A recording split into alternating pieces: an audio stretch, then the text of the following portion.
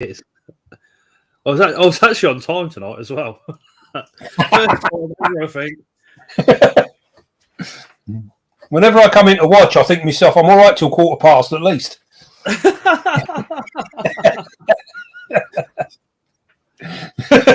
Yeah, there's never any rush when it's got live. Come next week, you'll be on time. Just waiting for it to pop up on It already popped up. on YouTube. There we go. Let me just perfect. Hello everybody in chat. Thank you very, very much for waiting. I was applying the glue to the fake beard because it kept coming off on one side.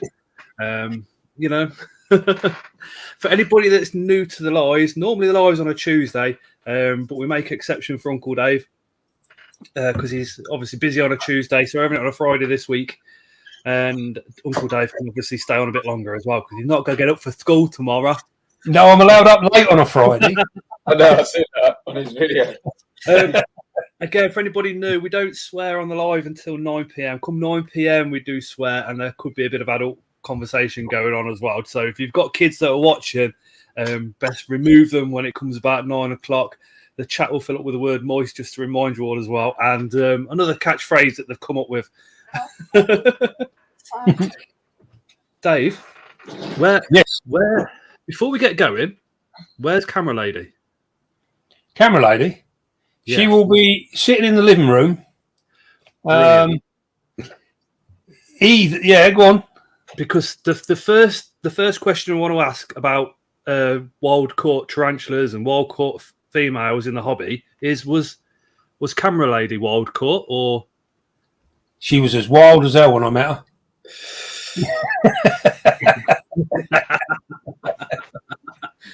Be calm, be gentle, love your camera lady. Oh yeah, definitely. I have to make sure I look after her. Yeah, I can't be doing too bad a job. We've been together a long, long time. Yeah. You literally when I met her at the show, it was like you pair literally just like made for each other, like Lewis and Ellie. Yeah, it's literally like that's it, job done. Yeah. We've been together like 20 odd years. Yeah, long time. She needs a long service award then, don't she? She needs something. Probably a red testing, I should think. So I've been with Tyra, 4 or 5 years, been married almost a year, and yeah, she needs more than a long service award already. What is it they say? What is it they say about the It's like the help. She's like the unseen help. You know, there's a lot of things, especially in the early days, I wouldn't have been able to do without her. She definitely is the technical side of the operation, and she done it to me today. Because I brought my stuff from the living room. I come and sit in my spider room, you know, because it doesn't matter how much noise I'm making here. And I said to her, I goes, "Oh, come and set up this live stream. I'm on it in a minute." She's like, "No, you should know how to do it." I'm like, "I don't. I've forgotten. I ain't been on one for ages. I can't remember what the bloody hell to do." And she was like, "No, that's it. Get out there, do it on your own." She said, "You're never going to learn." And so she just left me to it. And actually, I managed. I was all right. She's probably sitting in there now with her ear pressed up against the door, waiting for me to shout out, you know, "Help, help." So I feel quite proud of myself at the moment. Mother half does a great job at keeping the kids quiet on a stream. Yeah, I think she's putting one to sleep at the moment while Layla's got the other one in the front room, and then that I think they might both be up there now actually because the front room's exceptionally quiet, which is good. Yeah. Bit disturbing, bit worrying. That's the problem when you got kids. You're always craving peace and quiet, and then when you get it, you're like, "What the hell is going on?" You know, what are they up to? Somerset Spiders has just put $4.99 as a super chat and says, "Just a little something to say thank you for all knowledge and getting me into such a wonderful community." No worries. That's really cool. We've got the Scots Inverts Army on Facebook, which is a Facebook group. So if you are new, pop over to there. We've also got a WhatsApp chat as well. If you want to be part of that, drop us a message and we'll send you the link. The WhatsApp chat's pretty cool because if you're awake at 3 a.m. and you're like, oh, you know, I can't sleep, there's normally somebody in that chat that's awake that you can have a chat to.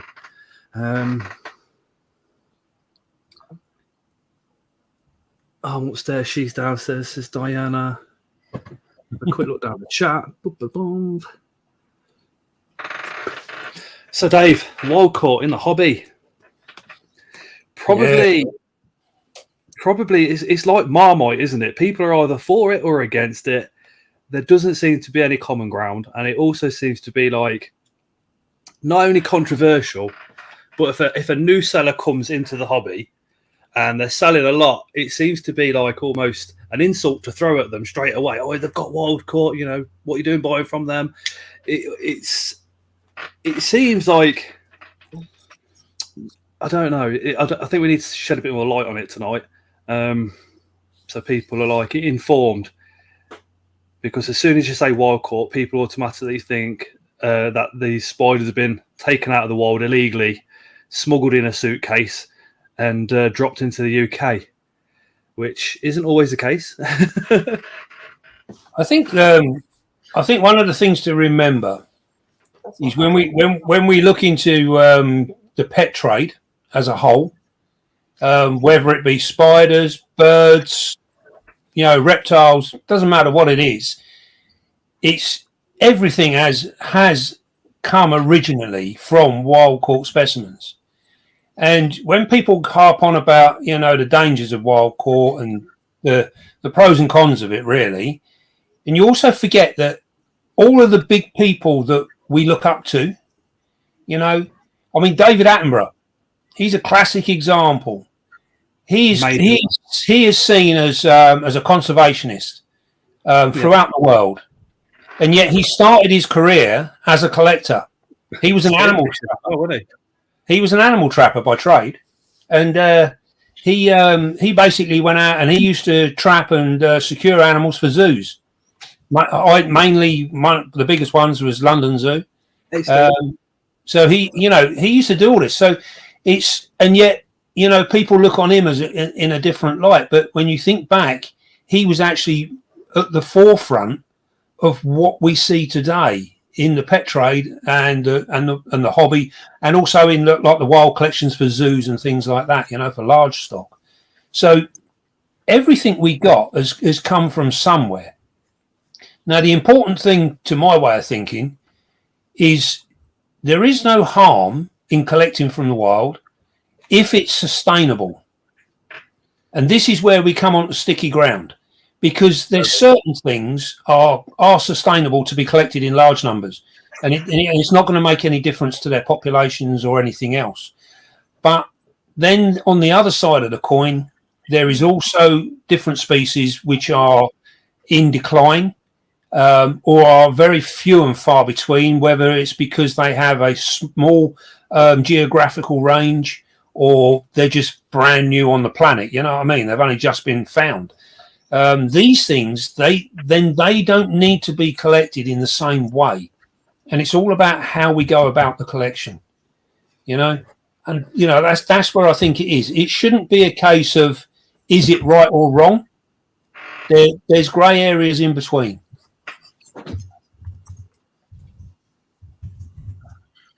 Tina, you can have the link for the WhatsApp group. Just message me on social media, or if you've got me a personal Facebook, message me on there, and I'll drop you the link over. It won't be until after this live, or if you guys want me to, I can just put it straight up on the notice board on the Scots Inverse Army Facebook group. I think with David Attenborough, I think a lot of the people are going to come straight back at that David and say, you know, at some point in his life, he realised it was wrong, so decided to promote natural history instead of carry on doing the trapping and stuff. Well, yeah, you could say that, but then you see many of the big voices regarding conservation, animal welfare, all these different things. Many of the very big voices were at the money-making end of it when they started. You look at the Born Free Foundation. You know, you often hear in the news about they get involved with this, that, and the other, and they want to see the ban of all collecting or keeping. You know, they want to see a certain amount of these things stop from private collections, only to be in collections that they're more than likely involved with anyway. When you come down to the nitty gritty of it, the people that created the Born Free Foundation actually made their living out of films. And they made their money out of exploiting animals for films. But now they're on the other side of the fence because they're already rich and famous. They've made their money. Now they want to turn around and say no one else should ever do it again, you know, because it's terrible, it's bad, you know. And this is what sticks in my throat a little bit. And I find there's an awful lot of the people with the loudest voices have actually made their money already out of the one thing that they're complaining about today. And I find that very hypocritical. And stopping anybody else making the money so they can carry on accruing more. Yeah. I get that. I do. I think I mean, as you know, I was involved with the zoo world for a long time, and there is always going to be aspects that are not fully sort of PC, if you like, to what we would class as, say, the general public. And that is the only reason that is in that way is just purely down to understanding. And this is where we need to separate ourselves when we think about spiders in the hobby. We need to take away our emotion and what we think is right and wrong and get back to actual facts and look at it in a scientific way and work out what is right and wrong from that. Because the biggest problem we have in anything that we do is allowing our emotions to rule our heads. And that's where we need to separate ourselves if we're going to make a sustainable future. I suppose with wild caught as well, it's not like it's complex to what's sustainable and what's not, because there's a list. There is literally a list, and it will tell you how sustainable or not these animals are, and that's CITES. That is to some extent, but the problem is with things like CITES is that by the time it hits CITES, the damage is already done. Yeah, it's big time. It's already in a position where it needs help and support. What we need to do is be able to monitor ourselves before we get to that point. And that's where the trade comes in. So we are constantly fighting between supply and demand. And when you've got something like the spider hobby, if you look at how it's grown over the last 10 years, the last 5 years, last year, even the last couple of years, it's grown enormously. And much of this is due to the internet, because now people have got access to the internet. Also, as well, it's due to the fact that our suppliers, so the shops that we use and the companies that we use to supply our spiders, they've got greater access now. You know, when I first started out in the spider hobby 30, 40 years ago, there was nowhere near the amount to choose from that you have now. The selection now is mind-boggling. You know, every time I open a computer, I see a spider that I've never heard of. You know, and I sort of think to myself, crikey, I've known so many different spiders, and know of so many different spiders. But then every time you look, there's a new one, or something's been reclassified or rechanged, and it's a constant evolving thing. So it's a massive thing nowadays. Cheers, Jackson. Jackson's just done a super sticker donation and says, "To a great live tonight." Cheers, dude. He's over in the US. Is Jackson? Great lad. I suppose with the internet as well. I mean, if you want a spider and it's in the middle of nowhere somewhere, you're only a message away from it. Yeah, you are. Whereas before the internet, you make the phone call. Nobody answers, or you make the phone call. 3 weeks later, they might phone you back, and then you've got to make the deal. Then you've got to send somebody over there to get it, and all the rest of it. And here we are today with improved delivery systems as well as the internet, so that those messages are just there instantly in your pocket. Ding. Okay. Oh, you want 10 of these? Not a problem. Yeah. Well, you think the biggest thing that helped the hobby along in recent years is being open to Europe. Europe has made the hobby in the UK expand at a massive rate, really, really quickly. Well, a lot of our sellers go to Europe to get their stock, don't they? Yeah. Especially Ham and other shows. I think Luke Spiders, he's going over to Ham this year, isn't he? Clayton from Bugnut, him and Paul are actually over in Europe as we're speaking now, getting stock. That would explain why he's not answered my email. Sorry. You're best to message Paul on Facebook. If you've got him on Facebook, just drop him a message. You have to send me his link, and I'll do that. Clayton texts forever and a day. Paul's pretty much give him 10 minutes, and he's answered you. Send me his Facebook. I'll do that. Oh, I will do. Yeah, I think there's there is no. It's like a lot of things that we do in a hobby. There's no real right and wrong, and there's many different ways of looking at it. Yeah, the only thing that I try and emphasise with anybody, with everything that they're doing, is try not to look at it in an emotional way. I mean, I was on Facebook earlier on, and there was a couple of posts that I saw on there, and people were going on a very emotional sort of journey with what they were saying, And one of the posts that I read, they actually changed their mind halfway through. They were like, "Yeah, I've overreacted here, and I wish I'd done things a bit differently," And this is often where we end up, and where people, generally get very upset about things. You got to take it apart. That really, I'm not being critical, but from your background, coming from the pet industry, the zoos and stuff like that, I suppose for you to be not as emotional as other people is easier because you've had all that time to go.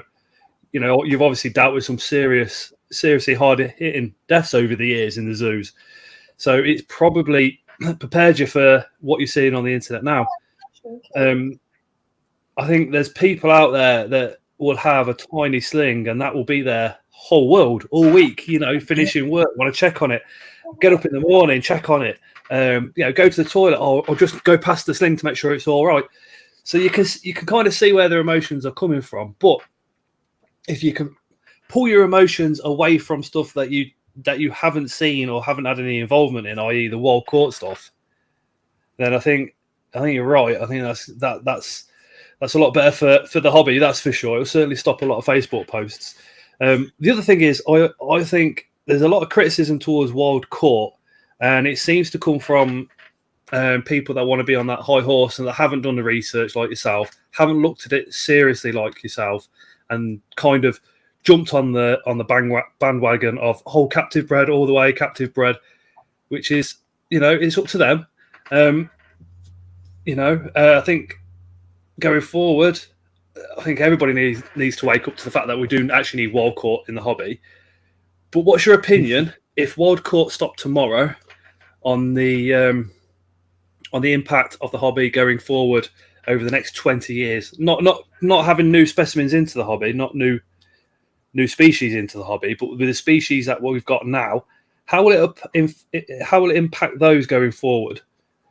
So if there was no more, I don't know, let's say there were no more vegans in the hobby, no more wild caught vegans coming in, that was it.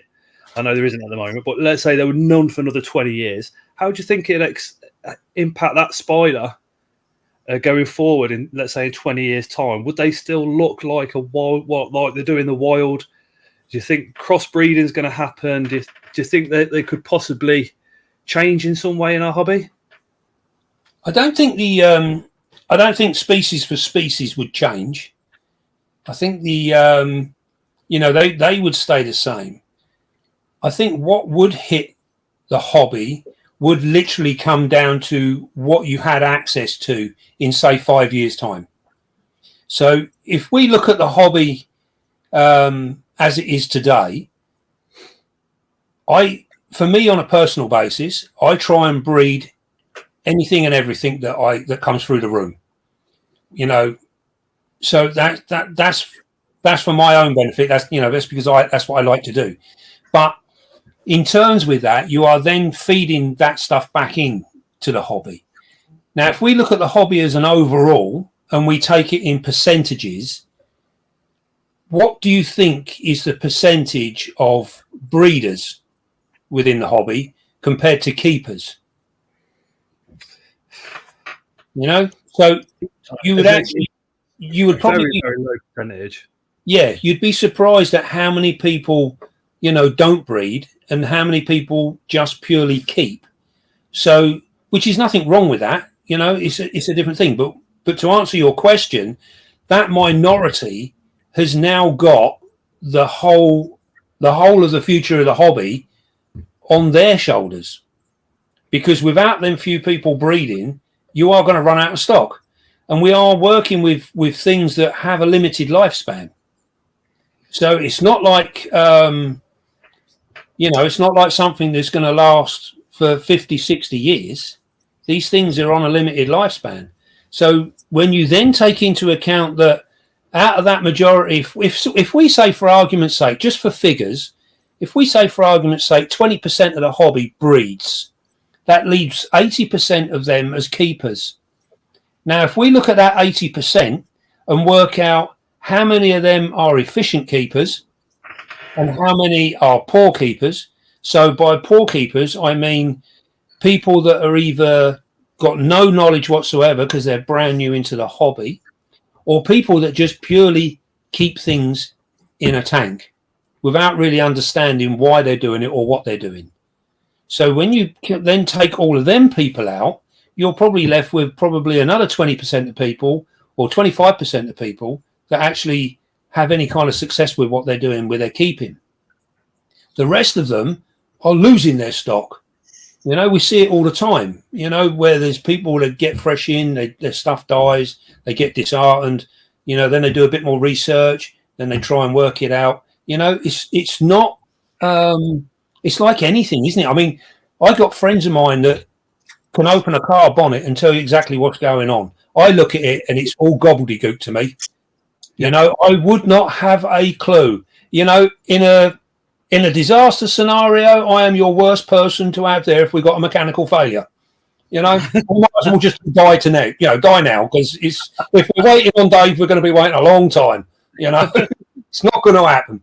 So, it's no disrespect to these people that are learning and what have you. They got to do it. But it's like with everything. Some people have got it, some people haven't. And that's across the board with everything that we do. Everything we do. So I think if you looked at a hobby with nothing coming in, within 10 to 15 years, it would probably dry up. I think the hobby would probably collapse. And a lot of that would be through boredom, because there's nothing new. Nothing new, yeah, stagnant. And it would literally be swamped back to like when I was a nipper, and all you could get in a hobby were chili roses, Mexican red knees, and, maybe a couple of odd ones. I remember the first time I saw an ornamental, it blew me away. It's just like, and now they're bread and butter. They're everywhere. So it's, I think we would go full circle. We would go to like internet days, back when there wasn't the choices, back to the days of Exchange and Mart. You pick up your local newspaper to find what was available, and there would only be one or two people on there that would ever be selling. So it's on this Exchange and Mart. Do you know what? As a nipper, Exchange and Mart was like the Bible for me. The only good thing was I was too young to travel to London. Otherwise, we'd have had lions and all sorts been coming home. It would have been mad. It would have been. My parents would have, they would have gone spare. Luckily, I was young enough that I had no money and no means to get about. So, but if I'd been, if I'd been like 18 back then, oh my God, we would have had all sorts in the back garden. I'll tell you now, it would have been amazing. I wouldn't have bothered going to the zoo. I'd have had my own. So, just going off subject, off topic, sorry, a little bit. Then, when did the DWA licensing actually come in? And could you literally before then just buy exactly what you wanted and that was it? Could you get a monkey, lion? I'm not 100% sure, but I think it came in around about 76 or something like that. Was it? somewhere around there. I'm not 100% sure now. Thinking about it off the top of my head. That's worth Googling actually and find out when it did come in. But I mean, I can remember as a kid, you could buy lion cubs. Pumas were a classic. You could buy pumas all over the place, you know, and you could get 76. Yeah, venomous snakes and stuff you could pick up. And bearing in mind, these used to all come in cardboard boxes on the rail. You know, I think I told you once before, we used to make an order and it'd take maybe 6 weeks for this thing to arrive. And then you got to turn up at the train station and hope to God it's on the bloody train and ain't missed that train, it's on another one. You never knew whether it was going to be turning up today or whether it was in Scotland.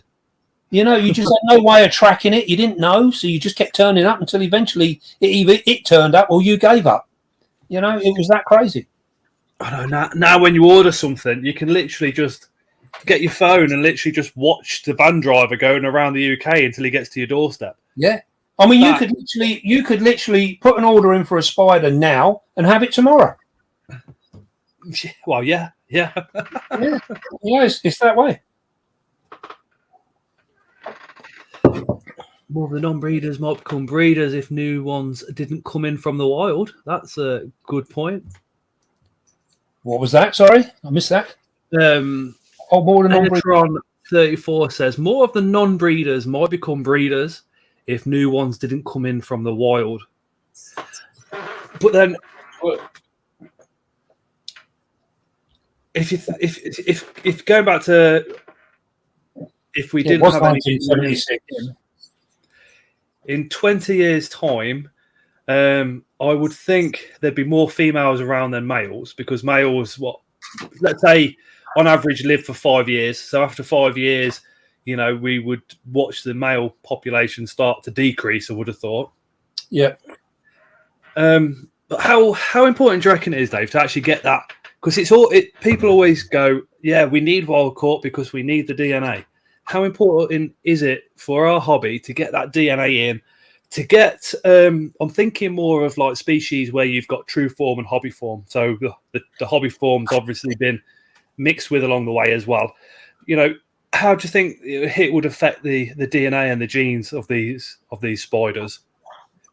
I think they don't work in the same way as mammals do. So one of the things to remember with what we class as lower order, which invertebrates come under, they come down into the lower order of things. Yeah, infraorder. Yeah. So when we look at those, you'll find that many of them have very, very small geographical ranges. You know, and a lot of them are only found in one place. And this is one of the things that's causing issues with things like pokies. You know, many of the pokies are only found in very, very small, tight areas and nowhere else. So their problem, if you imagine that thing there now, their problem isn't to do with inbreeding because inbreeding doesn't affect them. Not like we imagine inbreeding is, you know. So like we've all seen the films The Hills Have Eyes, haven't we? You know, where you got these families living up in the hills. And they've been inbreeding, and now they got 4 eyes and all sorts of things. I'm from Nuneaton, and Lewis is from Coventry. We know all about inbreeding. Oh, yeah, you would have seen them. You would have seen them firsthand. We've got Lewis is actually dating one. She's sat behind him. Oh, that was a very brave comment there, I must say. She'll get me back at some point. She always does. I think you're lucky. I think she's missed that one. Oh, she heard it. Yeah, typical woman. But no, I think when you look back at the pokies, they're in a very, very small area. Inbreeding isn't the problem. It's the actual habitat destruction which is causing them problems. So when we look at spiders throughout the range, within the hobby, inbreeding isn't such a big issue.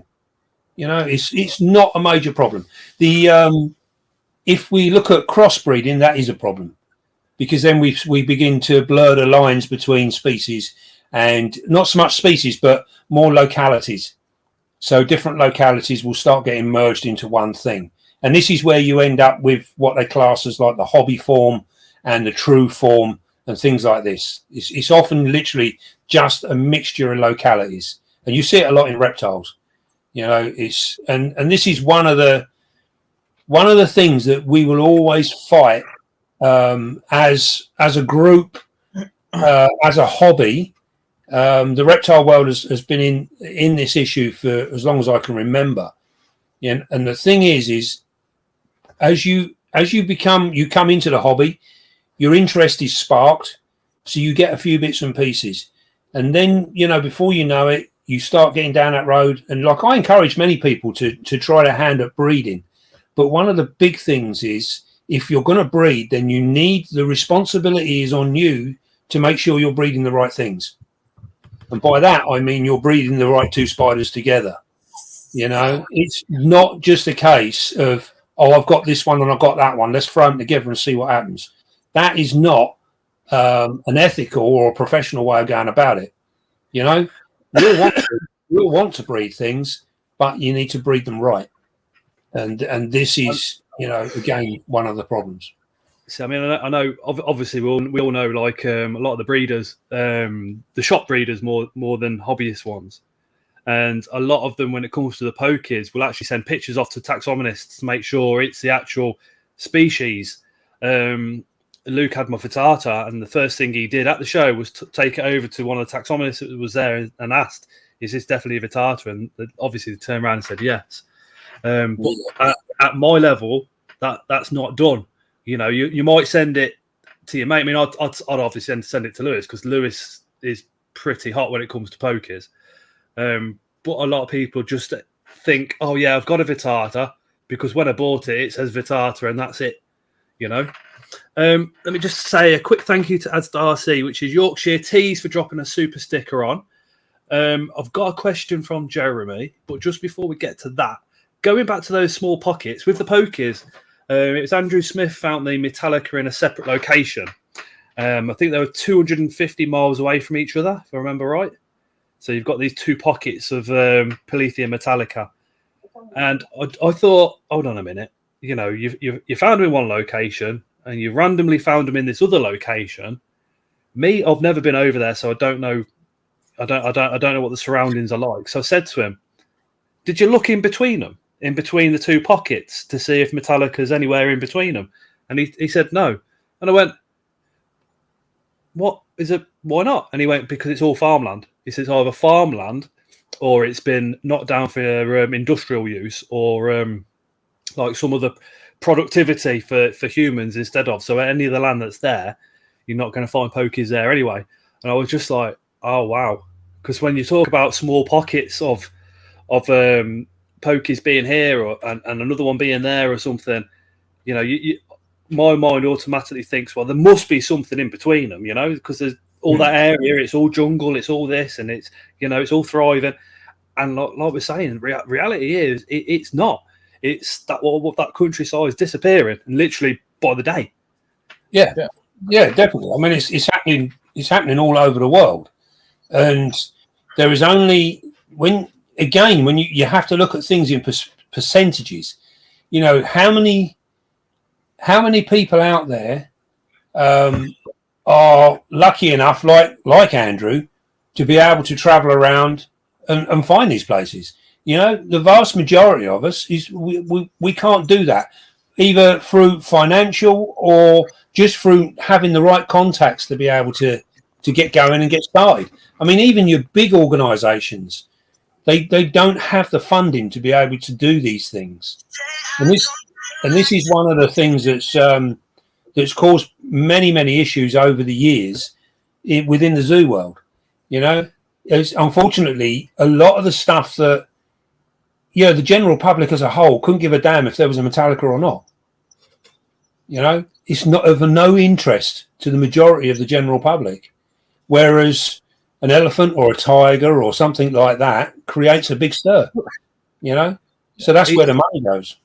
Even when you see pictures of people that have gone on like a jungle experience and they're over I don't know, Borneo somewhere, and they're going through the jungle. It's like you expect them to be there with knives cutting away the undergrowth, and it's like no, it's literally like a UK park with a proper path going through the jungle and all the rest of it. So it's well trodden and well explored. Yeah. What I will say to everybody that's watching, come 9 o'clock as well, whack those questions into the comments. I will be getting to those questions to put forward to Dave.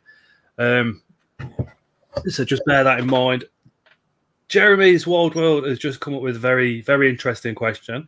I've heard this about shrews, and I've also heard this about tarantulas. So when we talk about shrews on this channel, that anything that's not a tarantula, I'll just call a shrew. It's just easier for everybody. We know there's megalomorphs and all the rest of it, but we just keep it simple. So Jeremy says, been talking to some breeders about shrews and inbreeding, and it appears that specimens shrink in size and end up becoming infertile only after a couple of generations of inbreeding. Yeah, that'd be an interesting theory, because it's like you'd have to run an experiment, wouldn't you? Yeah, and you're also looking at with true spiders. Many of them they're in huge numbers in a given area. So they quite often tend to have like a different kind of lifestyle as to things like many of our tarantulas. So you look at our tarantulas, a male will go wandering off looking for females, and sometimes they have to travel considerable distances. If you look at true spiders, you look at, say, for argument's sake, a meadow, and there will be possibly something like, I don't know, 20 million spiders in that meadow. And the rest, yeah. I mean, I don't know, proper figures, but just for the sort that the state of argument, we're probably looking at millions. I know I've been watching some spiders at our yard at work, and you can clear back an area there, and you'll see these little spiders, and they're like little tiny wolf spiders, and yet you can see them. They all have a territory roughly around about 18 inches, and then you'll see another one, and then another one, and another one, and you sort of sit there and you think to yourself, well, what is the diversity between that? Because if you go from one end of the yard to the other, which is probably a couple of 100 yards, that's an awful lot of spiders. That's a huge amount of spiders. So I think maybe, you might get some kind of diversion in amongst certain species where there's high numbers. I suppose your yard to a tiny spider would be like London is to one of us. Yeah. I mean, the interesting. You've got to scale yourself down when you look at an area of sort of spiderland, if you like, don't you? Yeah, but I would have thought that looking at it in a logical way, that a spider that's got a territory of about 18 inches probably never moved more than 4 foot away from where it was born. It just probably doesn't really go that far. And because a lot of true spiders are very seasonal as well, so they have quite a fast life, if you like, they ain't got 20 years to move across town. They're lucky. A lot of them are lucky if they've got the summer, So yeah, it's a different thing. I think true spiders run in a different way, if you like. Just quickly, well, tarantula, they've put this comment in a few times. They're talking of DWA. Why is the Sicarius terracis under DWA, but the Sicarius summerthides isn't? And I think that just comes down to studies. Some of them have been studied, and the toxins have been studied, and others haven't yet. I don't think Semicides has been studied enough. There is talk about it going on DWA, but you've got to remember, when it comes down to DWA animals, spiders are kind of the last thing that they look at. They're normally into snakes instead, aren't they? So it will still take a long while. I think it's with things like the Sicarius. I can remember as a nipper we had them in the zoos, and there was a massive thing. They were like, oh, these are so dangerous. They're this, that, and all the rest of it. And we used to go through all sorts of stuff to make sure that it was all done safely and correctly. Knowing now what I know now, that was way over the top. You know, it was way over the top for what we're doing. And again, you see, this is where we fall into the problem with things like DWA. Unfortunately, a lot of these things are put into place by the authorities to cater for the absolute idiots. And this is the sad thing. So you can look at something, and like for me, I mean, I've worked with countless different venomous snakes and all the rest of it, and I look at them and I don't see any harm in what they're doing or anything else. And yes, there is a danger, but if you work in a professional way, the danger is very, very small. It's very, very small, you know, and this is what it's all about. But the authorities, they need to cover for absolutely everybody, and, you know, and unfortunately, we as human beings we're a nightmare to ourselves, you know.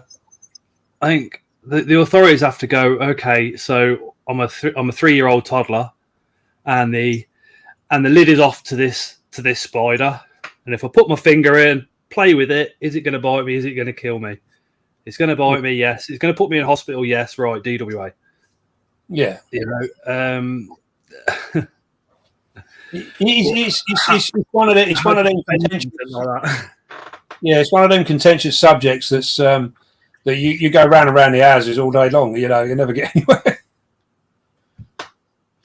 Can one of the moderators put the WhatsApp link into the chat? It's going to be a lot easier because I had quite a few messages come through asking for the link. Please, what do you reckon, Lewis, to it all?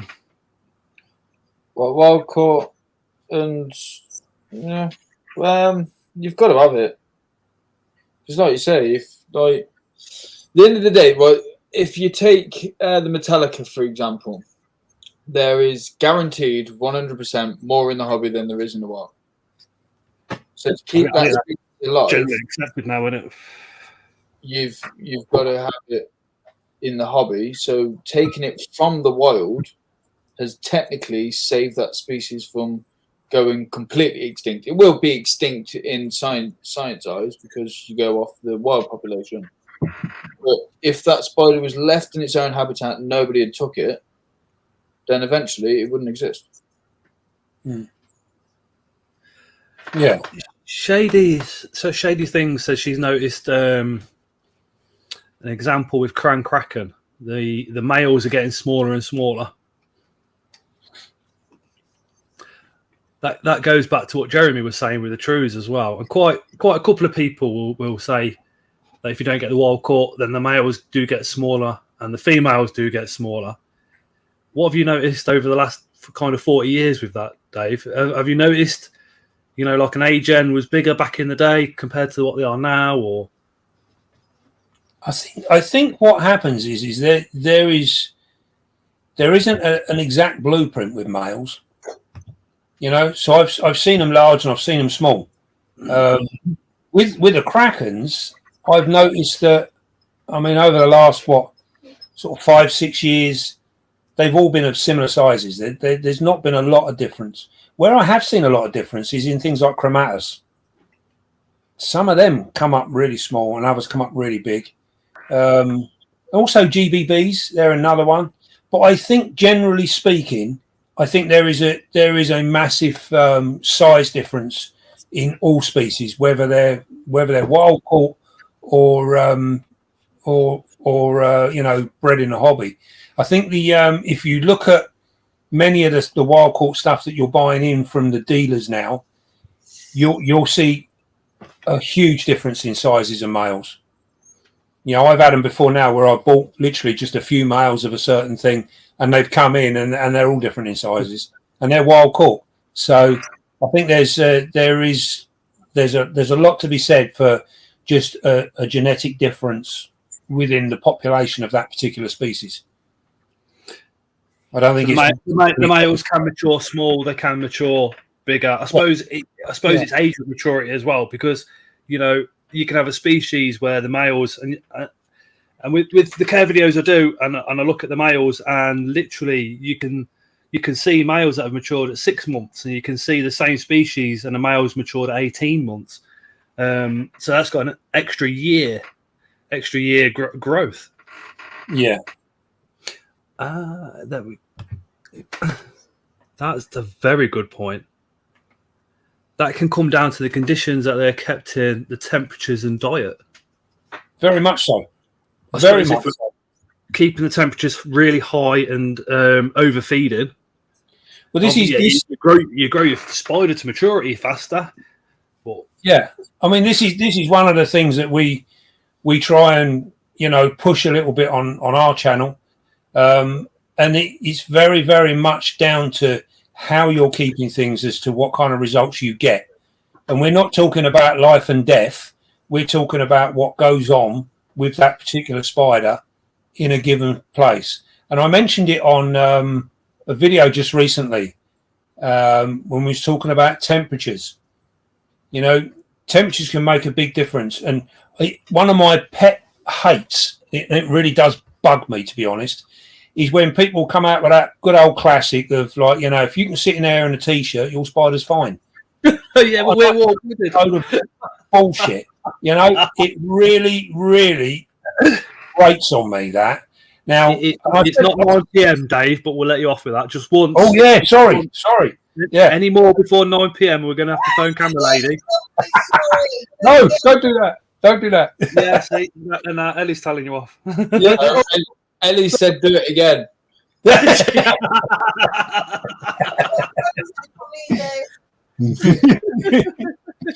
no, it was one of the things that came up, and I mentioned it on the video that my room sits around about 80 degrees, 79, 80 degrees, and yet where my heater is, I have it generally in the centre of the room, but every now and again I've moved it just while I'm working or whatever, and I might forget to move it, and you'll see all them spiders that are down by that heater.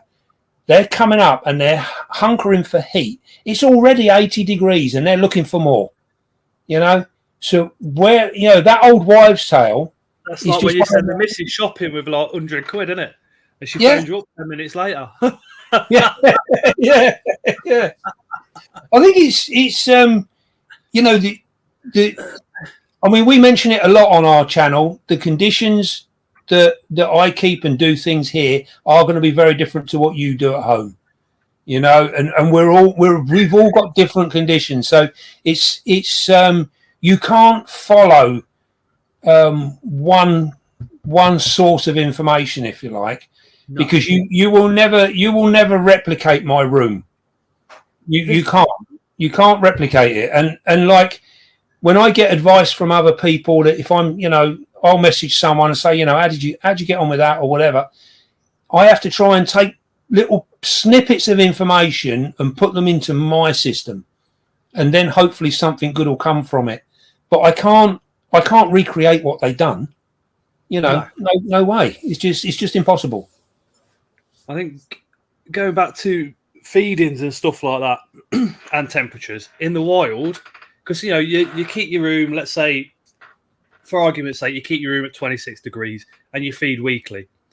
That a wild-caught species, a wild-caught specimen, is going to be sitting throughout the year, experiencing all sorts of different temperatures, feeding massively on one day, and then maybe going a month without even seeing a grasshopper, let alone anything actually to munch on as well as. So that could have a different effect on what we get in the hobby compared to wild-caught as well.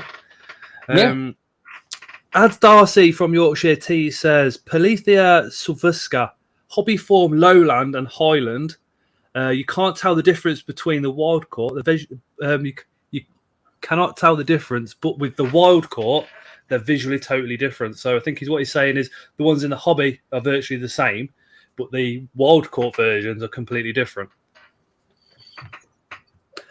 Yeah, I don't. That might be more down to people selling lowland as highland and highland as lowland, so they get mixed up because of the fact that it's subfusca and people just, subfusca, what? Lowland. There you go. I think also as well that there is more of a leaning towards lowlands. So I think the lowland is a little bit more popular. So sometimes they can create a little bit higher price. So, depending on where you're getting them from, they might sit there and think, well, do you know what? If we put it up as a lowland, we can add a fiver to it. And there is a fair bit that goes on in the hobby, unfortunately. It can come down to money, which again comes back to what we were saying earlier on. We are our own worst enemies. We will cut our own throats as human beings. We just struggle because there is always going to be these different offsets. Craig's just called. Says Scott's a ginger, but he's been a channel member for 5 months. Thank you, Craig. Channel members do get 15% discount at Spiders. It is now 9 p.m. So if you've got kids that are watching, just be mindful that we do swear. All the rest of it, the chat will no doubt light up with Scott's a wanker, as it normally does at 9 p.m. on the lives. We just pick up on that says people are breeding Highlands to Lowland. That is quite likely. That is happening. Yeah, that is happening. Thing is, if you don't know, then you shouldn't breed it. Like Dave was saying, right? Yeah. I think from what I can hear, I think pokies are getting mixed a little bit too often at the moment. And from what we were saying and what Lewis is saying, if you don't know the difference, don't breed it. Pretty much. But again, it goes back to what Dave was saying. I'll just stick them together because then it means this. I'll just mark it up as lowland, and then I'll get an extra fiver. And I'm laughing because it's a mixed species, and nobody will know because it'll be another 10 years before they'll be able to see the difference. I mean, there's always going to be that thing, isn't there?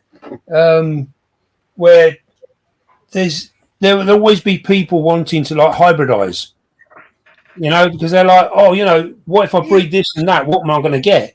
And we've seen this time and time again throughout the world with all sorts. Falconry in the falconry circles, you fly different birds for different purposes, and you're looking for different qualities within them birds. Yeah. So you fly something like an Icelandic gerfalcon, which is a big falcon. It's one of the largest falcons out there. And yet, so that's a big, powerful bird, capable of high speeds. It's a strong, strong bird. So when you're flying that at live quarry, you can work that bird. It's a big, powerful bird. So what do? They then want to crossbreed it against something like a merlin, which is one of the smallest bloody things on the planet. But they're very agile, they're very quick, and they do a different thing altogether, But what do you achieve by having a bird with two of them total opposites? What's the offspring come out like? It doesn't really get the qualities of either. I think people watch too much cartoons and think, oh, yeah, well, if I cross this with this, it will take the superpower of that species and the superpower of this species, and the babies will have both of them. But that is their ultimate aim. That is what they're aiming for. You had it the same, didn't you, with tigers and lions? They were like, well, why can't we breed them together? So they create the liger, don't they? And you're like, really? What is this all about? The Beastie Room has a new pair today from Yorkshire Teas with an added pot of tea. It certainly does. Are you getting free Yorkshire tea? Are you getting free Yorkshire? Yeah, I've got them here, actually. Look, here, look at that. I'm not happy. My favourite cup of tea, that is Yorkshire tea. They look after their customers. And I must say, I am absolutely over the moon with my purchase. And that video will be going out either Monday or Thursday next week. So keep your eyes peeled. There's some good bits. So, normally you buy a spider and the seller will put in a little leaflet to say, oh, we're at this show, that show, and the other show. 5% off at shows, and you might get stickers. Portsmouth tarantulas put sweets in, but for a Yorkshire tea to be stuck in there as well. Now you're talking. Well, biscuits as well. Biscuits, really good biscuits. Yeah. I actually really like these. Dave, you can get that in a spread. Yeah, it's bloody lovely. Yeah. It's gorgeous. Yeah. I I stuck it in the microwave and then used them biscuits to dip it in. It was great. Oh man, It was great. I'm gonna have to try that. I'm gonna look out for that. I got it from Iceland, a big tub of it, about like this. Yeah. Oh yeah. Yeah. Layla was like, "What's that?" And I was like, "Oh, it's just a garlic paste. You won't like it." And it was about 2 weeks before she finally went, "No, it's not." And then it was gone. That was it. Gone. Lost forever. Hold on a second. I'm going to my door. I'm boiling in here. I hope my door is getting bleeding up. Oh yeah, look at that. Oh yeah. There's a big one. Hold it closer. It's about £4. Yeah, Hold it closer. I'll have to get the other one. You know what I was going to say, right? The amount of times I've ordered spiders, I've never had a freebie, which is good because I only order spiders I want.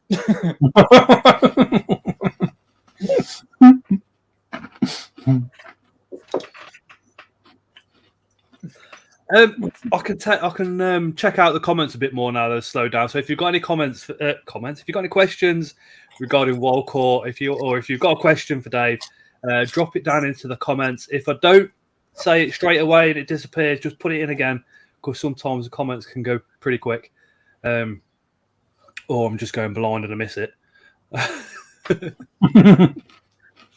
I like Portsmouth tarantula mystery boxes because of their sweets. The only problem is they put too many tarantulas in, says Steve. You never have too many tarantulas. Tarantula Brandon, if you could get your dream tarantula, what would it be and why? I reckon you've probably got it.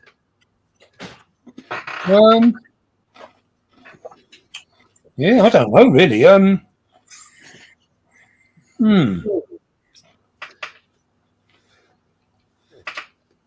I honestly don't know. I think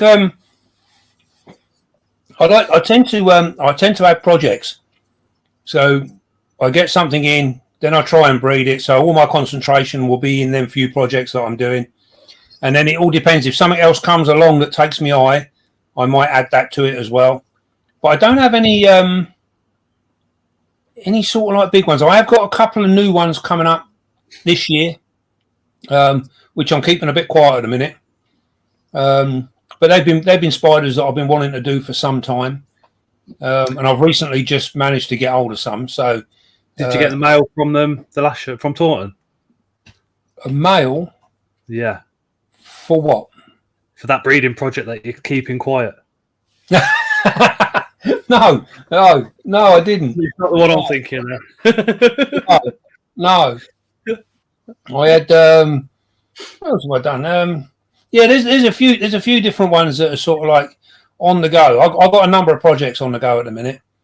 So yeah, there's nothing outstanding. I tend to just sort of like go along and then something will grab me eye. You know, someone will put a post up about something and I'm like, oh, I don't mind having a go at that. Just before we mess it up, girls' comment, because I've obviously asked a question. How many times does the breeding fail? So you don't get an egg sac, or the female eats the egg sac? Because I think a lot of people that just start getting into breeding will have a failure and go, "Oh no, it's the end of the world. That's it. My fault. Never doing it again."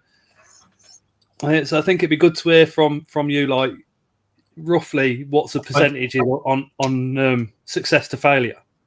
But bear in mind, Dave knows what he's doing completely. So I don't know about that. It's a learning curve every time you do something, because I've bred things now that I've done on multiple times, and I've done them in different ways.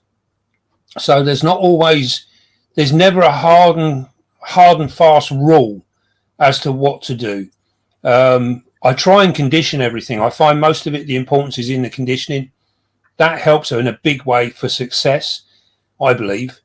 But yeah, I mean, I've had, I think it was end of last year, I had a terrible run. Either sacks getting eaten or spiders just not dropping.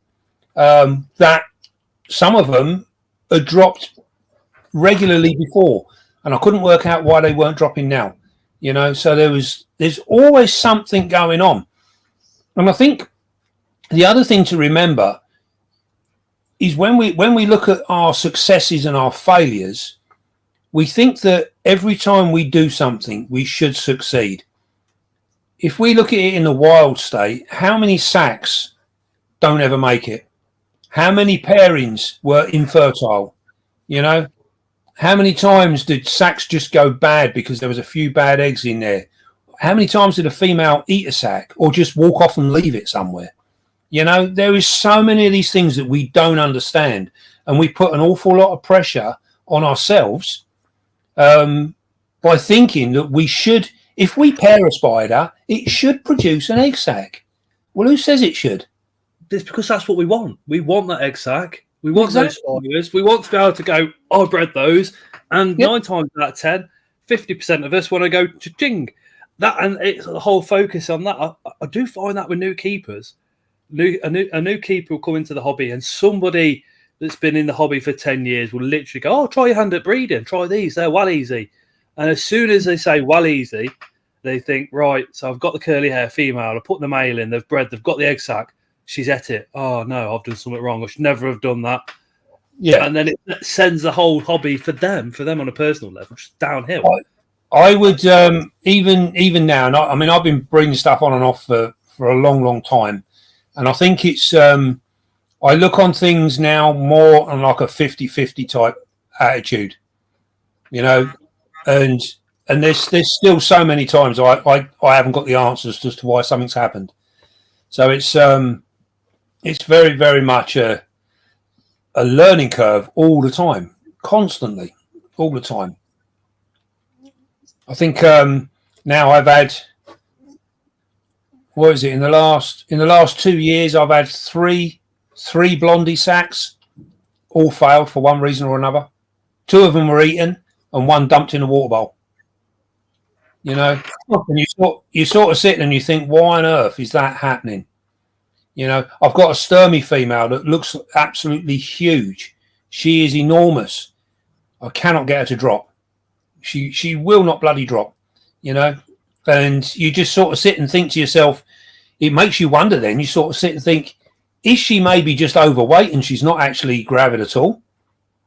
Or, you know, is she gravid and just refusing to drop? If so, what is the key? What's the trigger point that I need to find to get her to do that?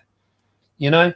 And then all of a sudden you're like, I mean, I got hold of a female Sturmy recently that makes a couple of mine that I thought were good, strong, big spiders. I thought they were big. She makes them look small. What's that there? I can't quite see that. That is another Dave Beasties t-shirt. Ah, yes, I can see it now. Yes. He says he hopes you like the man nipple. he said a compliment because the stitching and embroidery on it's absolutely top notch. Alora Tarantula, which is Susan's, has been a channel member for 1 month, says, Dave, please can you write a book on breeding? He's got a whole YouTube channel on it.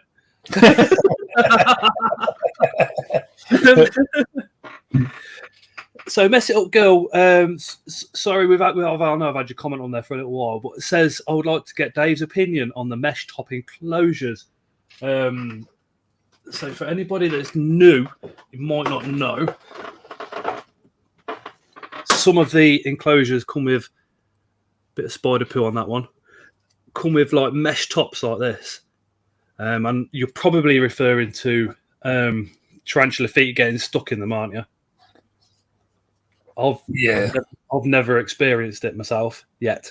I've seen it, or I've seen a picture of a spider like this, and they've said, "Oh, it's stuck," and then nothing else. But I've never. Go on, sorry, Lewis. It was over this morning or yesterday morning. I had to lift up the Antonius female because she was literally just. Yeah, I think it's the only other one I've had it happen with is the Sturmy, and I've had to. I was saying to Matt the other day.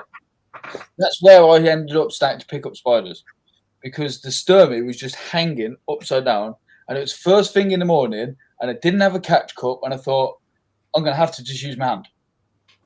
And I lifted her up, and she's like the size of my hand. And I was just like, if I can pick her up, I'll pick anything up. It never bothered me again. I think Lewis touched up all my Balfouri. That's a good point, because when it comes to the mesh, some of them have got the bigger holes, some of them got the tighter holes. I think, do you know where the metal crosses over to make the mesh? Yeah, it's the overlap. If that's not dead tight, if there's a tiny gap, then there's a chance of your spider getting hooked up in there. I think I get a lot of people asking me about this, and I use mesh tops on all of my enclosures. That's a Komodo tank, isn't it, Dave? Komodos, Exoterra. Everything I use as my main enclosures are all mesh topped, and I've not had any issues, and I've been using them for years, and I've never had any issues. And I do honestly believe that, again, this is one of them things that's gone on in the hobby where often or not, I've got them same style as well. But again, that mesh that's one piece, isn't it, on the Exoterra? The Exoterra are woven, and the Komodos are pressed. That's a Komodo one. Yeah, they're pressed. So they're basically like a pressed steel plate, whereas the Exoterras are a woven mesh. So I do think that, again, we talk a lot about percentages tonight, but I think when a post goes up on Facebook and someone says, my spider's been caught up, this, that, and the other, I think probably, I wouldn't mind betting 80% of the people that comment about it being a terrible thing have never had first-hand experience of actually having it happen. Yeah. But they're jumping on because they heard someone else had it, And again, this is one of the things that we need to separate in the hobby. I do wish people would only comment on what they actually physically know or have done, rather than comment on what they think they know or what they've done. But the biggest voice, Dave, might see that one comment. You know what I mean? And I think that's what it's all about. It just makes it really hard for people that are becoming new into it. It makes it really difficult. But I also think as well that some of the ones that have had problems, because it is an issue, there has been people with issues. And I think when you often look at their enclosures, when they put a picture up, I reckon, to my way of thinking, a lot of the time, if they arrange their enclosure in a different way, they wouldn't have had the issue in the first place. So I think, I've never had any issues, but then, I do my enclosures the way I do my enclosures, and that seems to solve an awful lot of the problems that many other people seem to suffer. It keeps the spider where the spider wants to be, which is either in that cork tube or down in that burrow. I've had it only 3 times in as many years, and I still wouldn't change from Exoterras. No, because, like you said, it's the law of averages. It doesn't happen very often. Well, I mean, I've never lost a spider. No. Never lost a spider to it, and I've never had any issues. I mean, you hear all sorts of horror stories, like they were hanging from their fangs and they ripped them off, and hanging from their legs and they pulled their legs off, and you're like, what on earth are you keeping, and where are you keeping it? I've seen pictures of fangs, right? Or fangs on the mesh, but then when you zoom in, it's just a molt, and they're just taking the piss, and you think, fucking why? Trond. Oh, sorry, Lewis. The biggest body spider on the planet has hung from the mesh, and her leg was still attached, and still fine after you've took her down. Fine, yeah. So the losing of limbs. Yeah, but the thing is, they probably left them there for so fucking long. No wonder they died. Did you hear that? Yeah. Wait, why are you not looking And at Ellie can be draconian. Trond Legs and Stings says, "Hi Dave, are scorpions something you will have as a breeding project? If so, what species?" Yes, we're building up a bit of a group for the Imperators, and that's mainly because they were one of the first things I ever kept back in the day, and I haven't had any for some years. And last year, each back then and all. eh? Probably about 10p each back then as well. They were dirt cheap. Yeah, I mean they were literally like a couple of pound each. Yeah, when I looked into doing them again, I nearly fell over when I saw the prices. I was like, my God, that's just ridiculous. But then cheap. I'll say cheap. Tim can get them cheaper. Yeah. I think I've got what have I got? 5. I've got 5 of them now. And yeah, they are going to be a future thing. In actual fact, I've got an adult pair that I'm going to try and pair up this weekend, all being well, and we'll see what happens. But the downside to scorpions is quite often they take an absolute age. They take an age to actually do anything. So you can be looking at a year between pairings, so it's a long time. You can keep them as a pair.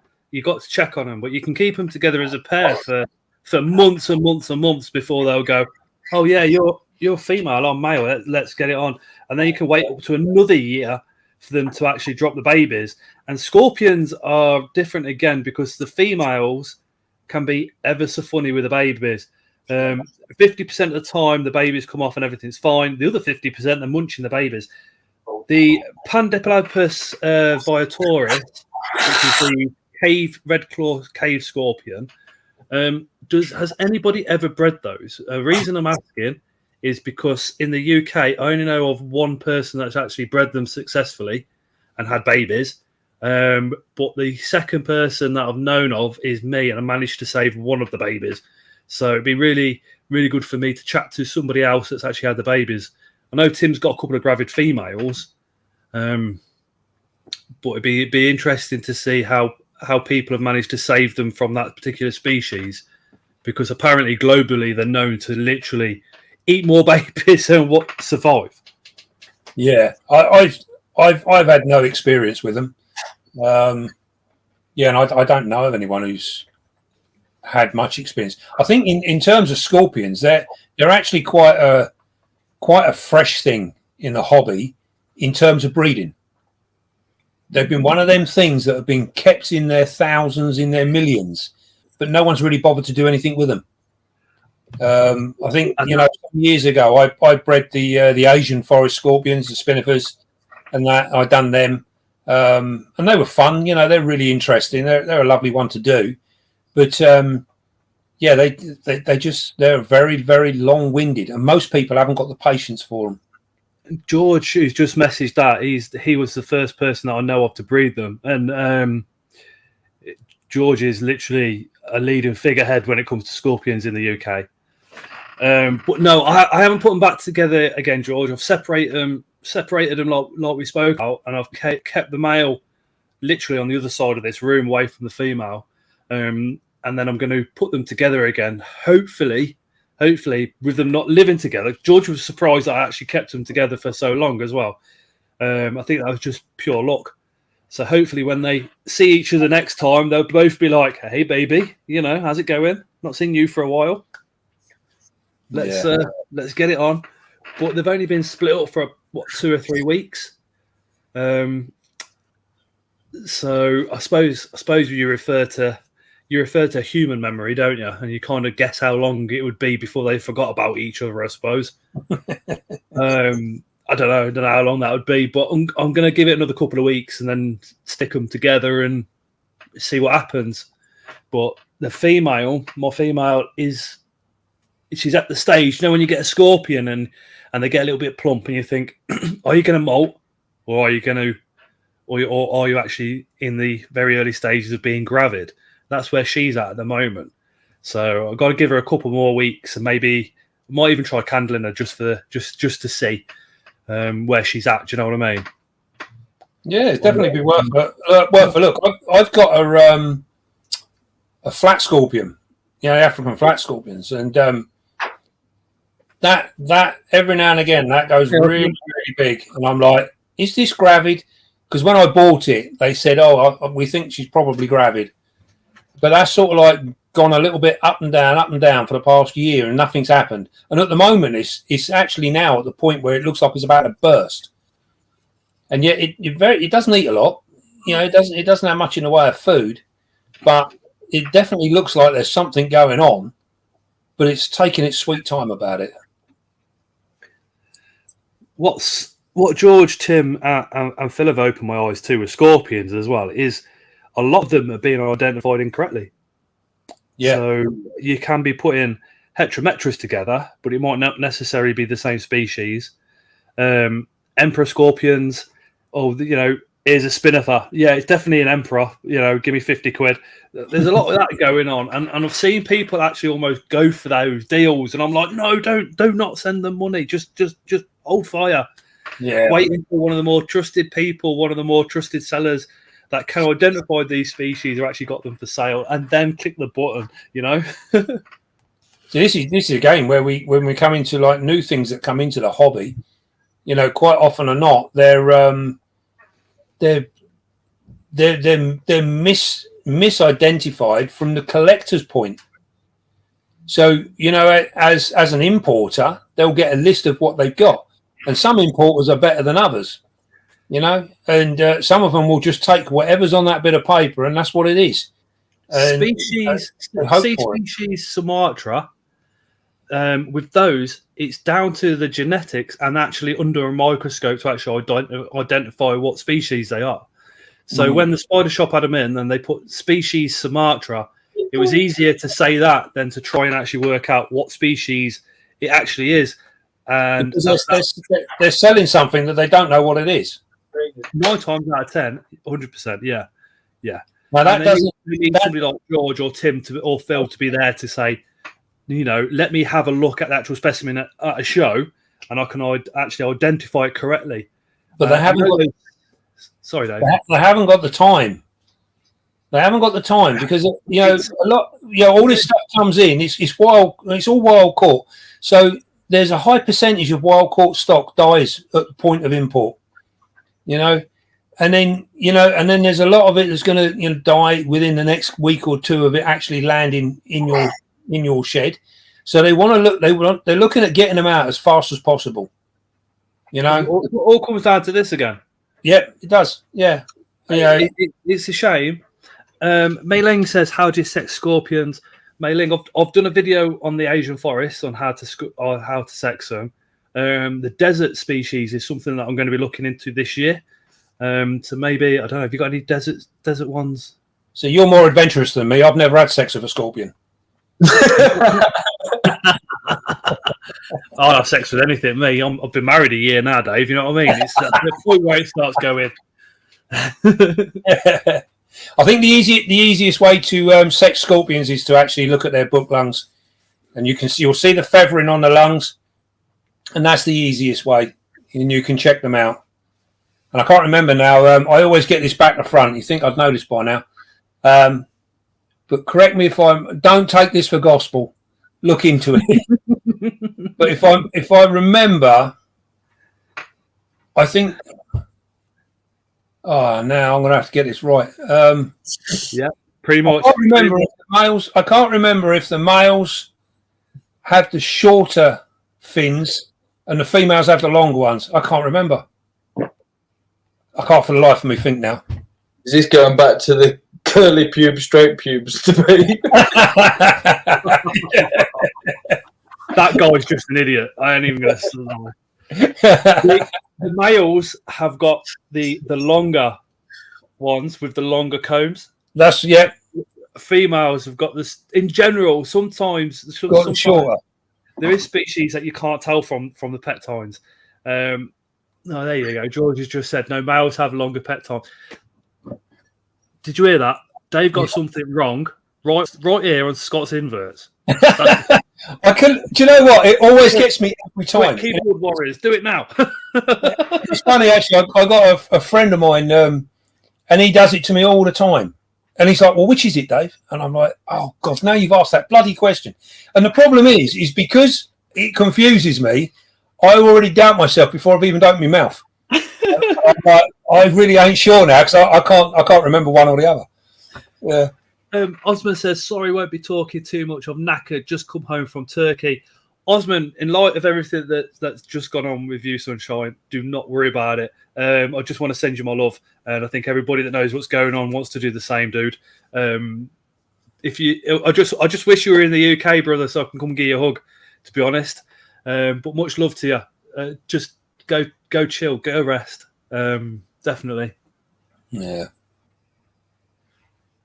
Hey, Scottish Fury Freedom Media. Wow, that's a mouthful. Greetings to all. Hey, dude.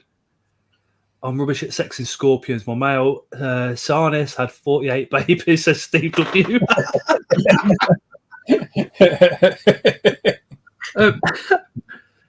See, I don't get it. I mean, everybody that keeps I say everybody, majority of people that keep spiders don't even look at the scorpions, do they? And they're just wow. Some of them are just incredible. Yeah, I think it's wow. I don't know. For me personally, it all comes down to space, and I think like we said, the scorpions are such a long-winded process. They really are. But when it happens, it's amazing. You know, it's a really cool thing. It's just waiting on that. You know, waiting for it to happen. I did. The chat's filling up for hearts for Osman. Thank you, guys. I won't say, and I think if anybody in chat that does know, please don't put it in chat. That's down to Osman as far as I'm concerned. Dave, was it Hermari or Bahimi? Says Adsa. Yeah. It happens, don't it? It happens. It's such an easy mistake to do it. And don't even dare say that you've never misidentified a tarantula by accident. Do you know what? I literally was in the room and I was working away, and my missus said to me, she goes, "You done a video?" And I goes, "Oh no, I completely forgot," because I've the last few weeks have been absolutely chaotic, and I was like, "No, I haven't." And she's like, "What do you want to do?" I said, "I'll tell you what, I'm working away in here." I said, we'll just do something on the room, you know, and just change a few bits about and whatever. And I pulled it down and I opened it up and I said it, and then I was like looking at it while I'm talking, and I'm like, "No, Dave, that's not right." And I'm like, "No, just keep talking." And I just carried on, and I was just in my own little world. And then when we finished, I said to her, I goes, "Do you know what? I'm sure I said that was a Smithy. It's a bloody Bahimi." And she goes, "Yeah, you did say Smithy." I was like, "Okay, when I do the video, because them sorts of videos I don't edit. I normally just literally I do the end, you know, the beginning and the end bit, and the bit in the middle just goes out as it is. Yeah, I don't do anything with it." So I said to her, "I will put a footnote in saying it's a Bahimi, not a Smithy. You know, I'm just getting a bit old and losing the plot." And I ended up, I didn't get it all done until really, really late. And I'd done the beginning, I'd done the end, and I uploaded it straight away. I didn't even look at it. And I put it up. And then it weren't until it went out. And then I think it had been out about an hour, and someone commented on it. And I was like, "Oh, I didn't put that bloody bit in, did I?" And then that was it. Of course, that was it. It was off, wasn't it? It was off and running. Dave says, "Tell him I'm only joking." Yeah, but it just proves the fact that you're human. We all make these mistakes. I did it in an AGen video.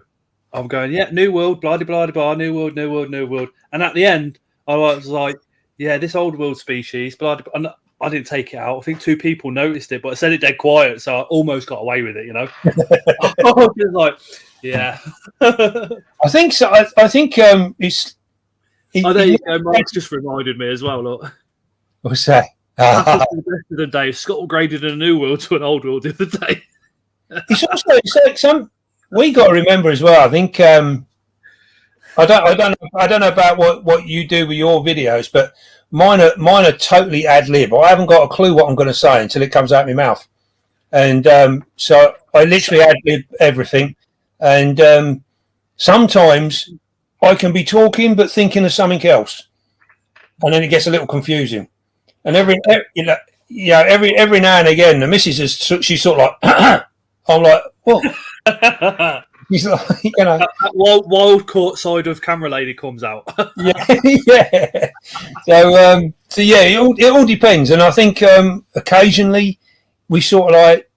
I've got a few videos in sort of backup where I'm in front, but the last few months, I've literally been almost like doing them and putting them out, because I've sort of, it's just been chaotic. Yeah, I really like the start of the video though. Like when you're just standing there watering the tank. I don't know, it just reminded me of like one of those like 90s like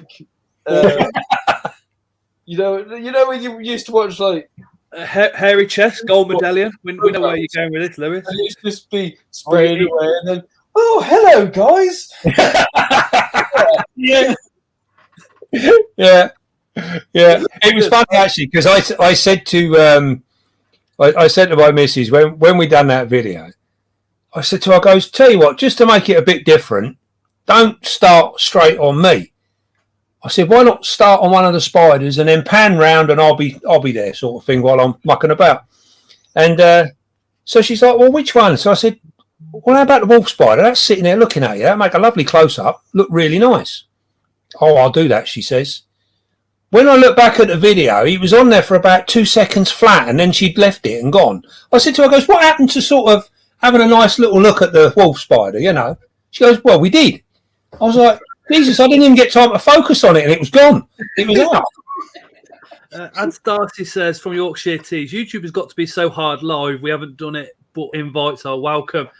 I'll have you on a week on Tuesday if you want, Ads. I'll drop you a message about it tomorrow. How's that? Don't worry about ever coming on a live because the chat literally has your back more than they don't have mine. They just normally take the mickey out of me, but everybody else they have the back. And anything that you don't want bringing up, we won't bring up, and all the rest of it.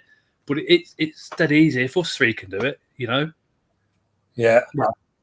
Lewis is a lot younger, but if two old blokes can get on a live and smash it out, anybody can.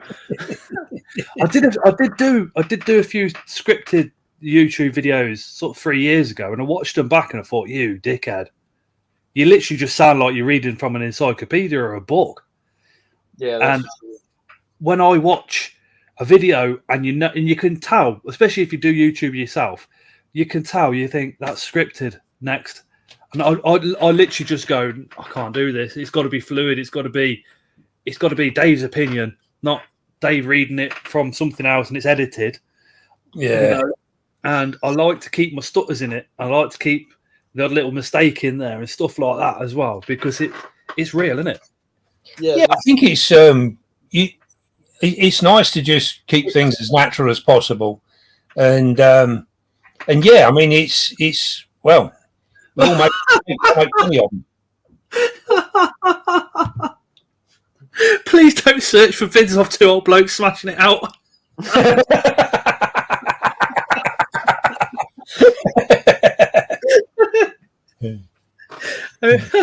Only at the shows. Oh,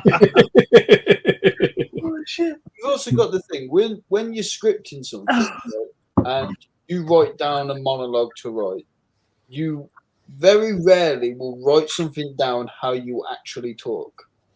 So when you start reading it off, it don't sound like you, even if it's you that's written it. It's just, you can tell. As soon as that video says documentary, you kind of know it's going to have a voiceover and it's going to be scripted. And it's like you watch the first 30 seconds, for me anyway, and I'm like, nah, that's not for me. Yeah, we used to have it. We used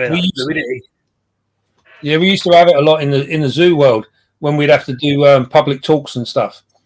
And you know, I can remember, back in the early days, they'd give you a list of facts and figures and all this sort of stuff that they wanted you to give out, and it was the hardest thing in the world to actually follow a script, because you can't.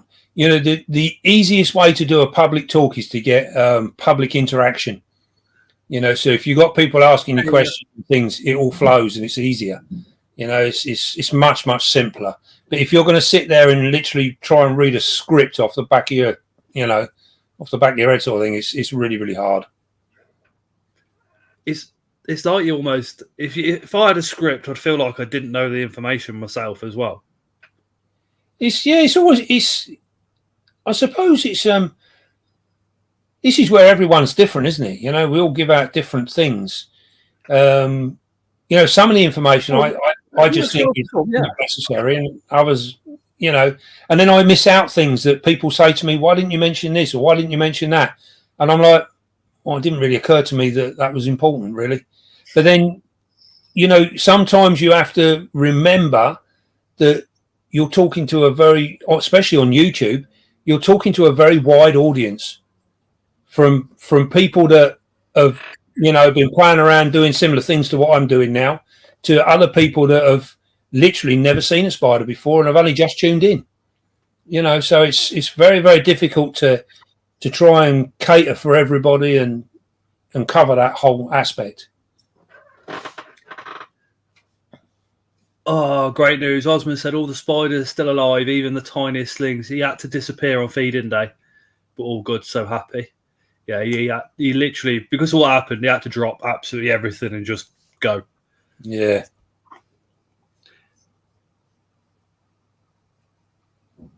Shady Thing says, I need my script for voiceovers, otherwise I won't say anything. I would never, ever, ever have thought you did voiceovers, scripts on your voiceovers. Now that's just proved me wrong, because Shady can pull it off like it's completely flowing naturally. Can I say, not everybody, some people can write how they talk. It's like, if I send you a text message, right, it generally comes out like how I would say it to you. But if I was going to write a letter to you, it definitely ain't going to sound like me. I have not seen one of Louise's messages coming up, to be honest. Oh, yeah, sorry, I did see that early on in the... Sorry, it's my fault. I've got it on top messages instead of all messages. Apologies, and apologies to people that I've missed of comments. So re-ask those questions that I've missed. So Louise said, if spiders vomit. I've never seen it. Never seen it. Never seen it. No. I think what they do is they secrete enzymes when they eat, which helps to break down the food. So when you imagine when a spider eats, it's purely liquid. It's not taken in chunks. You know, don't chew things and swallow them. So it literally secretes, it produces enzymes which break down that food item, which is part of what their venom does as well. And then this is why you see them when they're like munching it all up, and it is literally just munching it up.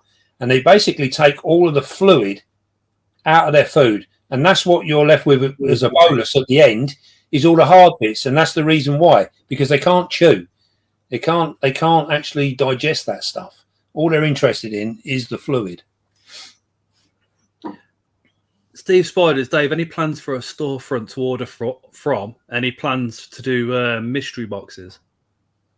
We have done some mystery boxes, and it's really down to sort of like what stuff's available at the time as to whether they're done. And it's probably a personal thing as well. I know you guys love a mystery box. I have never ever bought one, and I don't see the I really don't see the theory behind it myself. But I'm just like a big kid. Yeah, yeah. The best thing about mystery boxes is you pay, I don't know, let's say you pay £100 and you get 150 quid's worth of spiders, so you're buzzing to start with. Yeah. There could be a species in there that you've never heard of. There could be another LP. A lot of people will go, oh yeah, but you know, I've got a curly hair in this mystery box, a curly hair in that mystery box, and a curly hair with this mystery box. I've got 3 now, and they'll whinge, and I'm like, yes, I've got 3. Happy days. You know, yeah. If I get 3, that means I've got 3 specimens to study, because see the differences in characteristics and the similarities within the same species. For me, that gets me buzzing. I'll be honest. I think I've only done them when they've been requested. So if someone's messaged me and said, "Yeah, we put a mystery box together," then I've done them. And as for the storefront, we've actually got a website being constructed at the moment, and that's been it should have been up and running by now. But the only reason it's taken so long is because I've been slow getting the stuff across to them. I was going to say, you dare blame camera lady. Oh, no. You ain't got the ball for that, have you? No, definitely not. Definitely not. No.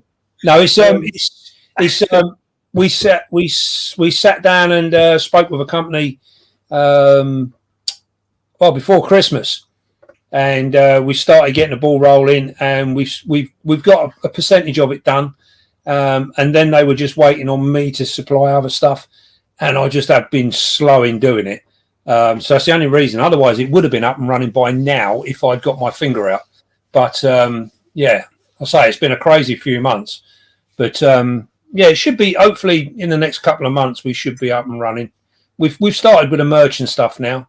So yeah, once the website's up and running, it'll all be easily accessible.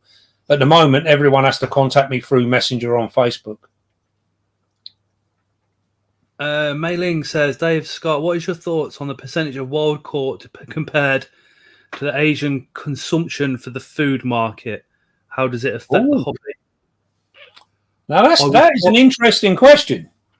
I would think when it comes to food, if there's 100 of one particular spider, they're going to take the lot and then cook those. Do you know what I mean? Whatever's readily available. So I can only assume, though, because I just don't know enough information on it. I don't know about you, Dave. Yeah, I think it's one of them things, isn't it? We sort of we see, we see videos coming up where they like pan fry all these spiders and bits and pieces.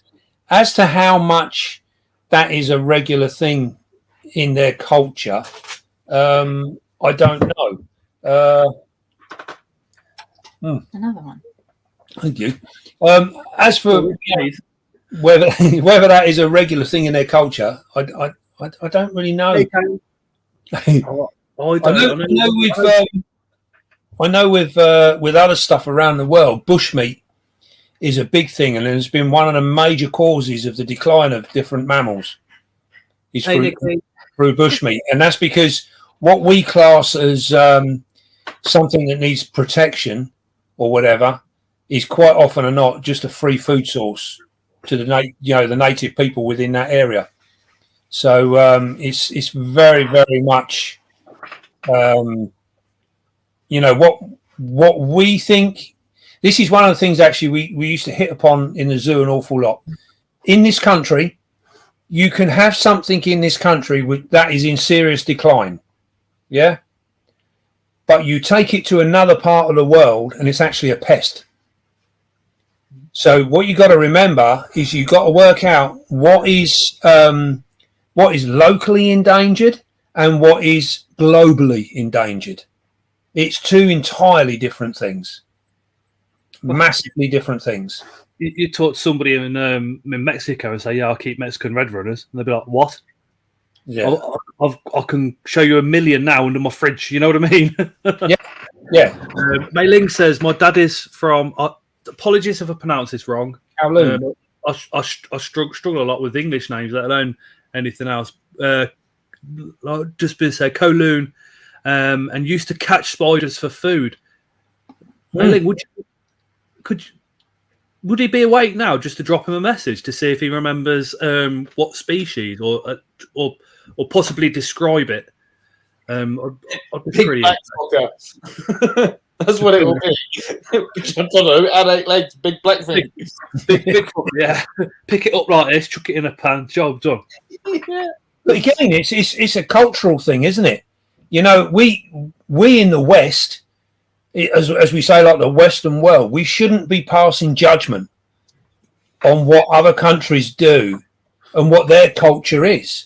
I mean, people look at, I don't know. I mean, if you said to some of these people, it's funny actually, I went to Argentina a few years ago, and in the lodge that we were staying in, I asked for chips, and they were like, "We don't eat chips." I'm like, "What do you mean you don't eat chips? I just want a plate of chips." They didn't have a clue, and it was like, nah. So what they done was they got potatoes, and they literally sliced them, threw them in a thing, and they came out like these fried like rings, you know. And they were like, "Them chips?" I'm like, "No, that's not a chip." You know. So it's sort of get it. I'm starving. Just give it here. I'll eat it. yeah. But I mean, you know, it's different. Different cultures have totally different things. Mailing says, I've asked him a lot, and he said they're just tasty ones and laughs.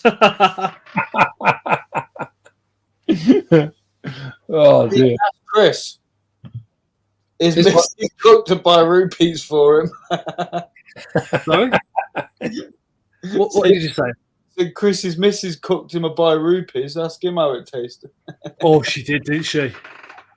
You what? She pushed the container literally on a heat cable. It was on the actual heater. On the actual heater, sorry. Put it on top of the storage heater and fried it. Oh, that's. I mean, if my wife is listening, that is grounds for divorce, babe. I don't care. like large juvie subadult female as well. Oh. Tarantula Ramblin says bush meat makes me horny too. You dirty bastard.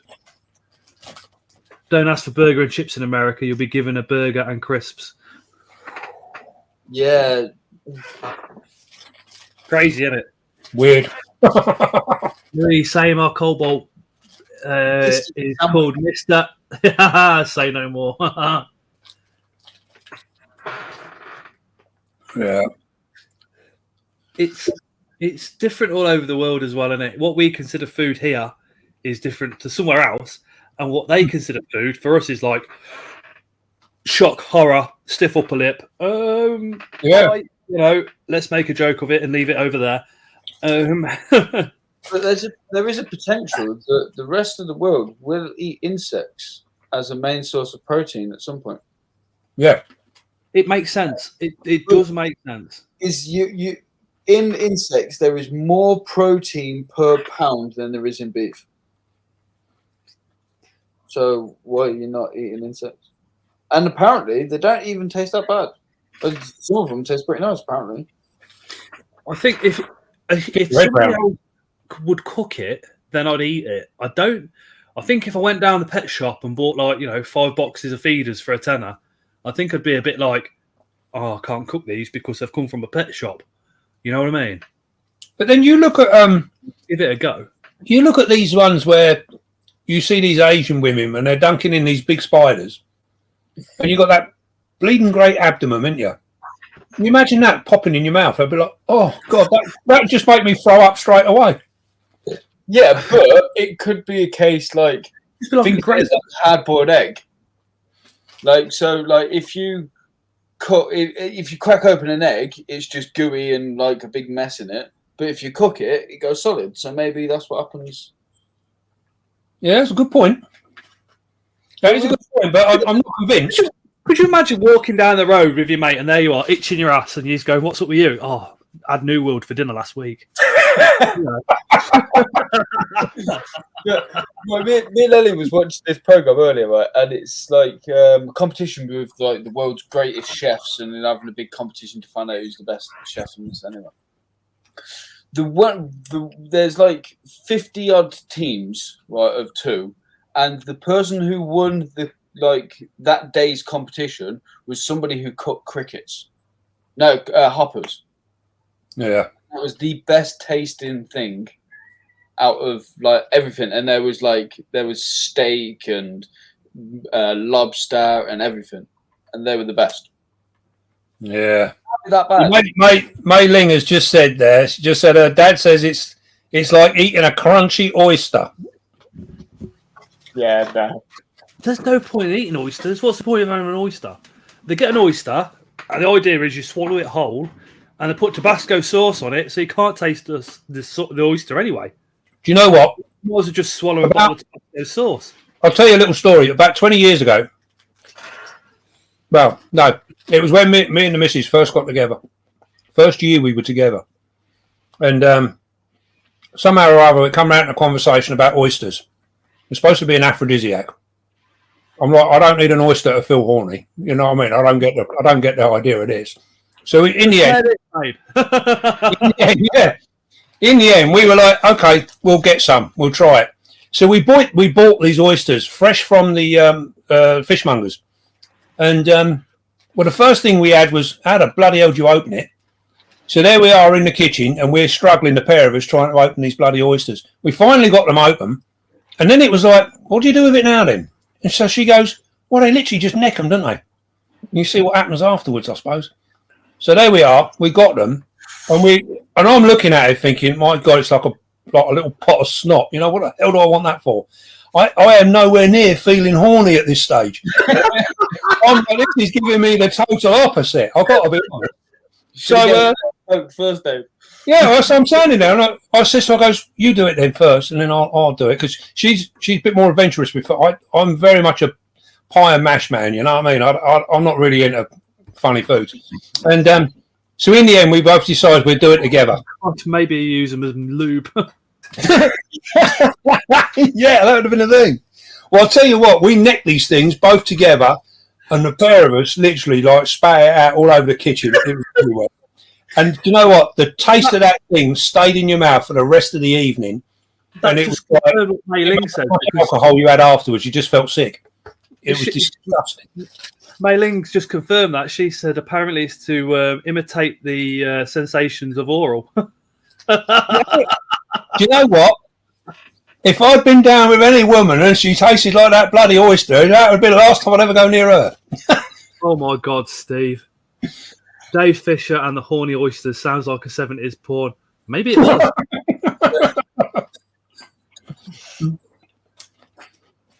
Possibly, ads. We'll have to see. My dad used to have 6 oysters every morning without fail, and pulled his face every time. So. Yeah. Oh. Who the hell likes oysters?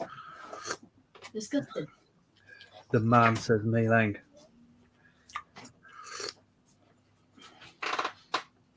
Same with caviar. I remember my mate. He used to do posh meetings and stuff, and he'd moved right up north, but he was on like a severe amount of money. Did all sales stuff, and he come round mine with this pot of caviar, literally about this big. And this was back when I was like 20. So you look at 24 years ago, 24 years ago. So when I was about 20. And he said that literally 90 quid's worth of caviar. He says, do you want to try some? I was like, yeah. Never again. Never, ever again. Why people pay money for caviar is beyond me. Have you ever tried... Beyond me. Have you ever tried... I think it's Sweden or Finland. The fish. The fermented fish. No, yeah. Not a chance. We had... My boss got a tin of that last year, and we were all like, right, when are we going to do this? You know, this is, we'd seen the videos, we'd done everything. And oh my God, we opened this tin up, and Jesus Christ, we were all running around the yard all over the place. It was disgusting. Absolutely disgusting. Iceland, it says. And it's expensive as well. It's really expensive. I still reckon I could eat that. It's rank, mate.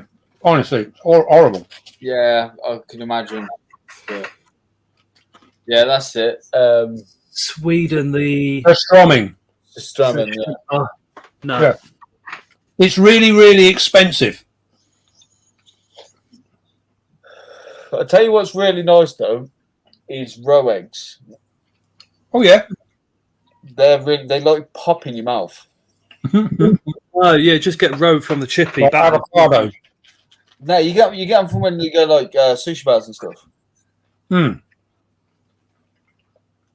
Like you just depending on what you have it with. You have it with your sushi and it'll be on the top. So you'll eat your sushi and that will be gone.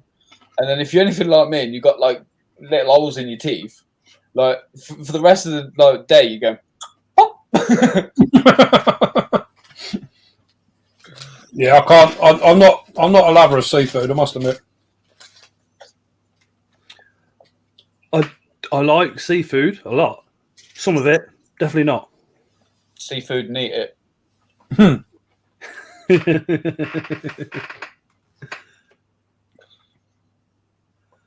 I've no idea what people eat sushi. I like sushi. Sushi's lovely. Sushi is like Right, bedtime for me. Early start. Night, guys. Night, dude. Ian vertebrates. I like that play with words.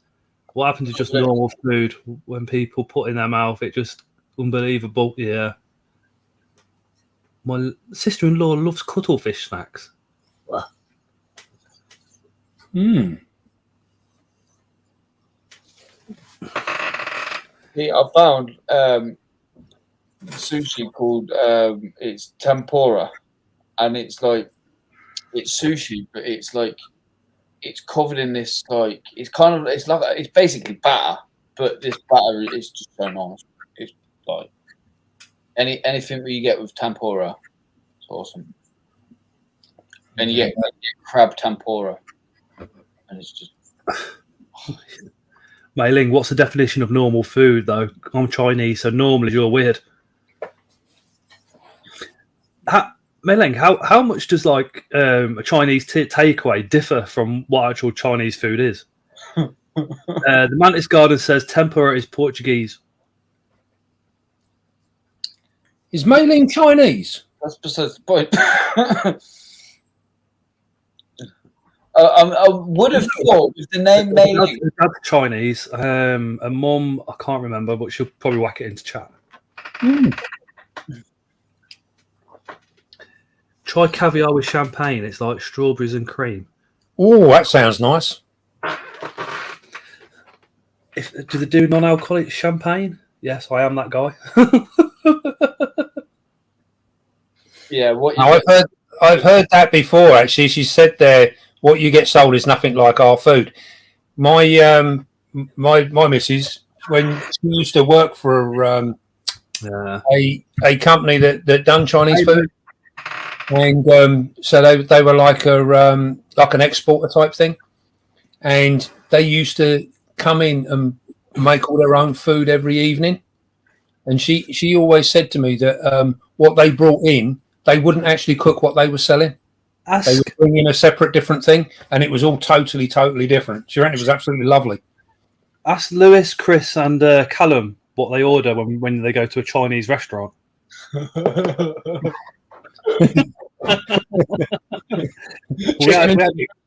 we had the stag do.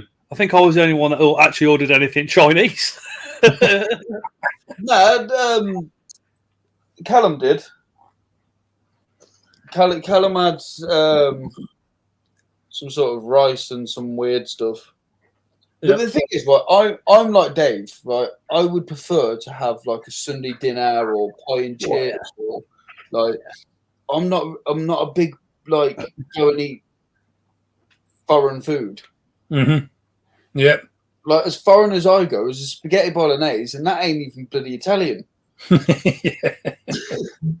Yeah, I'm not very adventurous when it comes to food. I'm terrible. Sushi. Like Ellie keeps trying to make me like, try this curry, and I'm like, I'll try anything. Literally, I'll try anything. Apart from that smelly fish. Like Ellie is a really good cook though, so like when she says, I'll make it really good, and like you can try it, and I'm like, try a little bit, and I'm like, okay. Normally halfway through cooking dinner, when you're at that point where you can't wait for it to finish cooking, you get a pizza message from Ellie of a cooked meal, and it's like, oh my god. That's why the 6-pack's turned into a 4-pack.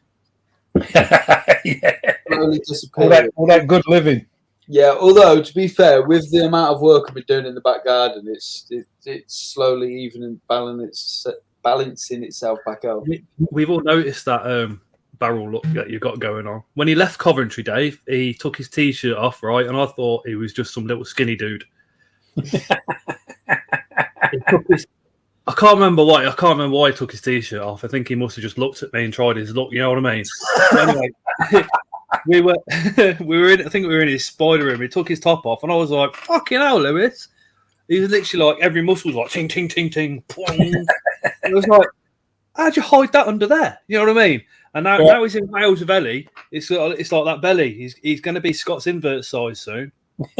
he's going to get up to Dave's little beasties size, and then he's going to go past that and get to mine. You know what I mean? I've given up worrying about mine. I worried about it when it first started appearing. Now I don't give a shit. I've got one of them 6-packs that needs to be kept warm. It was with a comfort around it. Like realistically, right? Other than staying fit, why do you want to look good? To impress a female. I'm now with the love of my life. I don't need to impress any girls, and she just likes my belly as a comforter now. So that's what Tara says. She said, "Please don't go on a diet." But I'm fat because of Tara. It's that she's Welsh, and all. It's the Welsh cooking.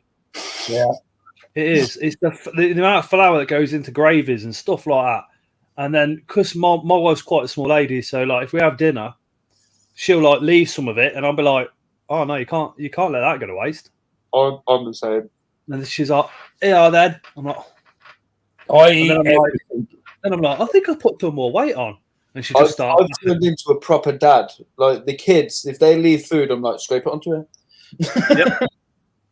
I'm literally, I am eyeing up her dinner when I'm halfway through mine.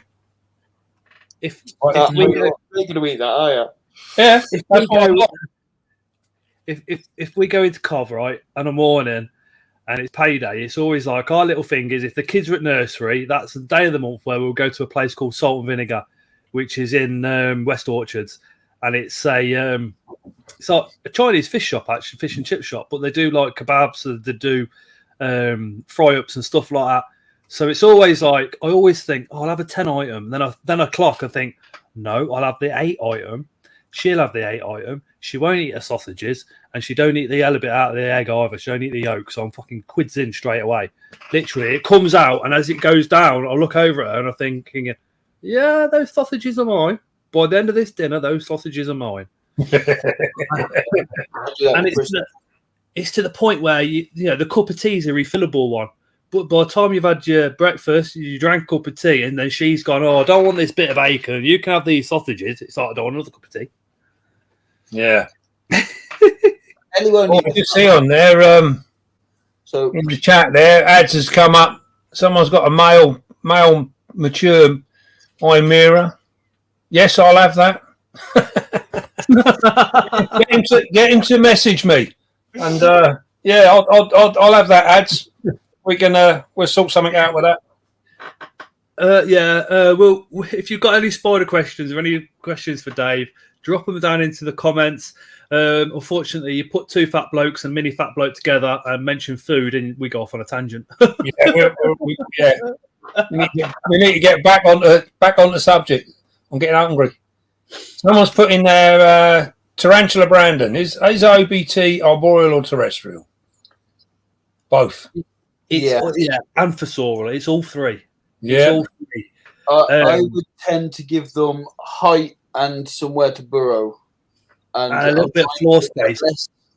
Less feisty.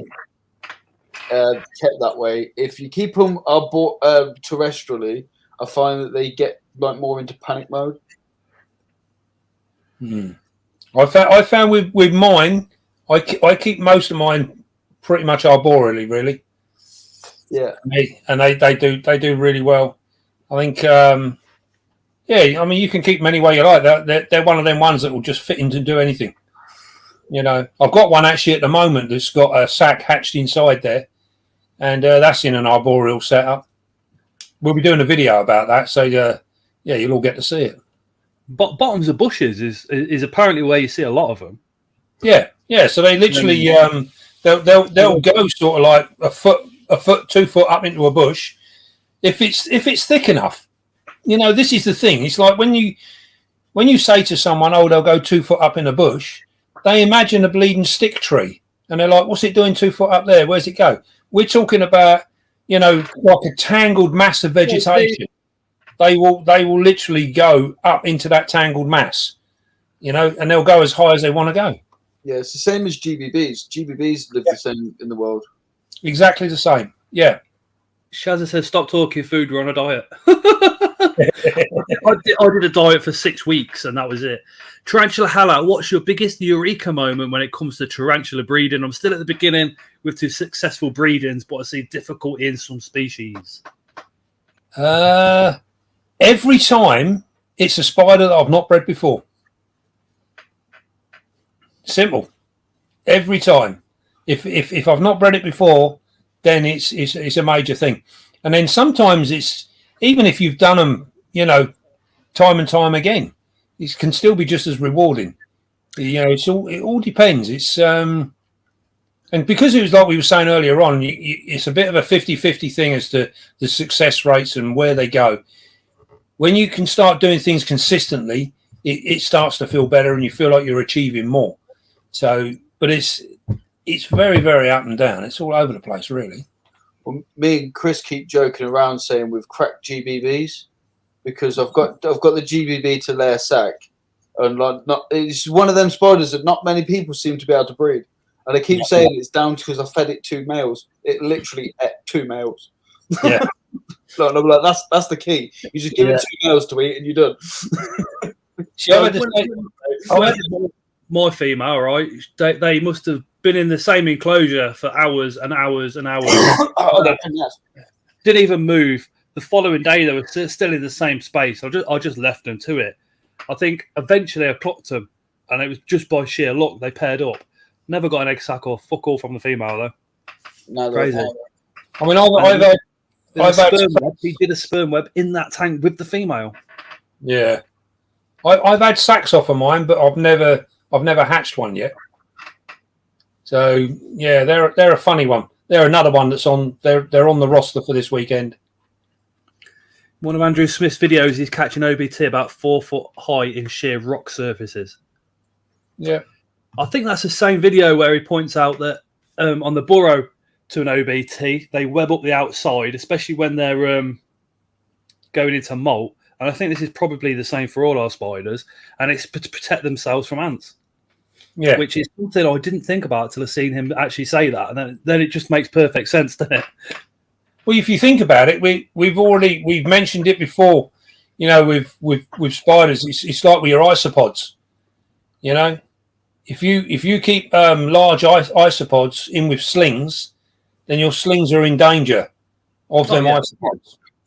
And it's purely because when they molt, they don't really web up, whereas a juvenile upwards webs up, and that isopod can't gain access to that molting spider. That's the only reason, you know. So that's where its safety is within that webbing, you know. So it's one of them things. You already had the knowledge. You knew why it done it. It was just like you didn't put the two together. Would you even risk putting dwarf white isopods in with newly with tiny things? No, because they'll eat anything. Yeah, they will literally munch anything. If it can't protect itself, it will get eaten. Amy, I personally will leave mine down there. It could be 6 months, could be a year. I'll leave mine down there until it. I'll even try putting a bit of food on the actual webbing on the top, but hold it with the tweezers because you don't want it to fall down there just in case your spider is molting. She says, how many months do you leave a spider in their burrow before you begin to worry about them? I would look at that question in a different way. You know, what can you do if anything's gone wrong? Nothing. The only thing you can do is if you stick your head in, you have a smell. If something smells dead, get it out. Yeah, I think you can look at the base, and if they've gone down to the bottom, you can generally see your spider upright, just like literally sitting there going, "What do you want?" You know, I'm alone. Leave me alone. I think with anything that sort of burrows deep, I don't overly worry about it because there is literally nothing you can do, and quite often or not, it's, you know, this is the other thing as well, isn't it? It's like with feeding, you know, a lot of people feed on a weekly basis.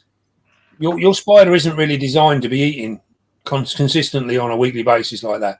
So you can change things with your feeding, and this will help you see more of your spider and do different things.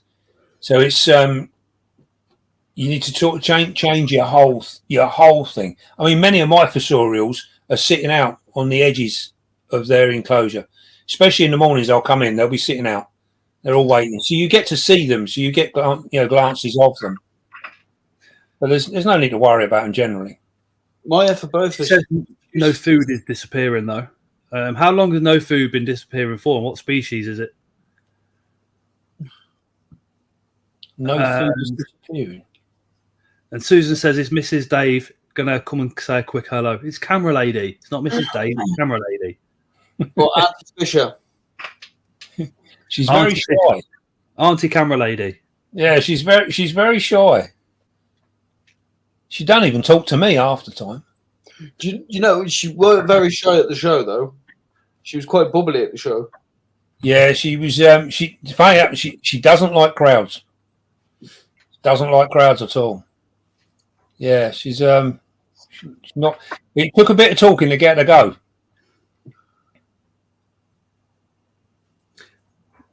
Amy's put food in with that spider twice in 4 months, and the food's not.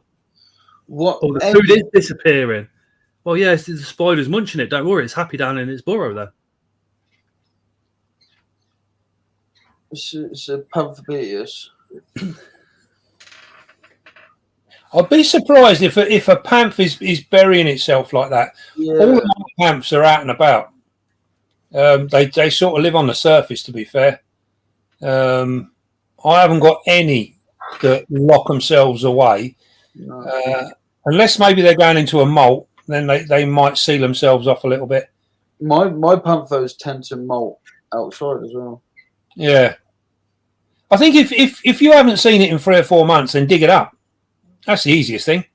Just dig it up and have a look. Because this is another thing that often gets remarked on, is when you you destroy a web and all of this, and you get some people, they get a little bit touchy about it, and they're like, oh, you've just destroyed that spider's home. Yeah, that spider will rebuild its home every day of the week in the wild. It's constantly rebuilding it. So you tearing it apart isn't really going to make a whole lot of difference. So, I wouldn't worry about that. If you are concerned, just dig it up. And then also as well, if you if for argument's sake it is disappearing like that, look at the way you're housing it and what you're doing, and perhaps change the way it's housed. Because that can often make the difference between seeing it or not. It's not. I think the only spiders that I've got that truly I don't see anything of are my king baboons, and I really don't see much of them at all. So, and one, they're very, very nocturnal. They're very secretive in nocturnal. And two, they really do burrow down, and they live in a burrow. That is it. They don't really come out. I hardly ever see my Histocraticus gigas either. Yeah, they're another one. They're another one that stays pretty much. Because The only mirroring one us, don't they? I never see is the Samani. Now, see, all my Samanis live on the top. Yeah, mine constantly. She's a fucker for it. She'll dig down and she'll dig the whole way around the bottom of the enclosure. Yeah. Do you know when we were on about the spiders vomiting? I missed a comment, and Sharon had said they can take on extra fluid to stretch their skin prior to a molt to allow the molt fluid in. So once they have made that space, they regurgitate it, often seen as like a trickle of water down the tank when your tea is on the side. Well, yeah, they take on moisture, and this is what comes back to what we've said before with people when they're spiders coming into pre-molt and what have you, they spray their enclosures in the belief that it helps a molt. It doesn't actually make any difference. Your spider molts internally, So what actually creates that is the fluid within the spider. So it's the hydration of that spider is more important than the humidity within your tank. It's two separate things. Yeah. So when a spider molts, it literally it secretes that fluid between its new skin and its old skin, and that is what helps it pull out, and that comes out. I forget that there is an actual technical term for it, and I can't for the life of me remember it. But it's so basically that is why when your spider molts, that molt is often wet, it's damp, and it's flexible. It can move around. You can play around with it, and you can do things. If you get a fresh one, you look inside the abdomen and the carapace, you'll see it's actually wet, And your spider, when it first comes out, it looks wet. So then it's literally what happens then is the internal side of the spider then starts filling out and pushing out. And this is what makes it grow and expand and everything else. Mailing says her chili brachis hides a lot. Mine do actually. They will stick their legs out, and when the legs are out, I know they want food. If the legs are not out, they're not coming up for their food. Shallow fluidity, perhaps look at its surroundings, possibly set up. Has it had a change or does it need a change?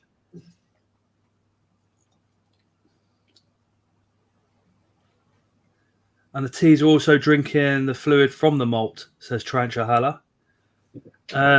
Shady things, some species like Thrigamopinae, I never see any of it, but I see poo on the lid, so I know it's fine. Yeah, and Mark's just said the same thing. I've seen them go back to the molt taking that fluid. Yeah. That's probably happening when we go, oh, it destroyed its molt. That's exactly what the spider's doing, taking that fluid back in, which I find, again, something really, really fascinating. And if you've seen it happening, you're very privileged as well, I think. I think it also comes down again to conditions as well, because I very rarely have molts destroyed. Very rarely. So that sort of suggests to me that when them spiders are going into a molt, they are really hydrated. Because I very rarely get lost molts like that. The only ones that tend to be sort of like damaged a little bit is things like the funnel webs and stuff, and they're a very fine molt. It's almost like rice paper compared to a tarantula molt. I find it's always the molt that you really want. Yes. Yeah. Is it male, is it female? And you go, oh, it's molted. Oh, you little shit. Yeah. I think says, is too much moisture what causes a wet molt? I think the thing with the wet molt is it's quite a misunderstood thing, and I think there's so much more needs to be learnt about that. I think in all the times that I've been mucking about with spiders now, I can only remember maybe 2 or 3 that I've had wet molts. And it's funny you saying that because I didn't actually have it. I purchased a couple of spiders, and one of them didn't get to me because it had a wet molt. So it literally, it was knackered. So, and they sent me a video to show me it, and so that was sort of an interesting thing. But I've only ever had 2, maybe 3 that I can think of. Oh, Amy's gone looking and she says it's alive. Brilliant. There you go. Yeah, you see, awesome stuff. Good. I think there was some comments there about the huahini and the kirikans. About the kirikans. You'll find with them they tend to be out and about more as they get older. I found with mine as they matured they were much braver.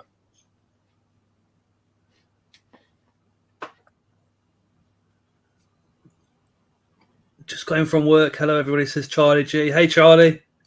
Hey. Thanks for joining straight from work as well. Dazaruni. Hi there, guys in chat. More spiders seem to chuck their molt out. Well, yeah, to a spider, it's waste.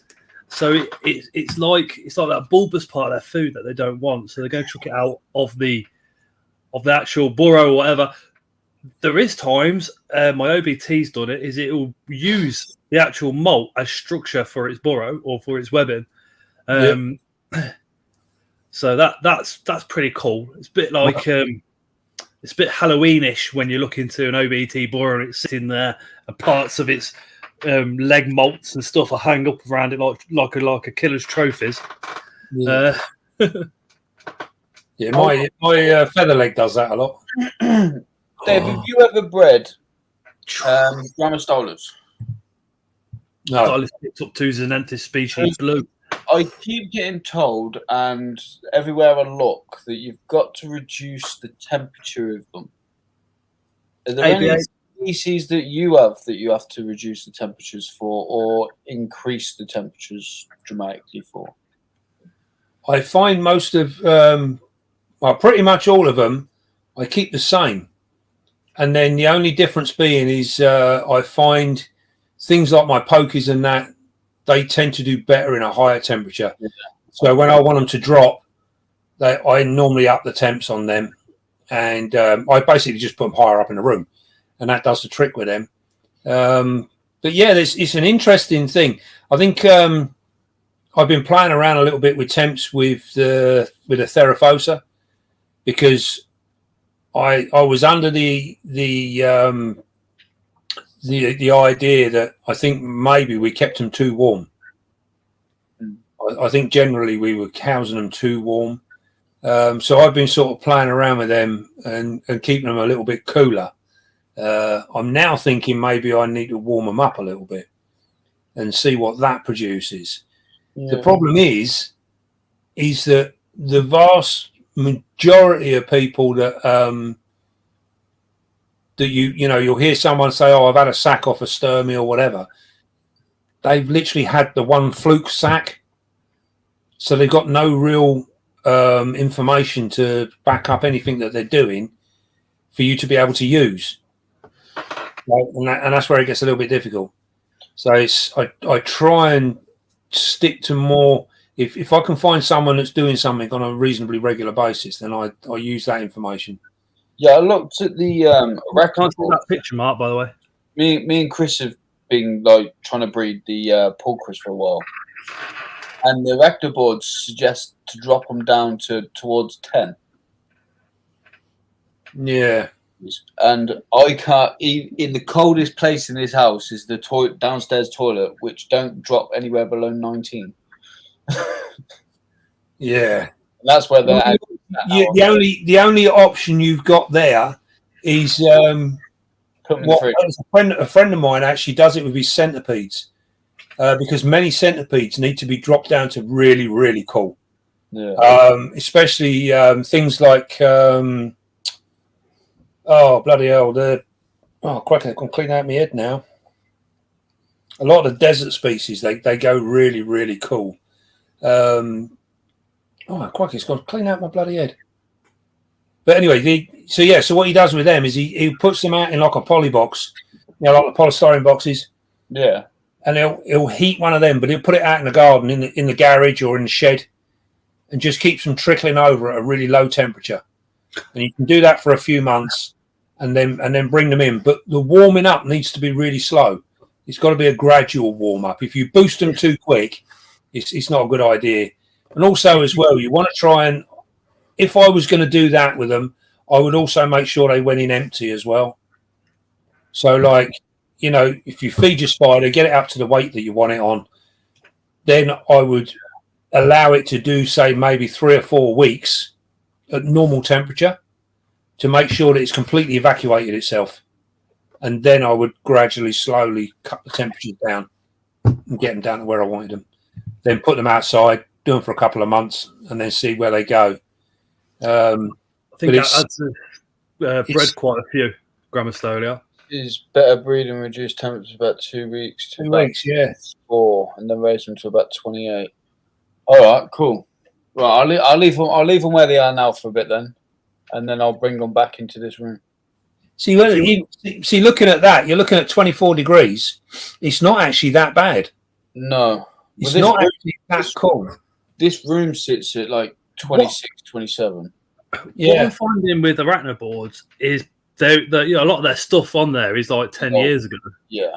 So it's old information. It's still quality information. The breeding reports on there obviously still work, but like going forward, the temperatures don't seem to be so drastic. We don't seem to be having to drastically drop them that low down in order to get them to breed. I think what people did back in the day is look exactly at the temperatures in the wild and take that for gospel. Oh, nice one. Whereas a slight one. Oh, there we go. So Azen says, then you'll see the male pair the female, then keep constant 28 degrees for a few months, then raise to 30 after the 4th month, and you'll see a change in the female. I'll give it a go and I'll let you know. See, that's quite a long gestation really on them. And you're playing around. I think most of it is a weird thing because I think I've found in my stuff I don't play around too much with temperatures. Literally, just a couple of degrees is enough, and that throws the differences. But then a lot of what I keep, most of what I keep is sort of subtropical stuff anyway. So it probably all fits around the same sort of timeline, same sort of temps as well. I think I often say in my videos, I think we can get far too caught up on chasing figures. Yeah, that's what we were saying about the Ratner boards, isn't it? Yeah. Do they need that much of a decrease, or will a slight temperature decrease just trigger them enough to go, well, actually, it is a little bit colder. Maybe I should be horny. That's like the Balfours. I was speaking to Jaden about how he gets his. I've spoken to you about you. You get yours to drop as well.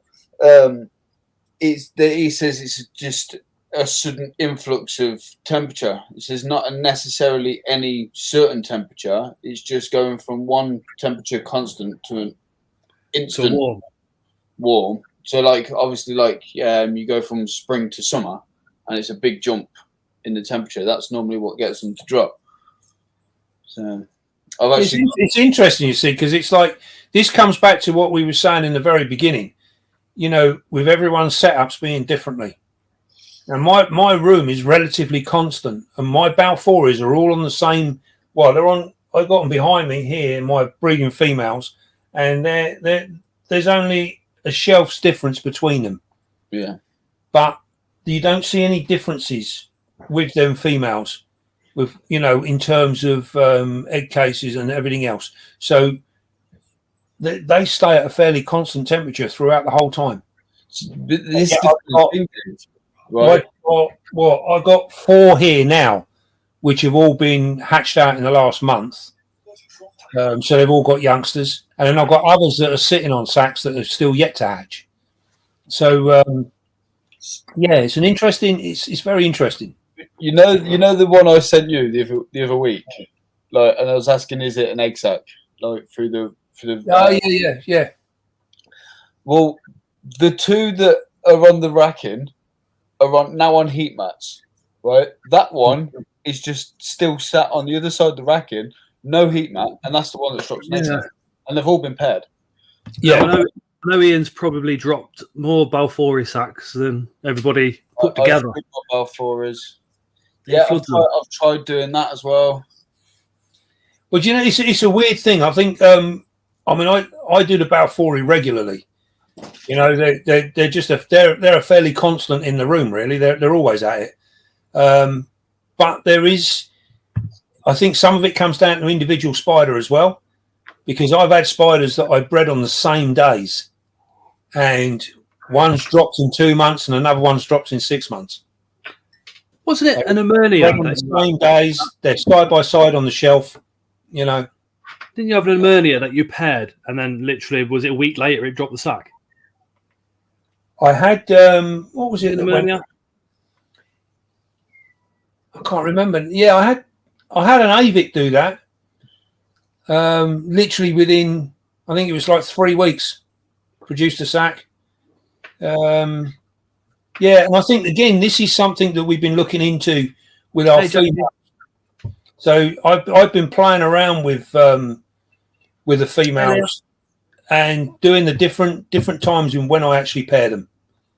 So different times from molting, and you'll see in your females, if it's a bit of a patience game, but if you look at your females from the day they molt and then follow them through and look at the shape of their abdomen, you'll see their abdomen change. And I think sometimes that change is when they're starting to produce eggs. So it's a bit like snakes when they start producing follicles. You know that now that particular individual is ready. And that's the time. So if you manage to pair it then I think you get a quick sack. But if you sitting there waiting, yeah. So if you do them beforehand, it seems to take longer. I don't. There seems to be a little bit of evidence towards that at the moment with some of the stuff that we've been playing around with. But yeah, it is very strange. The only things that I've found, like my regalis, they always take pretty much bang on 6 months, no matter what I do. They take about 6 months to drop. And yet we've had Metallicas that have gone 9 months and dropped. And we've also had Metallicas that have gone 2 months and dropped. So, it's I think there is a certain amount to do with the individual female spider. Maybe something to do with age as well. I think there's so many different things that can make a difference. Well, I'm going to jump off. I'm going to go jump in the shower and go to bed. Ellie's gave him the old. Yeah, we see that. That's what that is, isn't it? She's gone. Apparently, she's watching a film. Yeah. Two old boys smashing it out.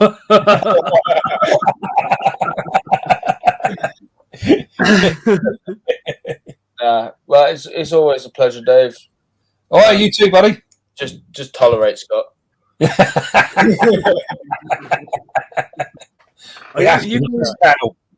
You come in Sunday, Lewis. It's like 4.5 hours. Yeah, you see, it's too far from me, Barnsley, and all. When you're in Coventry, 4.5 hours, you'd be like, "Yeah, sound, let's go." Woomph. Yeah, that's different. That's like Chris coming to pick me up. I'm not going to ask Ellie to drive 4.5 hours. It was bad enough going to go get the Tegu. Which, funny enough, we was down by Dave. Yeah, I know. I was out. I was like gutted. I was going to pop into Dave's and come count his Balfours for him. One for you, two for me. One for you, Yeah. two for me. I've got an absolute. I think I've got about 20 odd juvies available. What the age?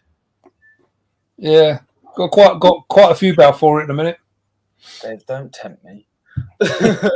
Oh, these are nice ones. These are like sort of like 2 inch, 2.5 inch. Yeah, they're nice big spiders. I don't really play about with the temp soak to get me both sacks.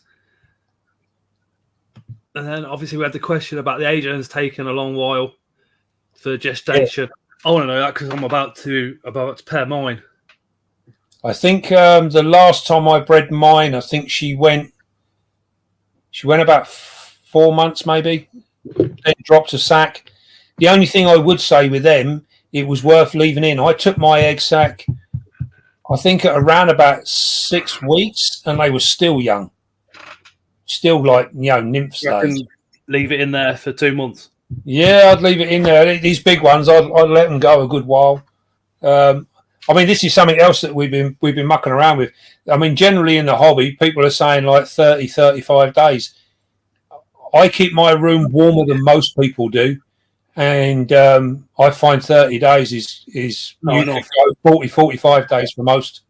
Because I mean, eggs with legs is not slings. No, I think leaving them for a bit longer is potentially better for the actual sack. Grammastolia like Saraposa, reduce temps for pairing, then soaking closures, then raise temps.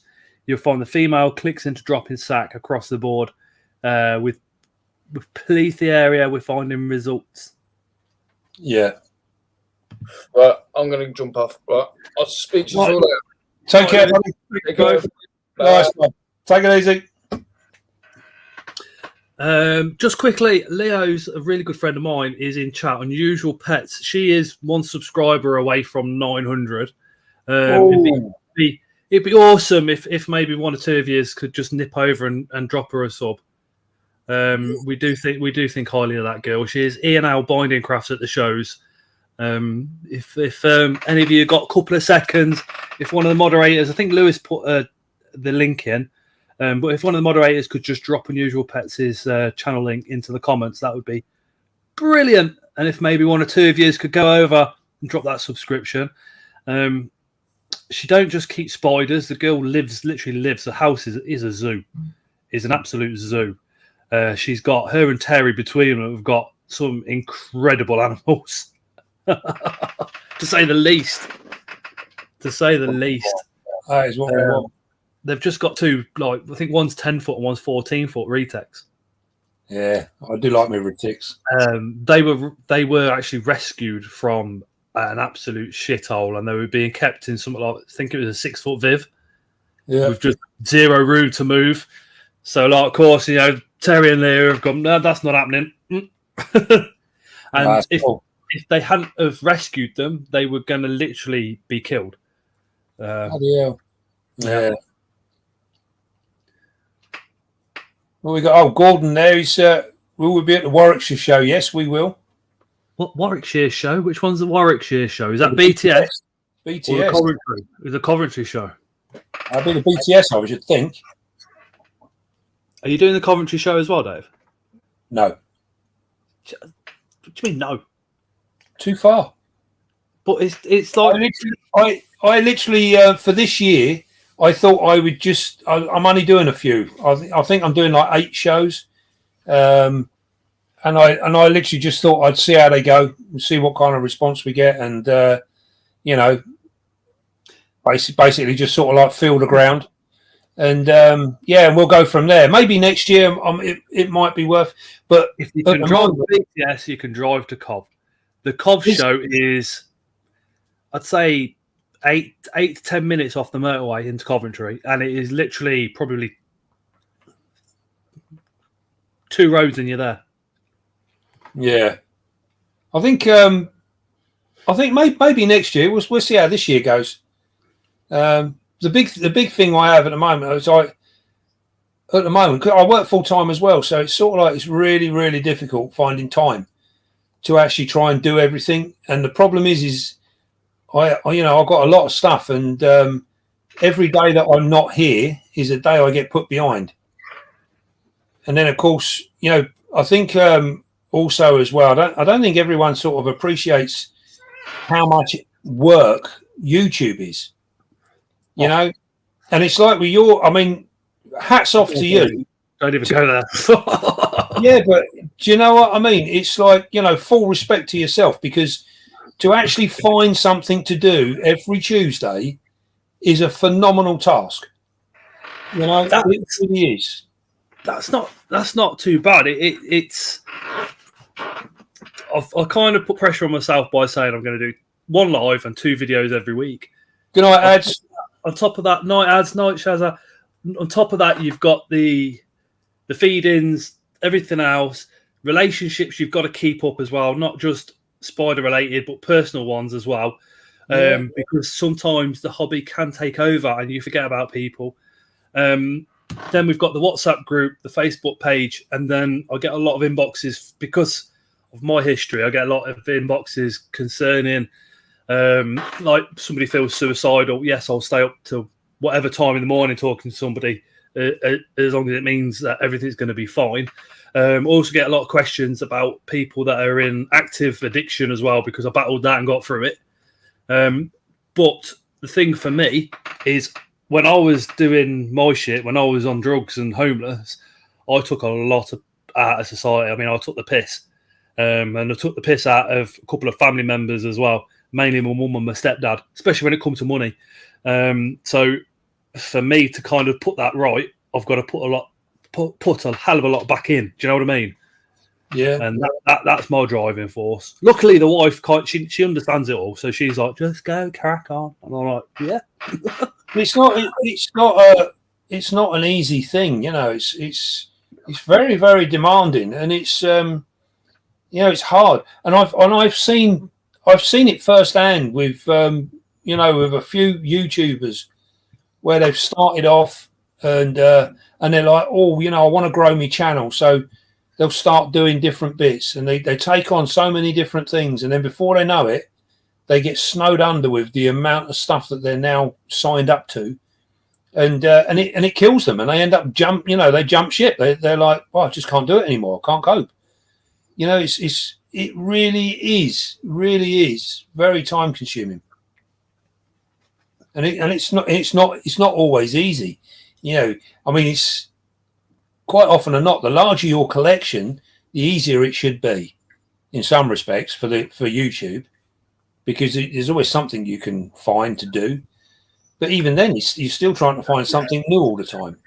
Something to interest people. It's enjoyable. It really is enjoyable when you do like a care vid, and I like to do my research, and you find something, and you go, what? The giant vinegaroon. One of the taxonomists is Caroline Fukushima. And that just when I found that out, Dave, I was just literally pissed myself. I thought, how can I say this on a video? Because I'm just going to be howling. And I also, at the same time, I found out it's the only vinegaroon that's in the States. It was like, oh, really? Why aren't the others? Why aren't any of the others there? Yeah. So you do find some absolute snippets of gold, but finding something new is not going to happen in our game. It's just, I do a care vid on Agen, you do a care vid on Agen. You're listening to Dave's and Dave's viewpoint, or you're listening to mine. Very similar to the spider mythology stuff that I've done in the past. Tarantula Collective's doing the same. His take is different to mine. So yeah, it's difficult to do or cover a subject that's not been covered before, but it's easier to cover the same subject with a different style, a different take, and maybe a little bit of extra information that you found that maybe something that somebody hasn't found. Plus, what Dave said, Dave breeds spiders in the set way. He also breeds them differently and gets the same results. And that is, I think, what a lot of us find interesting. Because you've got the standard, you do this, you do this, you do that, 1, 2, 3, 4 egg sacs slings, where Dave's kind of going 1, 2, 3, oh, let's have a look at A, oh, now we've got to B, now we've got slings. But I think you've brought a lot of stuff into the hobby. I mean, I'll tell you straight, I was one of the ones that originally, I didn't hate you or go on a whinge, but when you first brought the moss in, I was a little bit like, you can't do that. It's got to be shot balks. It's got to be sterile. And when you started putting the, and I did see a lot of hate as well. I was in a conversation with a couple of the YouTubers, and I must admit they are a couple of the YouTubers that now talk about the wild caught being real bad and we should never do it. But they were very critical of the fact that, you're putting fossorial in kind of this much substrate, and they should be in 20 foot. And it's like, no. It's always, without you realising it, you're doing different stuff to the rest of us. I mean, but you go through Facebook and look at how much moss is now being used. That's out of somebody's garden or out of the woods, sorry. And you're the reason for that. And I've seen literally one of your haters from a long time ago doing the same thing, and I'm like, oh yeah. I think it's always a weird thing. Hey, Jaden. I think I've said many times, that the hobby has stagnated in the last, in the time that I've been involved in it, in like the last sort of 40 years, 35, 40 years. And there's so much of the old stuff is still being touted today. We've not really moved on. And then you can look at it. I mean, I was into like the reptiles, the amphibians. I've done birds. I've done all sorts of things, and I've always tried to make use of whatever I can get hold of. And I've trialed it and I've done it, and and it's always been okay. It's you know, I mean, I've been using sort of natural materials for as long as I can remember. You know, it's a crazy thing. So to me, it is natural to use them things. But yeah, it's the hobby, and it's the same in a reptile hobby even today. You know, we are brainwashed into thinking that the only thing you should buy is from a reputable supplier. But it comes down to this: you go to a pet shop, Yeah, like your spiders. Yeah, you need Spider Life, £4 for 1 litre. Oh, you need 10 litres for that spider. yeah. You know, whereas £4, you got like 25 litres of compost from the garden centre. But it takes somebody with a good following to do a change like that for everybody else to go, oh yeah, we'll do that. It is a lot, you know. You know, I think you just add a little bit of common sense, and you know, it's that same old scenario, like we were saying about the mesh tops. You know, you'll get 80% of the people that comment and say it's a terrible, terrible thing have never had first-hand experience of anything to do with it. But you know what? Someone else said on YouTube or on Facebook that, you know, their spider turned inside out and died instantly, you know, so it's got to be bad, isn't it? You've got to look on it. And I think it's, if you think about it in a logical sense, you know, it's like the big thing about like pesticides. Pesticides are what kills inverts. Yeah. So when you're looking at things like potting soil and stuff like that, quite a lot of them have like growing materials in them. Fertilizers to help, you know, plants grow. That is not a pesticide. It's a totally different thing. So, you know, they sit there and they go, oh, yeah, but it's got fertilizer. Well, so what? You know, if you go out into a field, a cow takes a dump on the grass. You lift that up. It's alive with insects. Oh, yeah. Know? Oh, yeah. It's alive.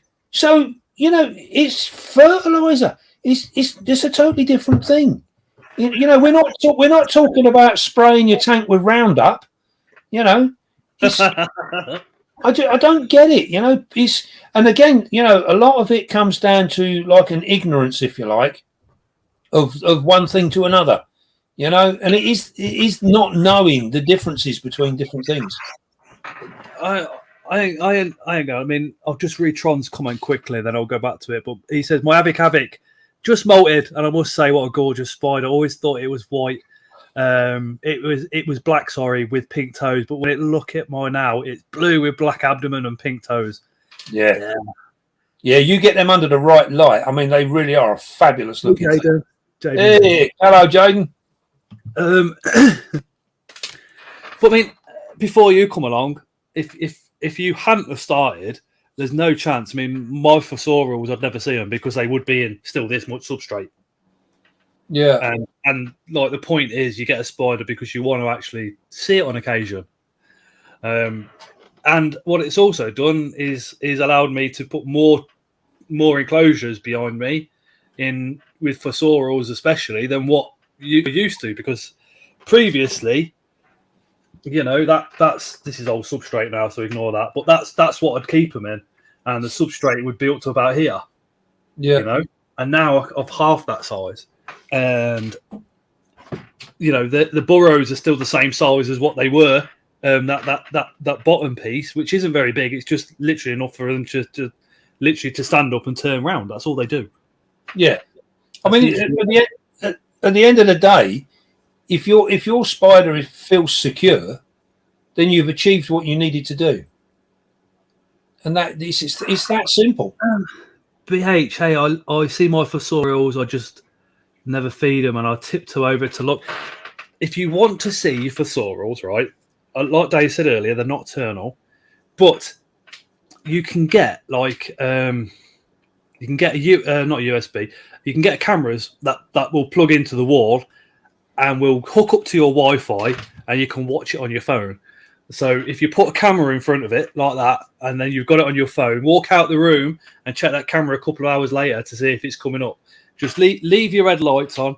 I know some people say they can see red, some don't. I've noticed that my fossorials don't give a shit. If the main lights are off in here, there's a better chance of them coming out. It makes no difference for me, for mine. But that's what I do sometimes. If I've not seen a Chilibrachus electric blue for a while, because I love it to bits, I'll put the indoor camera on her, and like Tyra will be like, "You on that bloody phone at 1 o'clock in the morning?" I'm like, "Yeah, look, the electric blue's got legs out." And she'd be like, look. Yeah.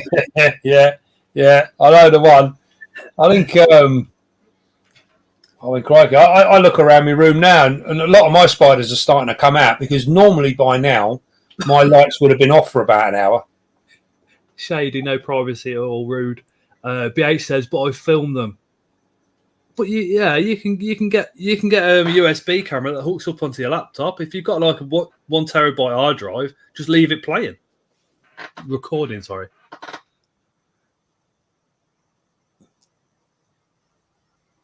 Oh, Leah says limited beach leaf litter, moss, and whitewood available. Can post or bring to Barnsley. Contact her on Facebook if you want anything cheap prices. She is the cheapest out there. She prices it all for what it is. I have camera 24/7 on mine, says Susan. Mr. Grinler says always have CCTV in the spider room. I tell you why I got the camera originally, because I had a K Brunipes and I got a male and I hooked them up and there's a sack and I was like, yes. And I come back from work and she'd munched the sack. I was like, what the fuck? What's going on here? So I set the camera up in here, and to this day, I blame Layla for shutting the door too much, because this is a kitchen. So coming in and slamming the door behind her. I don't do that, she says. Yeah, she don't when I'm here, but when I'm not here, she does. And that camera proved it. You know? So now she don't. Yeah. I think you can change most things around to suit what you need.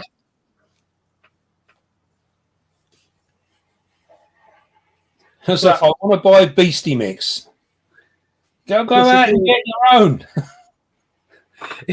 Plus, if you've got an indoor camera, you can stick it so it faces your whole collection. And if you go on a holiday for a weekend, you know, and you're worried, you think somebody's broke in or something, you can just go, oh no, they ain't.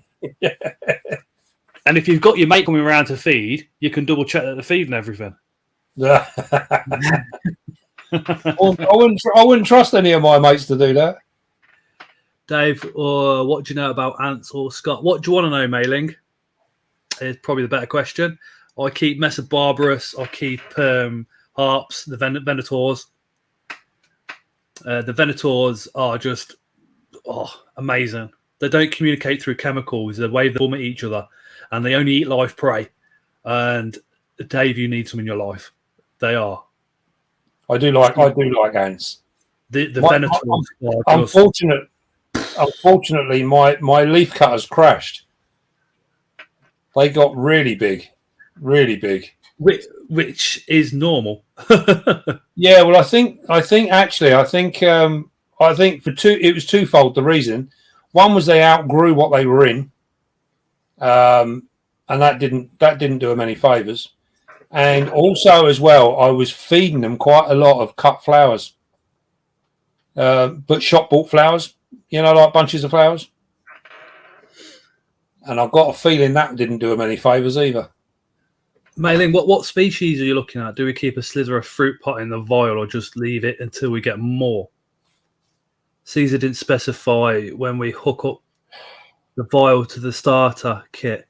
Normally, when you've got about 10 or 20 workers, but normally you don't use fruit, giant carpenters. Have you not got the seeds? Did not supply you with seeds, because they normally munch the seeds. And what they do is they munch the seeds up with their jaws and they create what's known as an ant bread. And once they've mushed it all up, that mush is what they actually eat. 2 seconds. I'm just going to nip to the loo. Hang on a minute. Oh.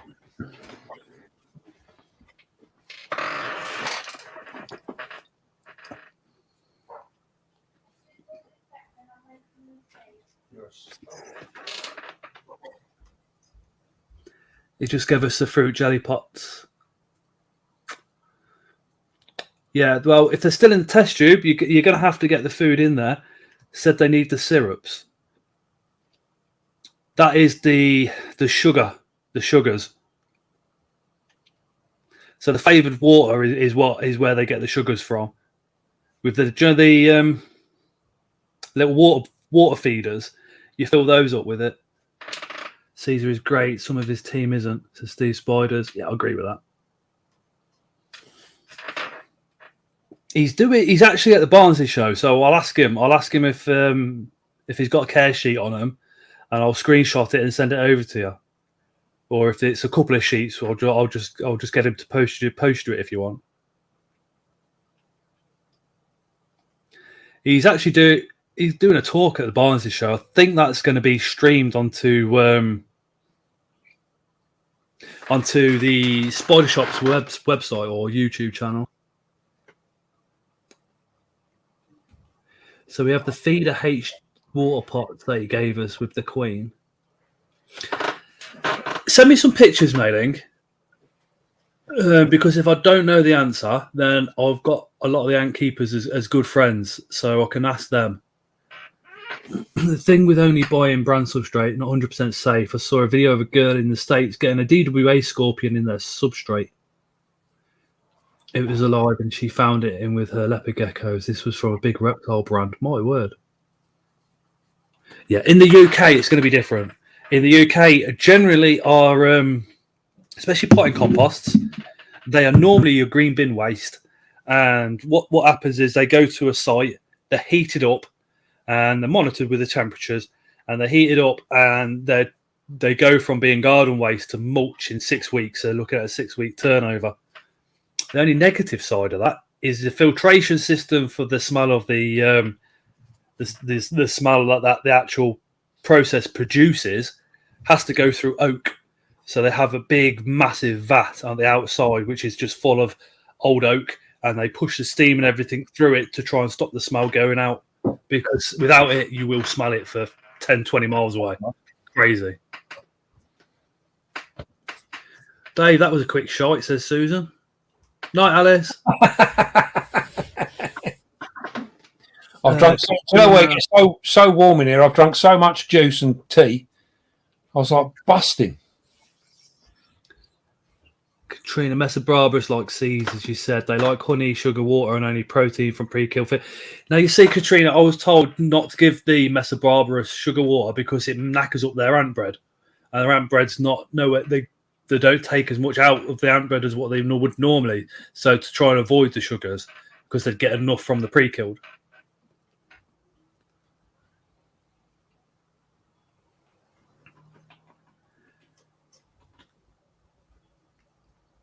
Yeah.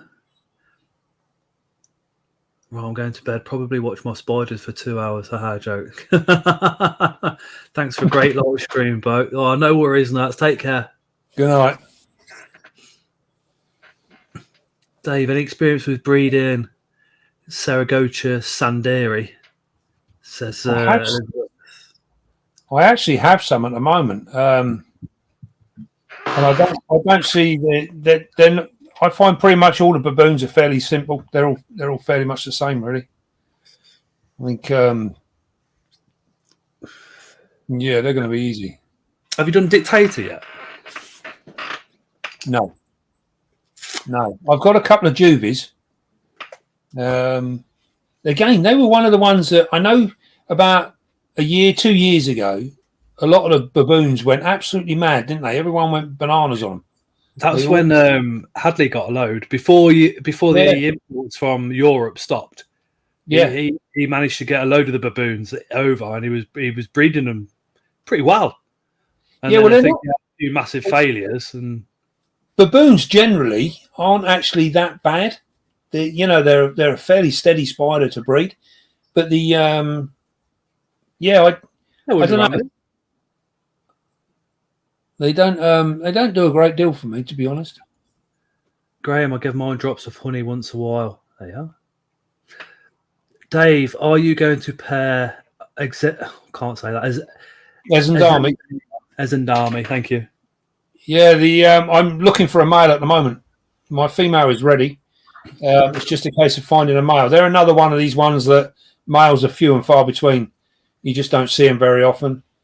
Unfortunately, one of the last shows last year, I saw one, and I didn't really need him. My female weren't ready, and I left him. I should have bought him.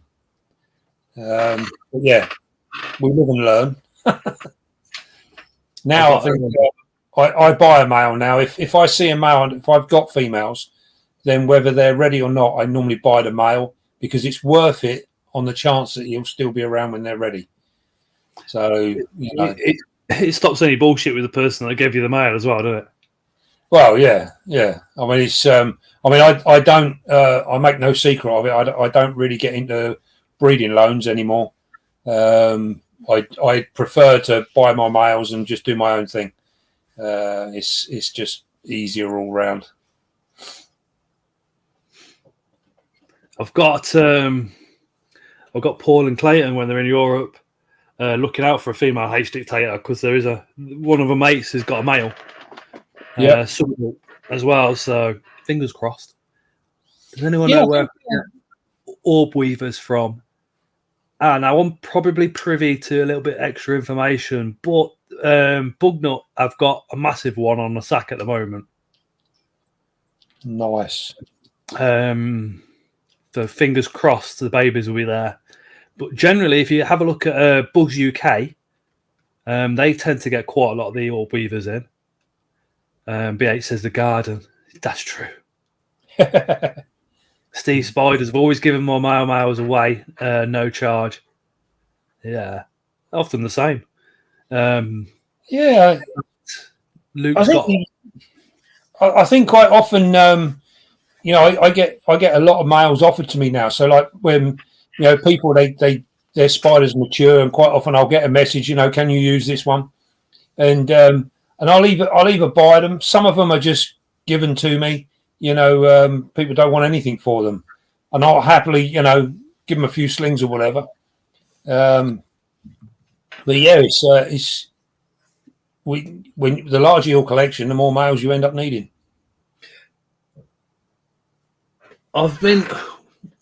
Luke's had a couple of males. You've had one or two. I always just say, as long as you sell the slings cheaper than anybody else, I don't give a shit. Yeah. Luke's got he's got the Vitata at the moment, adult female, and he's got the male. And I've tried pairing her in the past, and she molted on me instead of dropping me a sack. So I said, look, you can control your temperatures better than I can here at the moment. So you take the female. He was like, what? He couldn't believe it. He was like, you trusting me? I was like, yeah, of course. I said, if you get the sack, just do the babies cheaper than anybody else is doing them. So then people that can't normally afford them can have one. And he was like, oh, no, I'll sort you out. And he was adamant. I was like, no, just don't worry about it. Yeah. And now he wants to buy the female because she says she's stunning. And I was like, no, you can't. I said, it was given to me. I went, you can't have her. See, Luke is one of the very few people that I would actually do like a breeding partnership with, and I have sent stuff to him in the past. I think he's had sturmies and stuff off me, and I'm happy to do a 50-50 or whatever it is, depending on what we're at. But I think in actual fact he's probably the only person that I sort of happily do that with all the time. Louise Khan says, do you have a Vegans mature male, Dave? I do actually, yes. Yeah, I do. Yeah, because I've got two females ready to pair up. Another one that's been paired some time back. But yeah, I do have one. Yeah, may well be ready. He may be available soon. if he gets through these two females that are here. I've got quite a lot of males on the go at the moment. Anyone need an Incy Gold mature male, says Leah. What's that? Incy Gold mature male. Who's got one? Leah from Unusual Pets. Has she? I could be interested in that, actually. I've got a couple of females. I had a really, really good pairing on one of them, but she's never dropped. Never dropped. And yet again, they're one of them spiders. Everyone says, "Oh, they breed like flies." You know, they're really easy. This little bugger hasn't done it. But mine never. She never dropped the sack. I was so pissed off. It's unreal. Mr. Grindler says Grammostolia pultrips. As in, you've got the male, Jaden, or you want one? Okay, Dave, I'll swap you for 2 slings, she says. hey, Where is the best place to get terrestrial enclosures from? That really comes down to personal choice. As long as you've got the ventilation that you like, it comes down. A lot of people will go, you need cross ventilation, blah, blah, blah. My favourite enclosures are the same as Dave's. I love the Komodos. You just can't get them cheap enough. yeah. And as you guys know, it's a mesh lid. There isn't no side ventilation. But everything I'll put them in needs to do all right. Yeah, they're fine. I mean, I really like them. They're a nice clean tank. They do a good job. And they look nice all on the rack. If you want something different, and enclosures do like wooden framed enclosures, and they'll be at the show. They're really nice, really nice. Dave at Taunton Show, you said you keep a species with no ventilation. With no ventilation. I think that was when we were talking about Avix. And I keep my young Avix, I keep them in deli pots with little to no ventilation at all. So I don't have any holes drilled in them or whatever. And I find they do fine. They absolutely do fine. I think again, this is another one of them misconceptions where people think Avix need, especially like verses and stuff like that, they need masses of ventilation, and they don't. They really don't. And to be honest with you, I found most of mine have done really well when I forget all about them. Put them on the shelf, forget about them. They thrive. I have, Matt. I'll drop you a message tomorrow.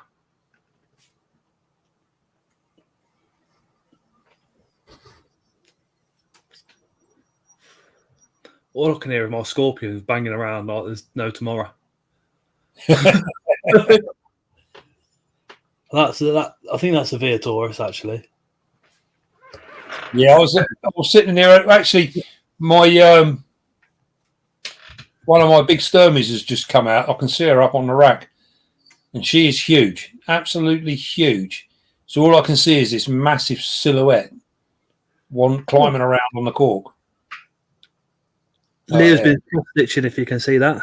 Yeah, I can. Yeah, that's cool. That girl's talented. Yeah, that is cool.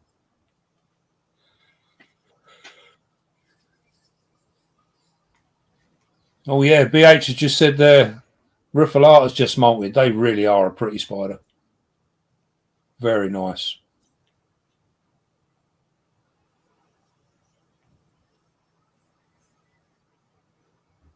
That's the problem with the spiders, is when they first molt, they look stunning. And then the longer and longer they go to the next molt, they kind of go off and off and off, don't they? Yeah. And then the bare bum, they look all scraggy. You think, oh my God. And then they pop into the molt and you go, wow. This is where the panther beasts really let themselves down. The further into a molt they go, the browner they get, and they just end up looking like nothing at all. But then when they first molt out, they're lovely and black and dark, and they really do look cool. Yeah. Have you seen a female Antinius? Yes. Yeah. And then, their younger days, they look amazing. And then when they get to like really coloured adult, it's just like, black with a tiny bit of reddy yellow on the back of the bum, and that's it. You think, where's it all gone? Yeah. And panthos again, they're the ones that you kind of keep your fingers crossed for the male. Yeah, I think. I mean, I've got a number of them. I'll be honest. Out of the pamps, my favourite is the mascara. I think they are absolutely lovely.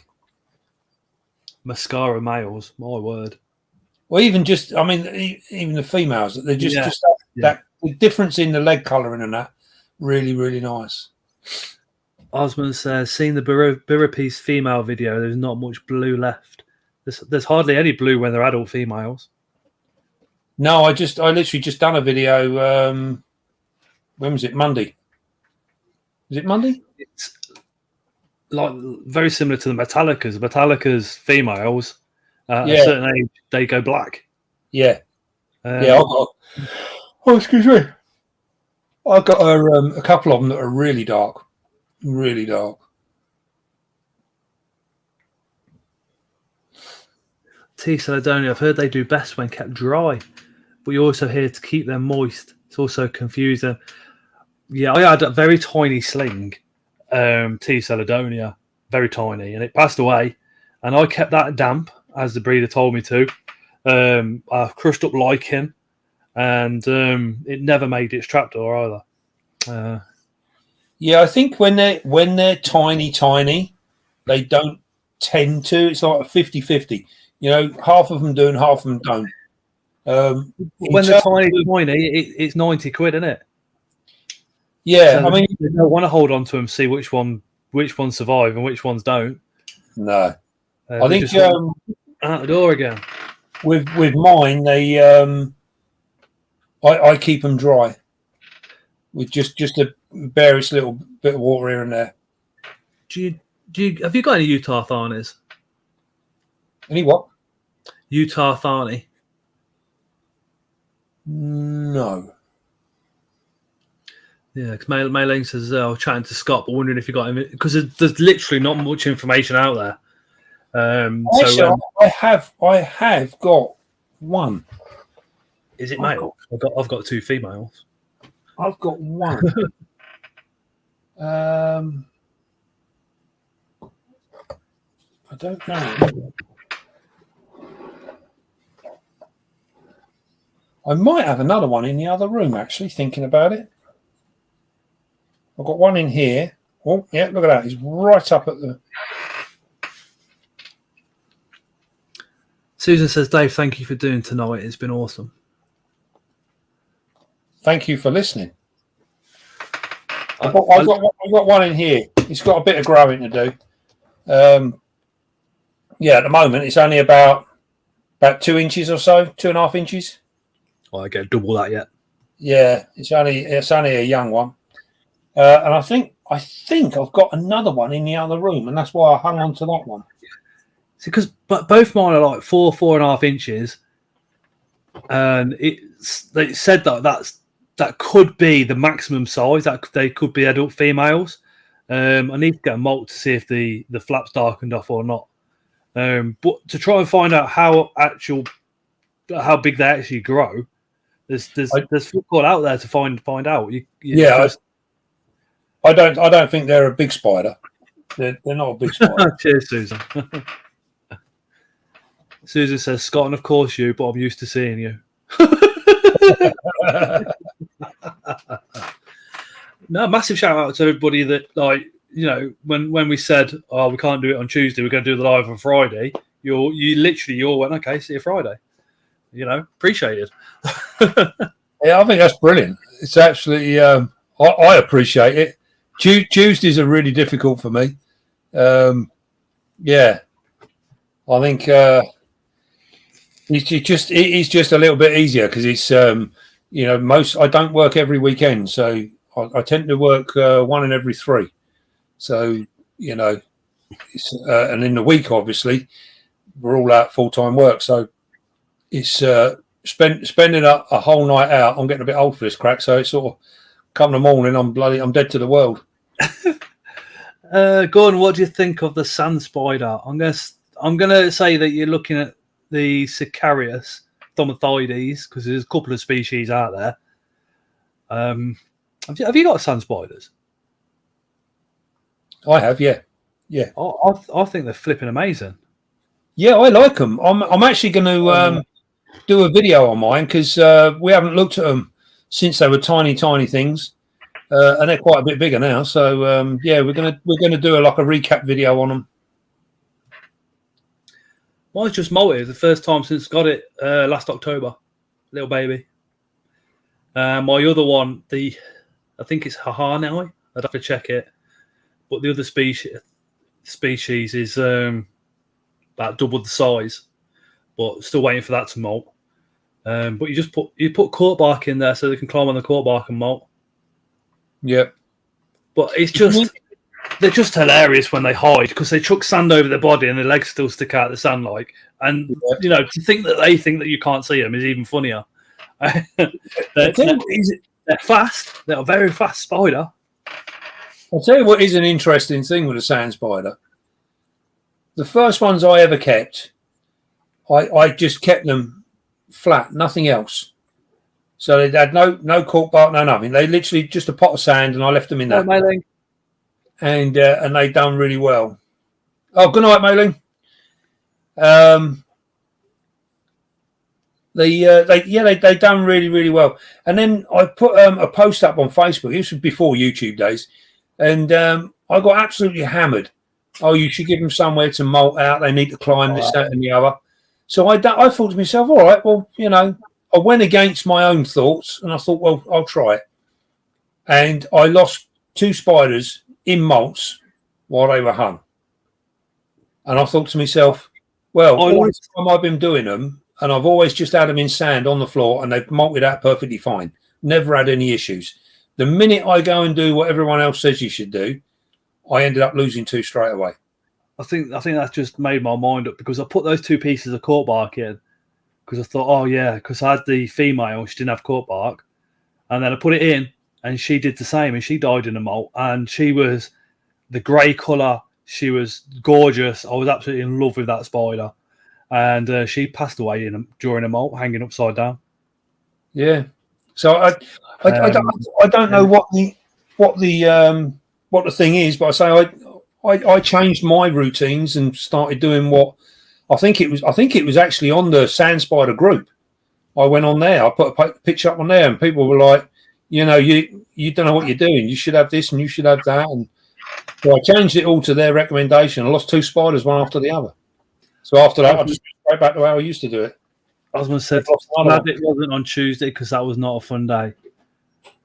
No, I bet not. We all love you, Osman, and we're all here for you. I don't care how far away you live.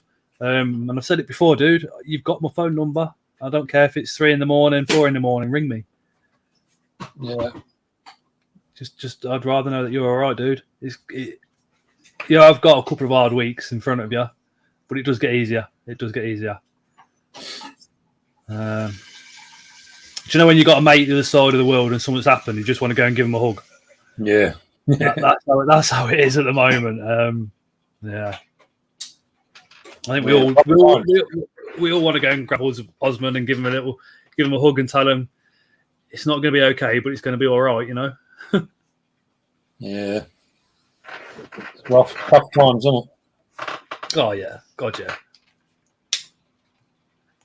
God yeah.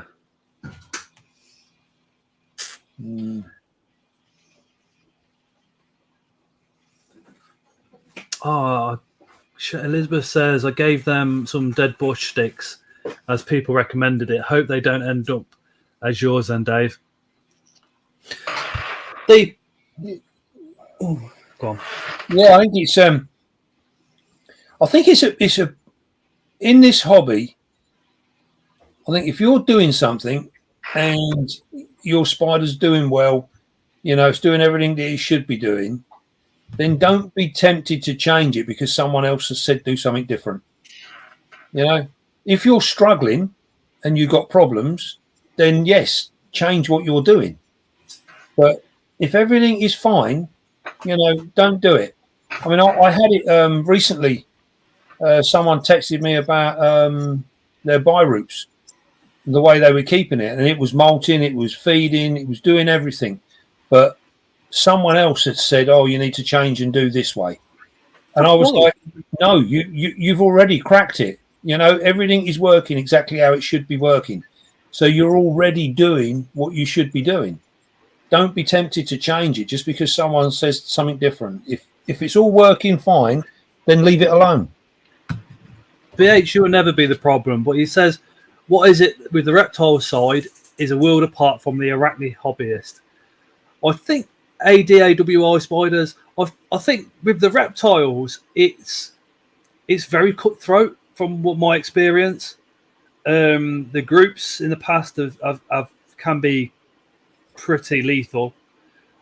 Again, with reptiles, morphs and crossbreeds seem to be all right. Spider hobby, definitely not. But I don't know. It's nice. It's nice to see people. I mean, I've only got a couple of reptiles, but it's nice to see people like Leah with tons of reptiles and tons of spiders bringing the two hobbies into one. And I think that's how it should be going forward. I think you'll find that I don't think there's a lot of difference between the reptile groups and the spider groups. I don't think there's much difference at all, because there's certain groups on Facebook that are Right, Jaden. that are quite toxic. You know, you get a few individuals that are very set in their ways, and they expect everyone else to dance to their tune, and if you don't, then you get hammered. You know, and there's other groups that are just not particularly tolerant of beginners, so they get a hard time. I find that disgusting. And it's really yeah, I mean, it's just the way it is. It's social media. If you started collecting animals when you were 6, right, and you've gone to university, you've got a degree, and you're a taxonomist, at some point in your life you knew nothing, and at some point in your life you picked up a book or something and started reading and asked somebody, even if it was a pet shop. And I think sometimes that can be forgotten.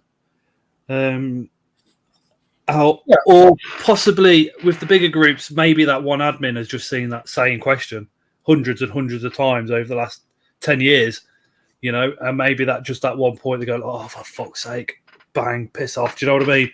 There could be a bit of that to it. I don't know. Definitely. I think, crikey, definitely not. It's the same for anybody that's that puts themselves out there. And this is one of the things, when you have a YouTube channel or you have a Facebook page that you're putting stuff on regularly, you're putting yourself out there. So you've got to accept the fact that you're going to get the same questions over and over again. It happens all the time. And this is because these are new people or whatever, and they're coming on and that to them, they're asking an innocent question. To you, it might be an infuriating question because I've already had it 20 times today. Do they, you sort of sit and think, crikey, does no one listen? I've said this so many times, but that new person has probably come from nowhere, so that you got to look on them as a completely fresh canvas. It's a different thing. If you started a YouTube channel or you started a Facebook group, then you should be prepared to answer the same question a million times in the same way. Yeah. Strog says, evening, gentlemen. This is a bugbear. He says, do you think novice or beginner tarantula keepers should buy 1 centimetre slings? My bugbear is the fact that a beginner mystery box, all brachypalmas, will probably contain 1 centimetre slings, and it pisses me off. If you're new to the hobby, my advice is to go for a larger sling, because a larger sling will tolerate those mistakes. It might tolerate, missing a week spraying, whereas the smaller slings won't. They're a bit more fragile to temperature changes as well. I don't know what your take is, Dave. Yeah, I think I personally, I know people that contact me and they want to buy a spider. They'll quite often say, like, what do you suggest? What you got available? And I will always try and move either a grown-on sling or a juvie. And it's quite often or not, I don't think it's really that important what one you get, providing it's something that you actually like the look of. Something that you actually can associate with in a way. And I think it's, I get a lot of people say, oh, I'm looking for a Caledonia sling. I've been in the hobby, a couple of months, and I've got this and I've got that, and they want to go straight in. And I always sort of try and steer them away to some extent, because I think, you're looking at buying an expensive thing that can be quite fragile. And, you need to, it's a difficult thing, isn't it? Trying to find where an individual actually is, in terms of their ability. Yeah, everybody's different, and that's the problem. Because Shady says I've never had problems with small things. So Susan, when I first started, I had a fair few of them passed away. But again, going back to what Dave said earlier, everybody's spider rooms are different. Humidity, temperatures, they're all different. Where you buy your sling from might have a high humidity, higher temperature, and then yours might be cold for that sling. Yeah, you just don't know. It could even come down to, they were feeding them one thing, and then you've started feeding them something different, all the same, and they reacted differently to the different change in food. Maybe I don't know. It can also, a lot of it will also be down to species as well. Some slings are just really hardy. Other slings are delicate. It's as simple as that.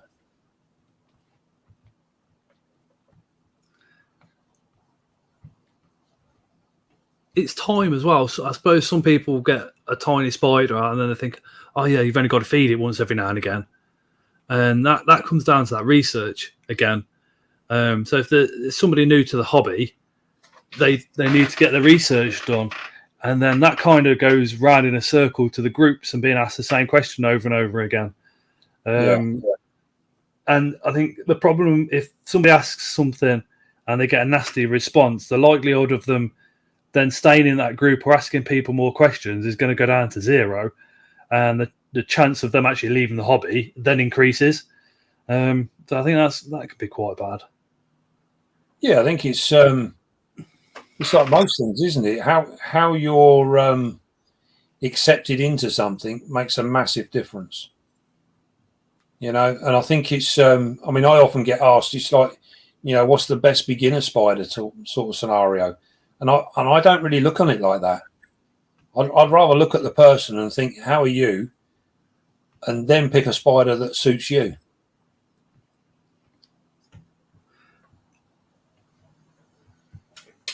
Beginner spider. Everybody says curly hair. Why can't GBB be a beginner spider? Or even Dolicatelli diamantinensis. You keep them dry. You don't go worry about the water too much. Yeah, they're pretty hardy.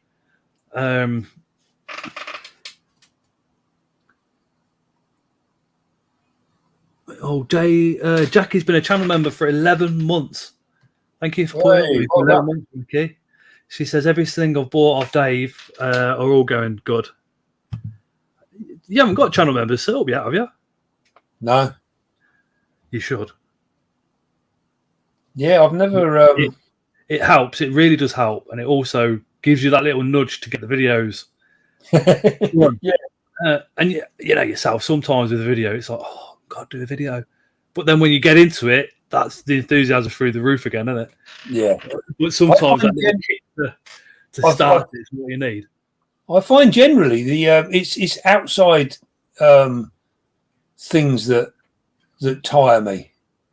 So like I don't normally have any problems getting stuck in with my spiders, but it's outside. If work's been a bit tough, or I'm just running out of time, I haven't got time for stuff, and then it's always difficult then. But I'm still enjoying. I've been doing this for so many years now. I do enjoy it, but as regards to the YouTube and stuff, I'm still enjoying that. I really do enjoy it, and it's like with the shows now. You get so many people come up and speak to you, and it's so nice to speak to so many different people from different walks of life. And some people chat away, and I'm like, that went straight over my head. What are you on about? And then other people have like got absolutely no idea, so they just want to find out and learn. And I think it's amazing. I mean, I've been told off so many times now. It's like with breeding spiders. I've had other people in the hobby say to me, "You shouldn't be doing this. You shouldn't be, sharing some of these things." And you're like, "Why not?" This is what this is. Comes down to this again, didn't it? Yeah. Why should I breed it? And and everybody else is breeding it. I should be the only one, and that's it. Yeah, I see. I don't enroll into that. I don't like that. I think I like to share as much as I possibly can. I think if I'll never be shy. If someone asks me a question, I'll always give them an answer. Might not be the one they want to hear, but I'll give them an answer. But yeah, I think it needs to be done. You should share your knowledge. I think I said to you once before, years ago when I was a nipper, the people that I looked up to, I used to ask them questions and things, and the biggest response always used to be, if you knew as much as me, you wouldn't need me. So, you'll have to learn the same as I did, the hard way. If you knew what I was doing, you'd have my job. Yeah. Dave, why haven't you set up a forum on Facebook instead of just an account? There's lots of us that need that. What's that? Be your friend. What's that? Like, why haven't you set up a Dave's Little Beasties Facebook page? Is that what you mean, Strogs? Instead of just your normal Facebook profile, because have you hit 5,000 friends on Facebook? Yeah, ages ago. I'm not allowed anymore. I had to delete some. A lot of them were like, people from the fish days from 10 years ago. Yeah. Yeah, I got a thing said like, you're not allowed any more friends. I was like, bloody hell, I never thought I'd ever be in that position.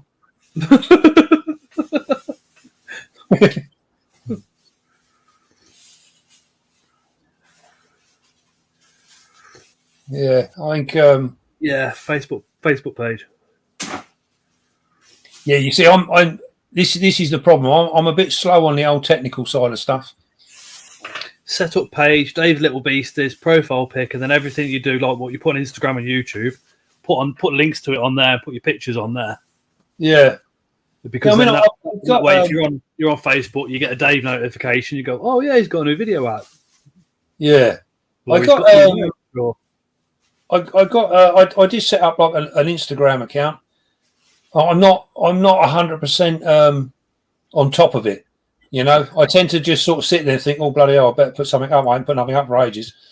So I do one then. But, yeah, again, it comes back to that thing that we were saying before where I've seen others. They've taken on so many different little bits of social media that all of a sudden it becomes really hard work.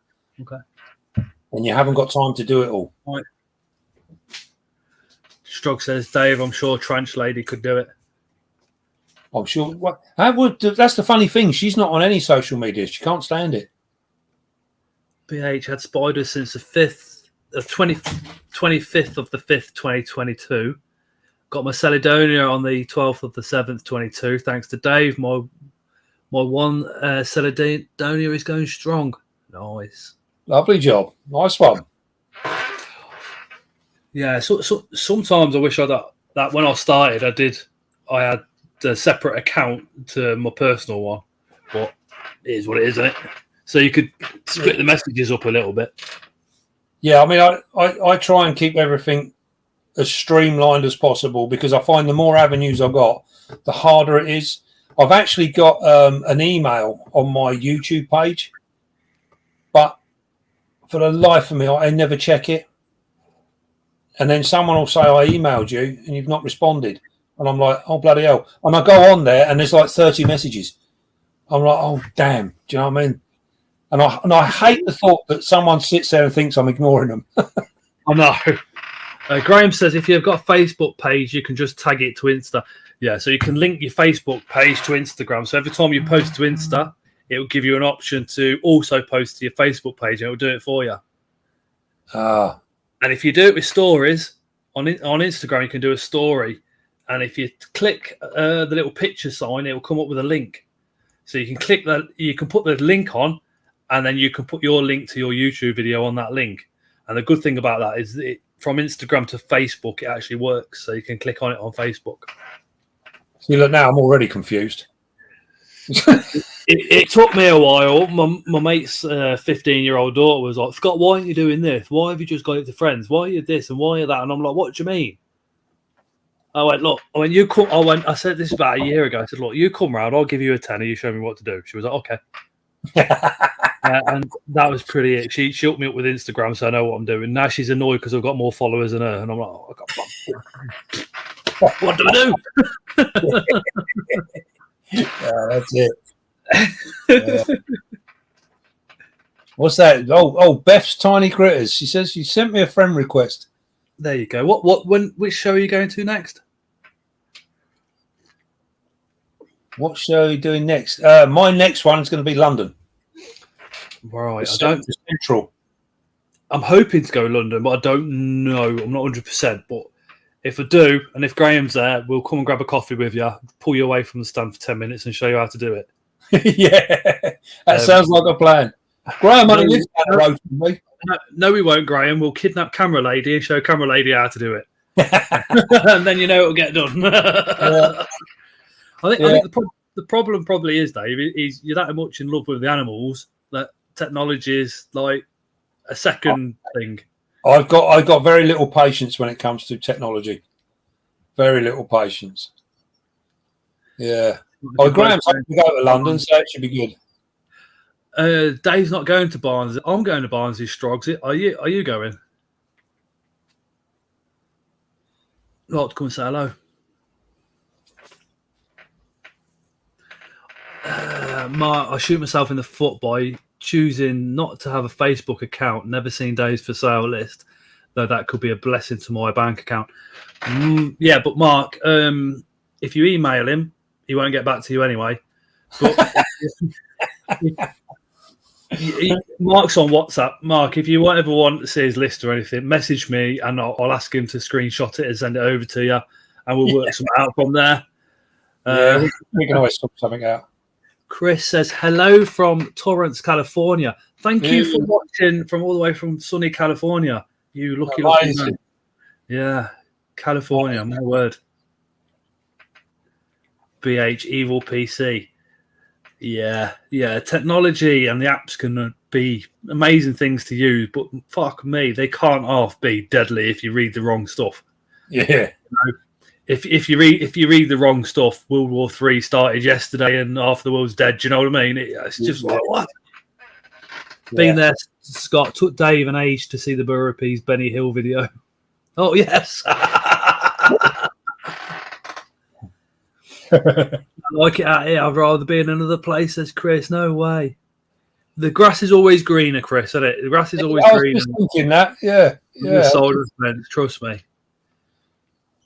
Sometimes, you have those moments you think, I fucking hate this house. And you think, well, do you want to go back to when you was homeless, wishing that you had somewhere to live? And it's like, oh, yeah, that's a good point. And then suddenly everything's all right again. So sometimes you have a little think how worse it could be. And it's funny actually you saying that, because I often hear sort of people say that, and I think to myself, bloody hell, we've all been there, but not everybody has. I know, yeah. You know what I mean? I've been there. I've been homeless twice, and it's like it's quite a culture shock. You sort of it makes you into a different person in many ways. Instead of having hot water to have a wash with, you've got no water to have a wash with. Yeah. You can have money and then suddenly you've got nothing. And it's like, oh, what's this feeling in my stomach? What's this pain going on? Oh, yeah, I haven't had anything to eat for the last 2 days. And you'd be oddly surprised to what you suddenly find like appetizer, because literally anything is. And it's, the length you go to is quite crazy. I think it's, I must admit, it is one of my little pet hates. Is when I hear people sort of, commenting that, they can't cope, they can't do this, can't do that, and you sort of sit and you think to yourself, bloody hell, you're actually living a really quite a blessed life. You got a good thing. You want to try the other side of the page every now and again. It's It can be very, very different. See, some of my friends that were homeless sort of 8-9 years ago when I was still homeless. Really? I'll see him in town. I'll go sit, chill, have a cup of coffee or whatever. Yeah. Yeah. Some actually choose it, don't they? You know, some people do choose that as a way of life. They actually prefer it. It wasn't something that I preferred, but but yeah, some people are happier like that. One of my friends, he's got long dreadlocks. He's such a nice guy, educated, got a degree. He's homeless, and he likes to be homeless. He doesn't do anything with his benefit money the whole year, and then he'll go to Thailand for a couple of weeks, and then when he comes back, he'll go back to being homeless. Wow. And that's what he does. But that's his life. He enjoys it. And he said to me, he said, I don't want to live anywhere. He says, I'm happy on the streets. Yeah. He said, everybody comes up to me trying to get me an house and stuff like that when I don't want it. I want to live how I'm living. And it's like, yeah, fair enough. You know, who am I to tell you how to live? You're not, are you? Yeah, I think apart from, you know, yes, Mike, the obvious problems, you know, it's a scary place as well. You know, it is a scary place. Yeah, I mean, I know I'm not like the biggest of men, but I do carry a bit of weight. And even for somebody my size to go on the street, it was very scary, because you hear stories, and a lot of them aren't even stories, because a lot of stuff goes on, like violence and stuff, that will never ever see a paper, never see a policeman either. And some of the threats and some of the things I've seen when I was homeless, I've seen a guy set on fire because he owed a dealer 20 quid. So he had petrol literally thrown all over his legs, and he was set on fire. The dealer was then out and about the following day, didn't get arrested, didn't get nothing. People were too scared to say anything with the dealers. There was an old lady thrown off a bridge because these two people that chucked her off the bridge, it was part of the rites of passage with the gang. One homeless kid robbed somebody's bike because he needed some cash. He got stabbed to death for it. It's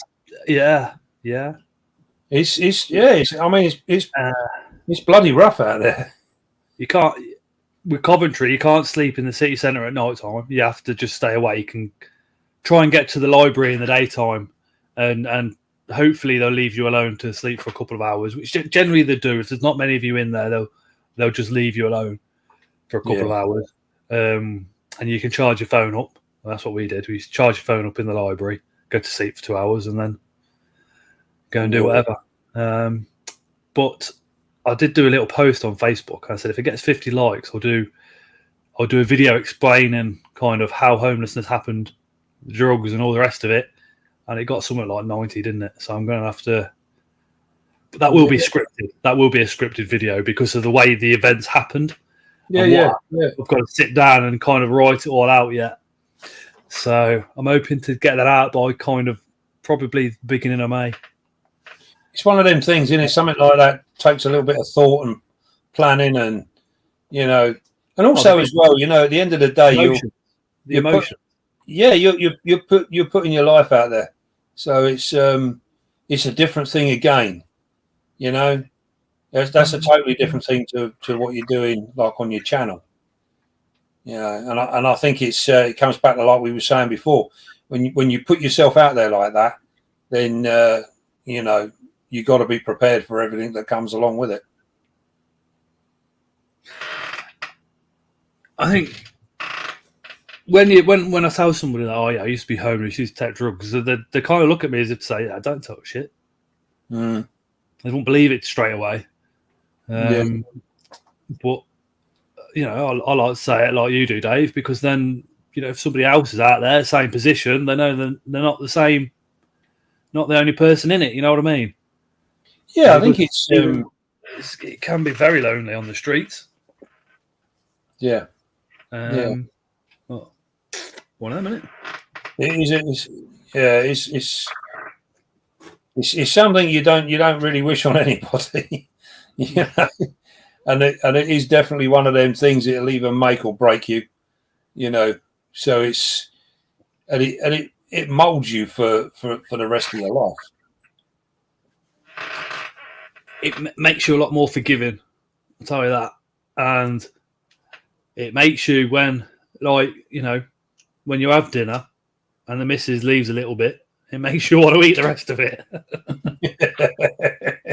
Got one of my friends still eats food that fast, it's unreal, because he said he was homeless in the 90s in a notorious hostel in Coventry, which was you put your stuff in your room, you come back and it'd be gone. The light would have come off, no cameras, nothing like that. Police there all the time.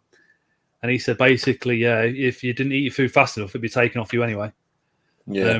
So he still eats very, very fast. And he said he can't get out of the routine. He said it's just how it is. Yeah. The problem is, it's that same old thing, isn't it? It doesn't matter how big and brave you think you are. There's someone bigger and braver than you. Oh, fuck yeah. Big time. Massively so. I mean? It's massively so. Massively so. Yeah. All right.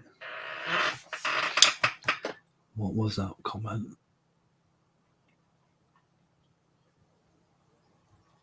Oh, Susan says it nearly finished her. Hey, night, Gordon. Yeah, see you at Barnsley, dude. Good night, buddy.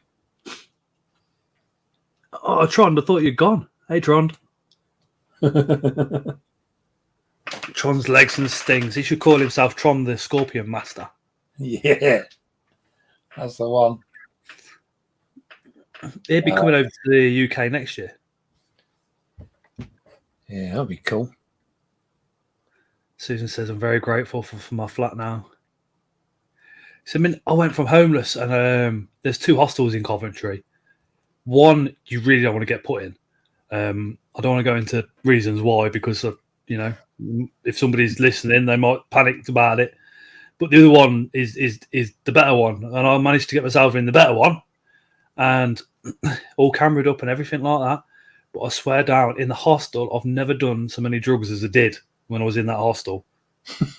And we're all skinned, yet drugs were just... We managed to get money for it somehow. And we're either in the garden or out the front, smashed up. It was like, fuck, how? Where we got the money from? I got no idea. It was always somebody's payday, you know what I mean, every day. Yeah. So if I could have all that money back, I'd have that Borough piece.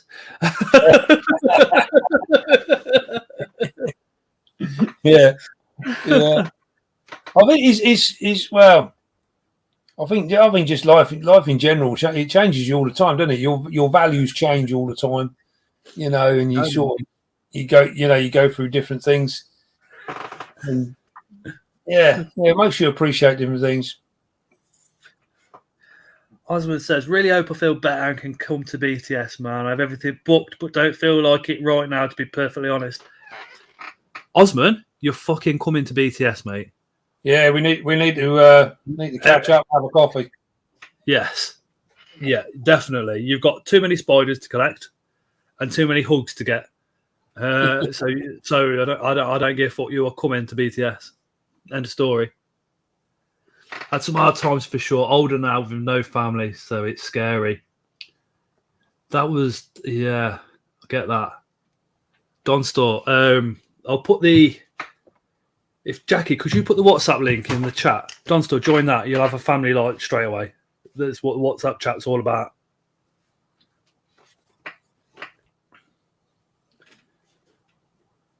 Yeah, I wish I could molt. Could use a new boy's body. I think we're all like that, dude. I think one thing that's 2 things in life that are certain, and that's you will get older and the taxman. Yeah. Oh, it's a fucking... I was sitting here thinking I've got rats. It's a fucking crabs rubbing themselves up against the glass.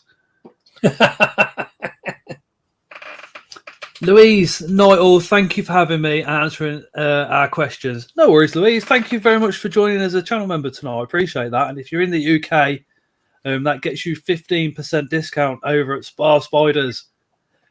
Love Luke for doing that, man. Just message him and he'll give you the code. So as long as you're a channel member for, that's how you get it. Channel membership's like £3 a month. So if you spend enough on spiders, it will pay for your channel membership and money off your spiders. We're something like, I think we're 50 subs away from the 8,000 subscriber mark as well, which is You flying, man. fuck it. I'm flying. You can fuck off. 75,000. What the fuck? What the fuck? Hey, I remember it weren't that long ago, and you know, you were a lot lower. 4,000. Yeah. We did the big giveaway. 8,000. I mean, that's been in no time at all, really. But this is how it goes now. You'll go 8,000-10,000, and all of a sudden you'll have a mad leap. You know, something will happen. You put a video out there, you'll have a big leap, and it will fly up. Then it will go a little quiet. Then it will fly up. You know, I tell you, you're kicking some good ground. It's good. It's good. At some point you're at 4. I'm pretty happy. I think if I was at your level, I think I'd be like, oh shit. I think or maybe does the pressure disappear, or is it just the same level as pressure that when you're on? I think. Do you know? I never really looked at it like that. So I just sort of enjoy what I do. Just get. And I'm quite thick-skinned as well, so I don't tend to worry too much. You know, I've sort of passed all that, really. I think I just don't. I don't bother. You know, it's like I think I've said before. You know, I just do the channel really just to share what I do. You know, it's entirely up to you if you want to listen or not. It's, you know, it doesn't make any difference to me. Yeah, and you know, if the internet was to collapse tomorrow, I would still be doing what I'm doing now. I just wouldn't be on YouTube, obviously, because it wouldn't be there. But it wouldn't change what I'm doing with my spiders. Don, follow. Oh, Jackie's just done it. The WhatsApp link's just gone into chat. Like I said, even in the middle of the night, there's people in there chatting. Matt works nights, and he's normally round his phone as well. I am pretty thick-skinned, but when it comes to my wife or my kids, I just lose a plot like that. I don't give a fuck. If I wouldn't care about losing subscribers or anything like that. If somebody upset one of them, yeah. But you know that's your everything, isn't it? You know, what would you do without a camera lady?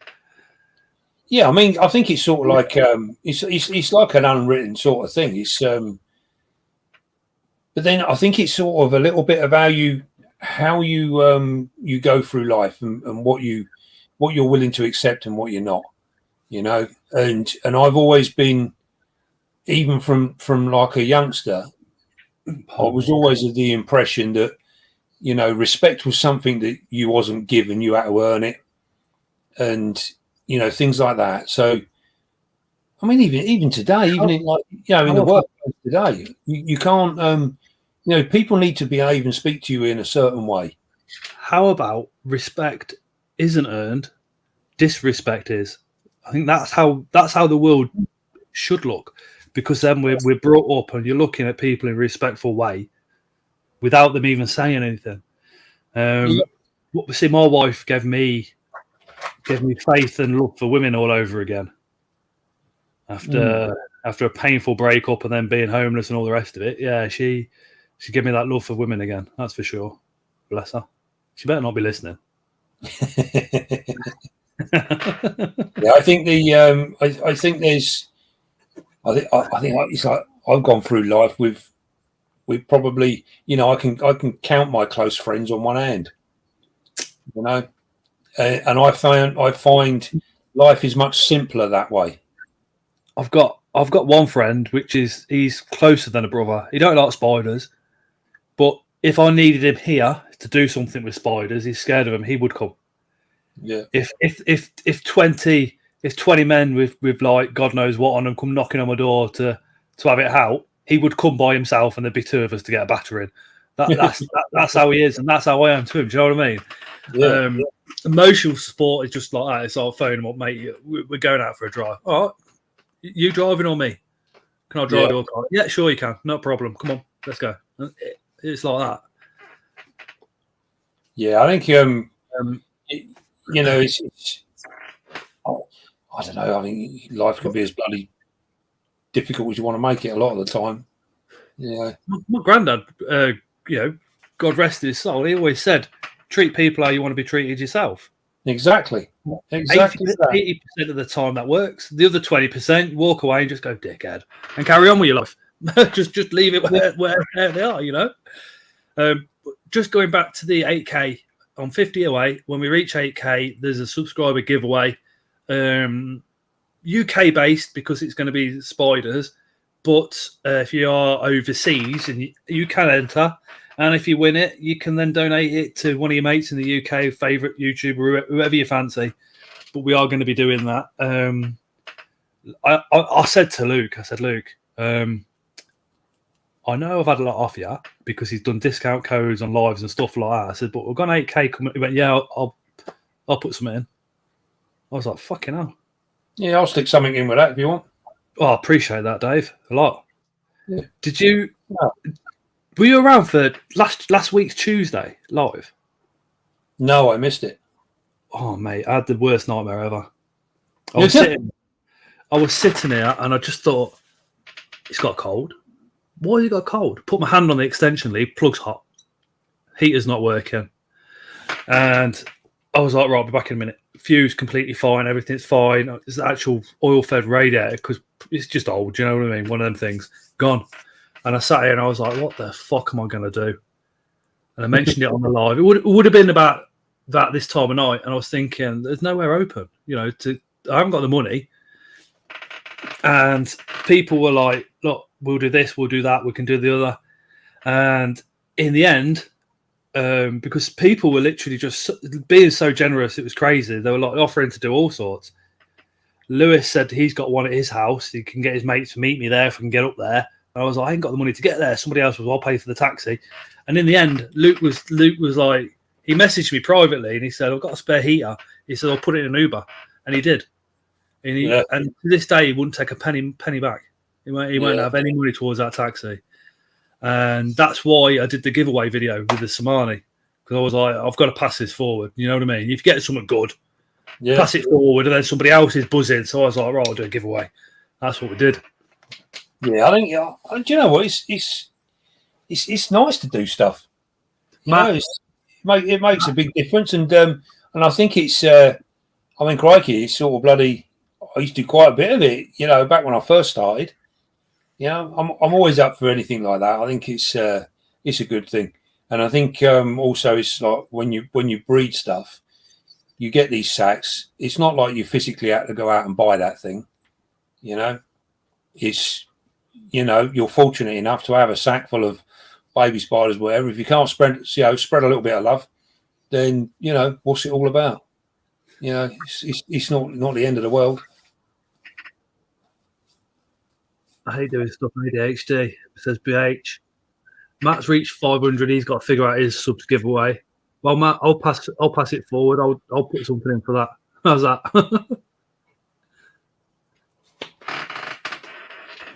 Yeah, it's cool. I think there's a lot of support out there for different ones, and I think Matt's in the UK as well. You find out after a while, don't you? The ones that are willing to support you as well, and stick with it. I mean, I think we said once before this, it's weird. As time goes by, you get different ones drop off, other ones ignore you. Completely, yeah, completely. You think, what did I ever do? You sort of sit there and think, blimey, it was all chatty a month ago. I chat to somebody, right? I've got a couple of their spiders because they can't have tiny ones in their house. And we were admins on the same group. And I kept being demoted and chucked off being an admin. And the guy that runs it, we're good mates. I was like, what's going on? And he went, this person keeps whinging about you, keeps chucking you off. He went, so what do you want to do? And I went, just tell him to pack it in. And I'll pretend I don't know. And he just removed him in the end. And and I just carried on chatting to this person normal, like nothing had ever happened, like I don't know anything. I'm like, but why the fuck would you? I don't know. It's funny actually. You saying that? It's like sometimes I get like private messages, and there'll be people like, "Oh, Dave, can I ask you this? You know, what do I do here? What do I do there? What, you know, how's this work? How's that work? All the rest of it." And then I'll see a post go up on Facebook, and they'll be like, "No, I fucking hate YouTubers. Can't stand them." You know, and you're like, "Hang on a minute. Why'd you keep messaging me?" I've seen that. You know what I mean? It just makes me laugh. I just sort of think, fucking hell. Somebody tagged me on something the other day and just whinged, and I was like, I don't even know you. Who are you? Yeah. And somebody else that I know knows them, and they were like, yeah, they tagged me as well about something. And the person was like, you know, I said to him, I says, well, they're just like this name. It don't even sound right. And the person was like, no, the real name's this and they live here. I was like, no, don't none of that shit. And this person just went, they're just a shit stir and everybody knows it. They were like, give it another 5 minutes and their comments would be deleted. And guess what? Their comments were deleted.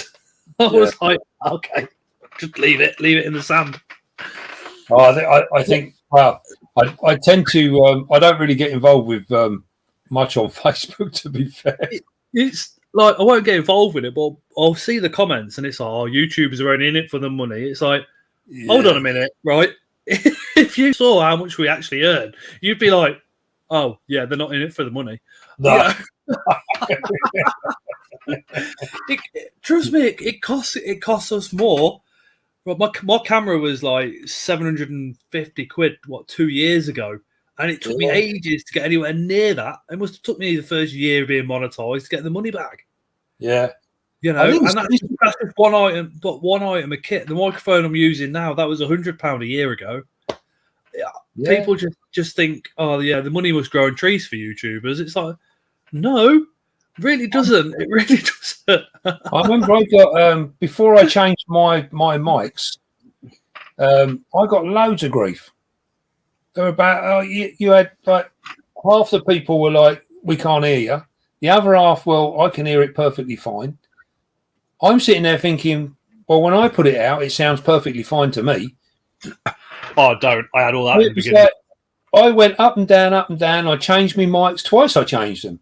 And then you sort of, you got all these people, you know, and some of them get quite snotty and like, you know, get quite aggressive with you because you're not doing what they want you to. I know, yeah.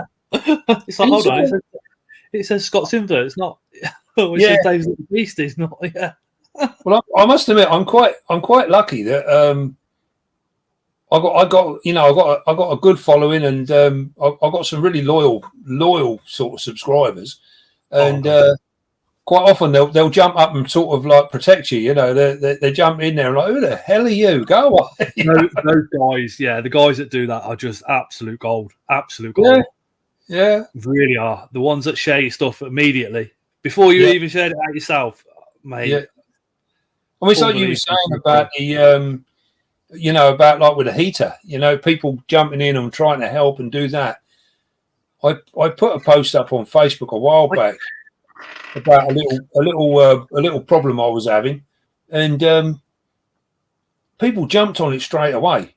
Literally jumped on it straight away, and it was all about some spiders that hadn't been paid for, and I ended up with all these people where I'd sold bits and pieces and what have you. All of a sudden, my PayPal started going bloody mad, and it was people throwing money into my PayPal, and they were like, "Hope this helps. Hope this helps." I had 3 different people pay it off in full. Oh, literally paid the bill off in full. And I was sitting there thinking, oh my God, this is not what I want. I didn't want this. You know, this, I just wanted to make people aware, you know, and just sort of like vent my frustrations really.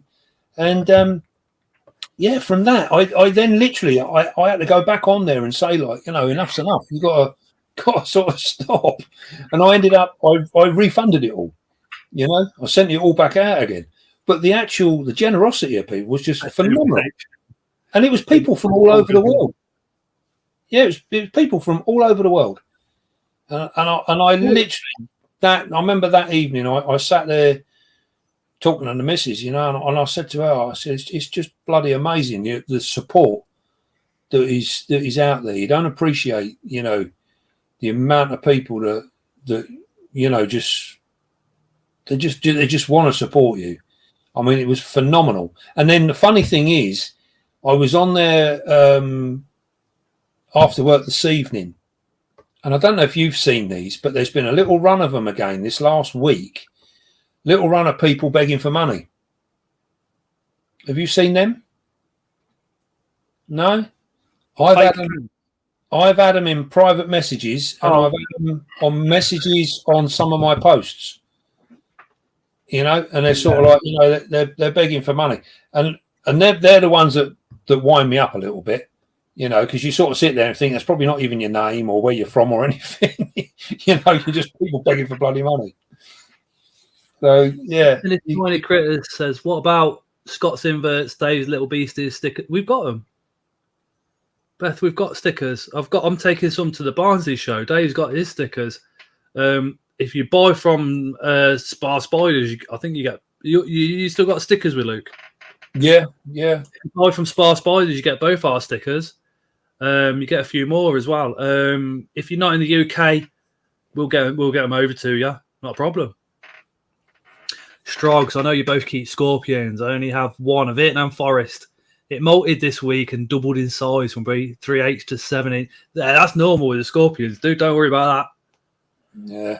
I'm in the US. I can't order from Beth. Send me a message, Beth. With your name and address, and I'll send it to Dave, and we'll send you some over.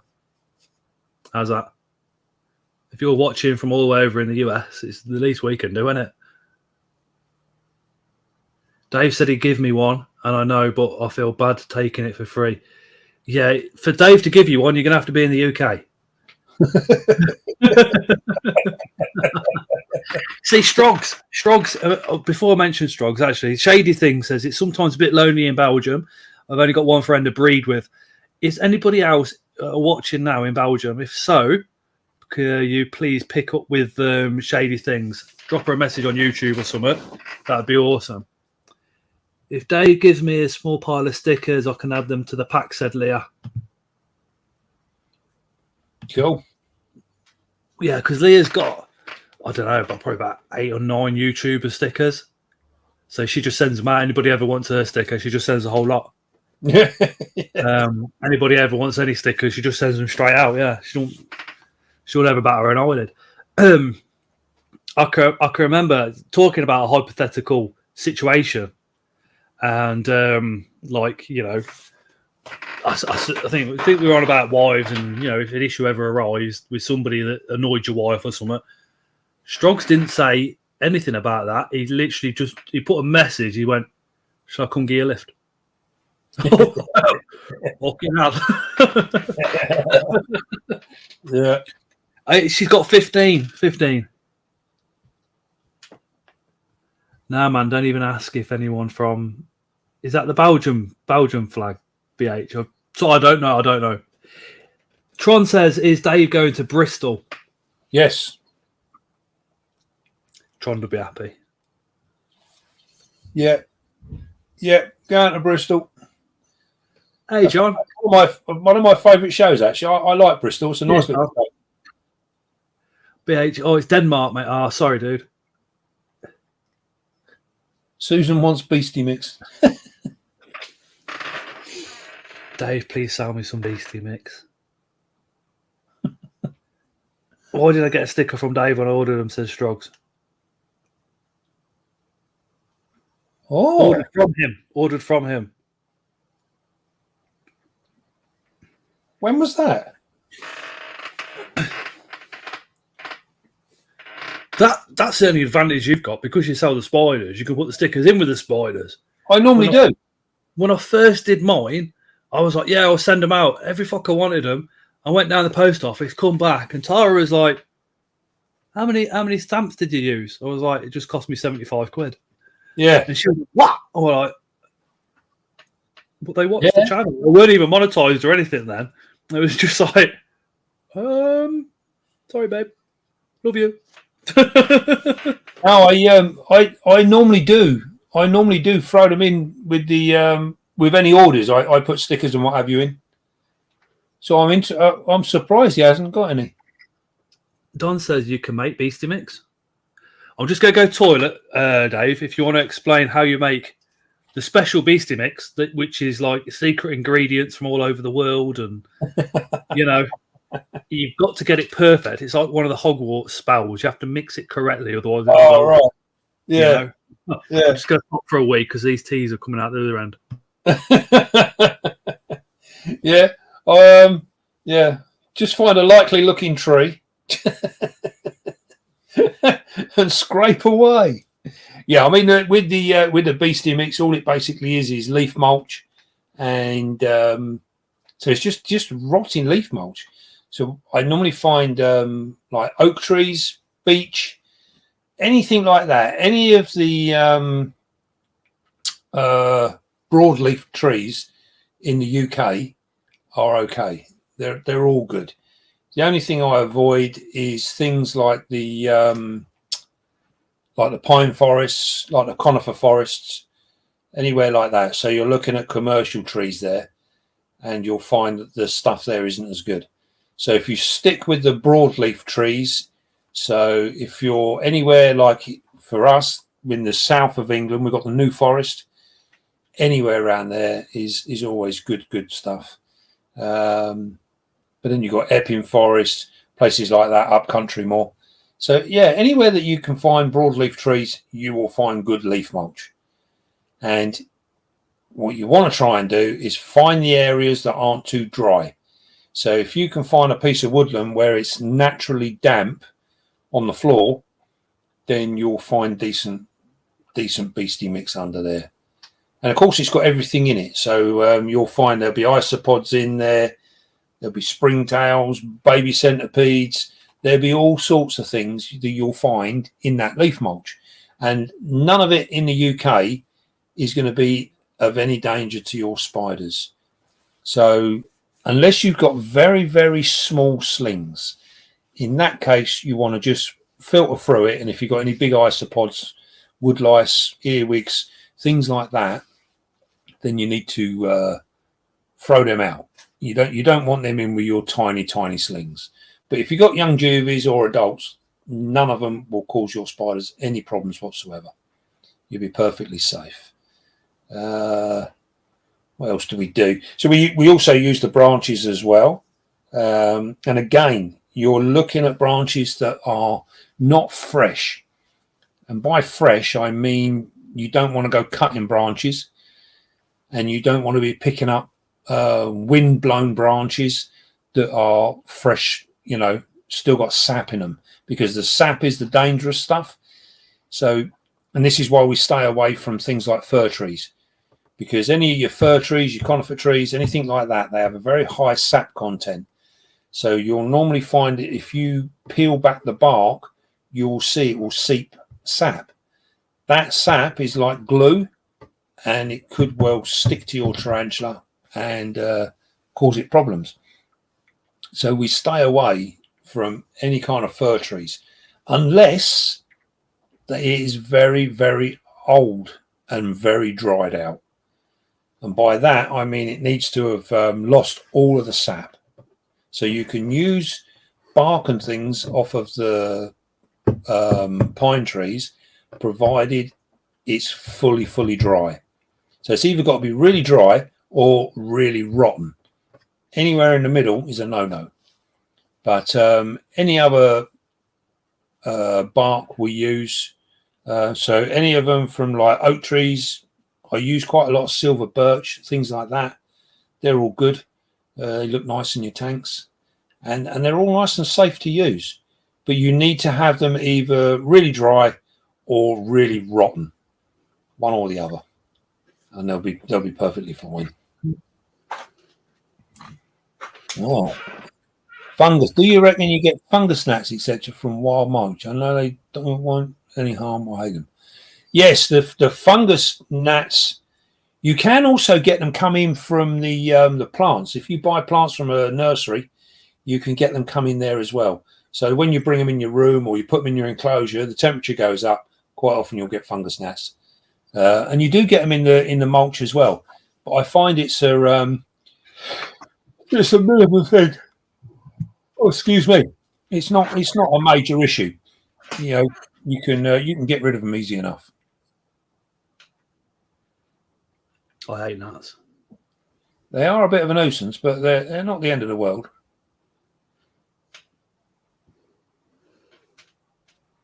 What's that? They don't sterilize. You collect from. Best to avoid where there's a lot of human traffic or dogs. Unfortunately, I have only a small park near me. Yeah. Yeah. Or back gardens as well, because you don't know what the previous owner was putting down on the garden. Could be oil in the ground, could be pesticides, could be bloody anything. Brandy, what says, which isopods are safe for your bioactive tarantula enclosure? Realistically, none of our setups are actually bioactive as such. They are live planted, as we call them, but the safest ones are the dwarf whites. So the really, really, really small ones. Your ones are catching, says Susan. After seeing the mulch video, I never bought moss, branches, or leaf litter ever again. Only potting soil. Leah said, this is why I sell them cheap, as it helps people who don't have access. Hey, Somerset Spiders. Yeah, because you can pick a bag up, like a leaf litter like this, and it will cost you a tenner. And you think, what? And Leah sells it cheaper than that.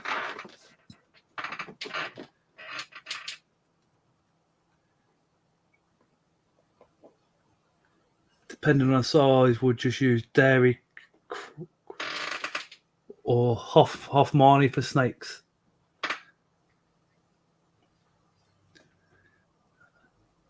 £2.50 a bag. It costs you that in fuel to go and get them.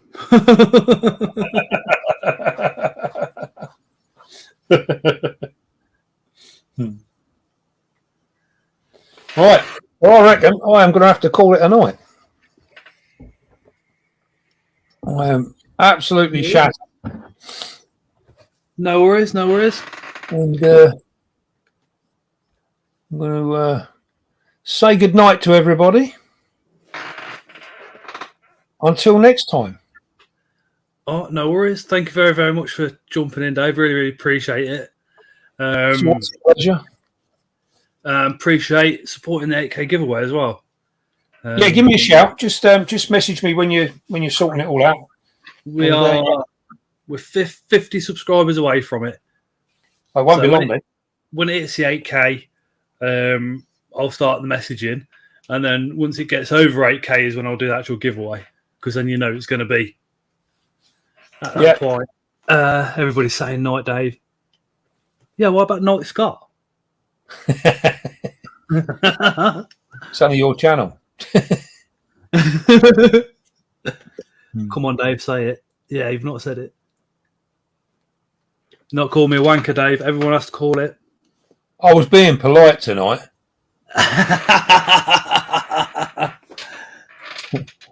Doesn't always happen. Doesn't always happen. Yeah. But you're right. Yes, he has. BH still got tarantulas in the EU. Yes, I forgot to message you back, didn't I? So sorry. It's easier to message me on my personal Facebook, BH, than what it is my page, because I get them a lot quicker.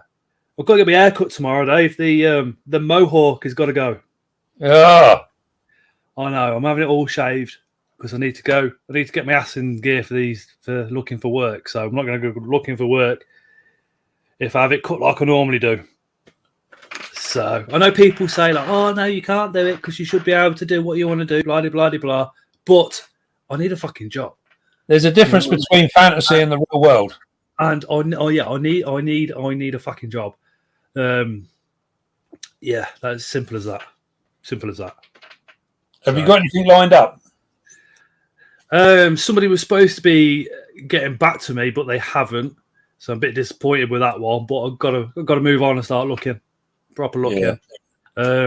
The delivery stuff, the moving around, removals. I don't know what's going on. The guy that owns it, he's got a lot of money and he's just had 2 dogs, so he's not putting the work out because he's not looking for it. So he's looking after these dogs all the time instead. So I'm like, I can't live on no work for 4 weeks. Do you know what I mean? Because you got your dogs. Yeah. Um, Have you thought about the agencies for driving? Yes, yeah. I've looked on. Well, I haven't looked at it. I've just thought about it. So I've got to get my ass proper engaged. I'd jump on them if I were you, because I mean, you could literally be in work by the end of the week. I can drive forever a day as well. Literally, it don't bother me. I can drive forever a day. But I mean, it's regular work, isn't it? You know, you can do a lot. I mean, channel donations is the only reason that I spend money at shows. The rest of the time, it's like, what the fuck? Yeah, and it's I just can't. I've got to get a proper job. Yeah. So if anybody wants feet pics sent over or anything like that, just message me and we'll work out the costings later. Yeah. That's cool. Right then, I am going to disappear. Yes, and me, I'm feeling it a bit too. Yeah. I'm going to Dr. Scott now on OnlyFans. Oh, yeah, if I had the confidence, I'd be on there. If I thought I could make money on it, I would be on there. But yeah, anyway, beard pics. As soon as they say it, Dave, you still haven't said it. I did. Yeah. I did. Oh, he said it. Yeah. See, like $2 donation for your feet pics.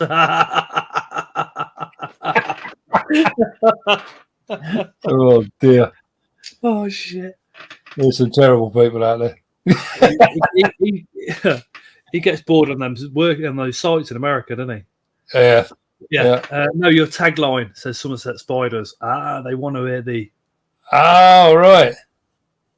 The outro. The outro. Well, I hope you enjoyed that. And don't forget, be calm, be gentle, and love your spider. I will see you soon, guys. See you later, Dave. Take care. Everybody in chat, thank you so much for joining today. If you're new, thank you so much for dropping subscriptions. A couple of new channel members we've had tonight as well. Thank you guys so much. Really appreciate all your guys' support, comments on the videos, likes, and getting involved with the other channels that come in the comments as well. That means a lot to me because that's how everybody kind of grows. BH, nice one, BH. Appreciate that. DKK19. Thank you, dude. But yeah, that's quite important for me. Is when other channels come in that you pop over and give them a subscription as well, and you've done that tonight. So thank you guys so much. And my next video will be the show video on Monday. Nice. I look forward to that. Mark the Spider Guy, I know he's not been in chat tonight, so something must have happened with him. But tomorrow night, he's got Deadly Tarantula Girl on. And that's from 8 p.m. GMT. He's really nervous and really worried because it's the first time he's had like a proper guest on and all the rest of it.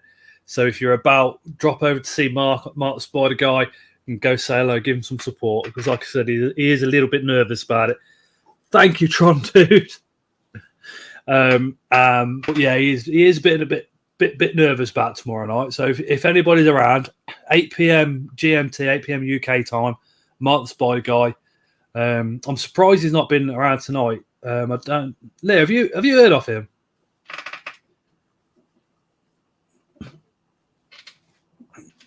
Because he bloody crabs. He was going to jump in at some point and come say hello and that, but. Leah's just dropped his link in chat. I'll see if I can get over there tomorrow.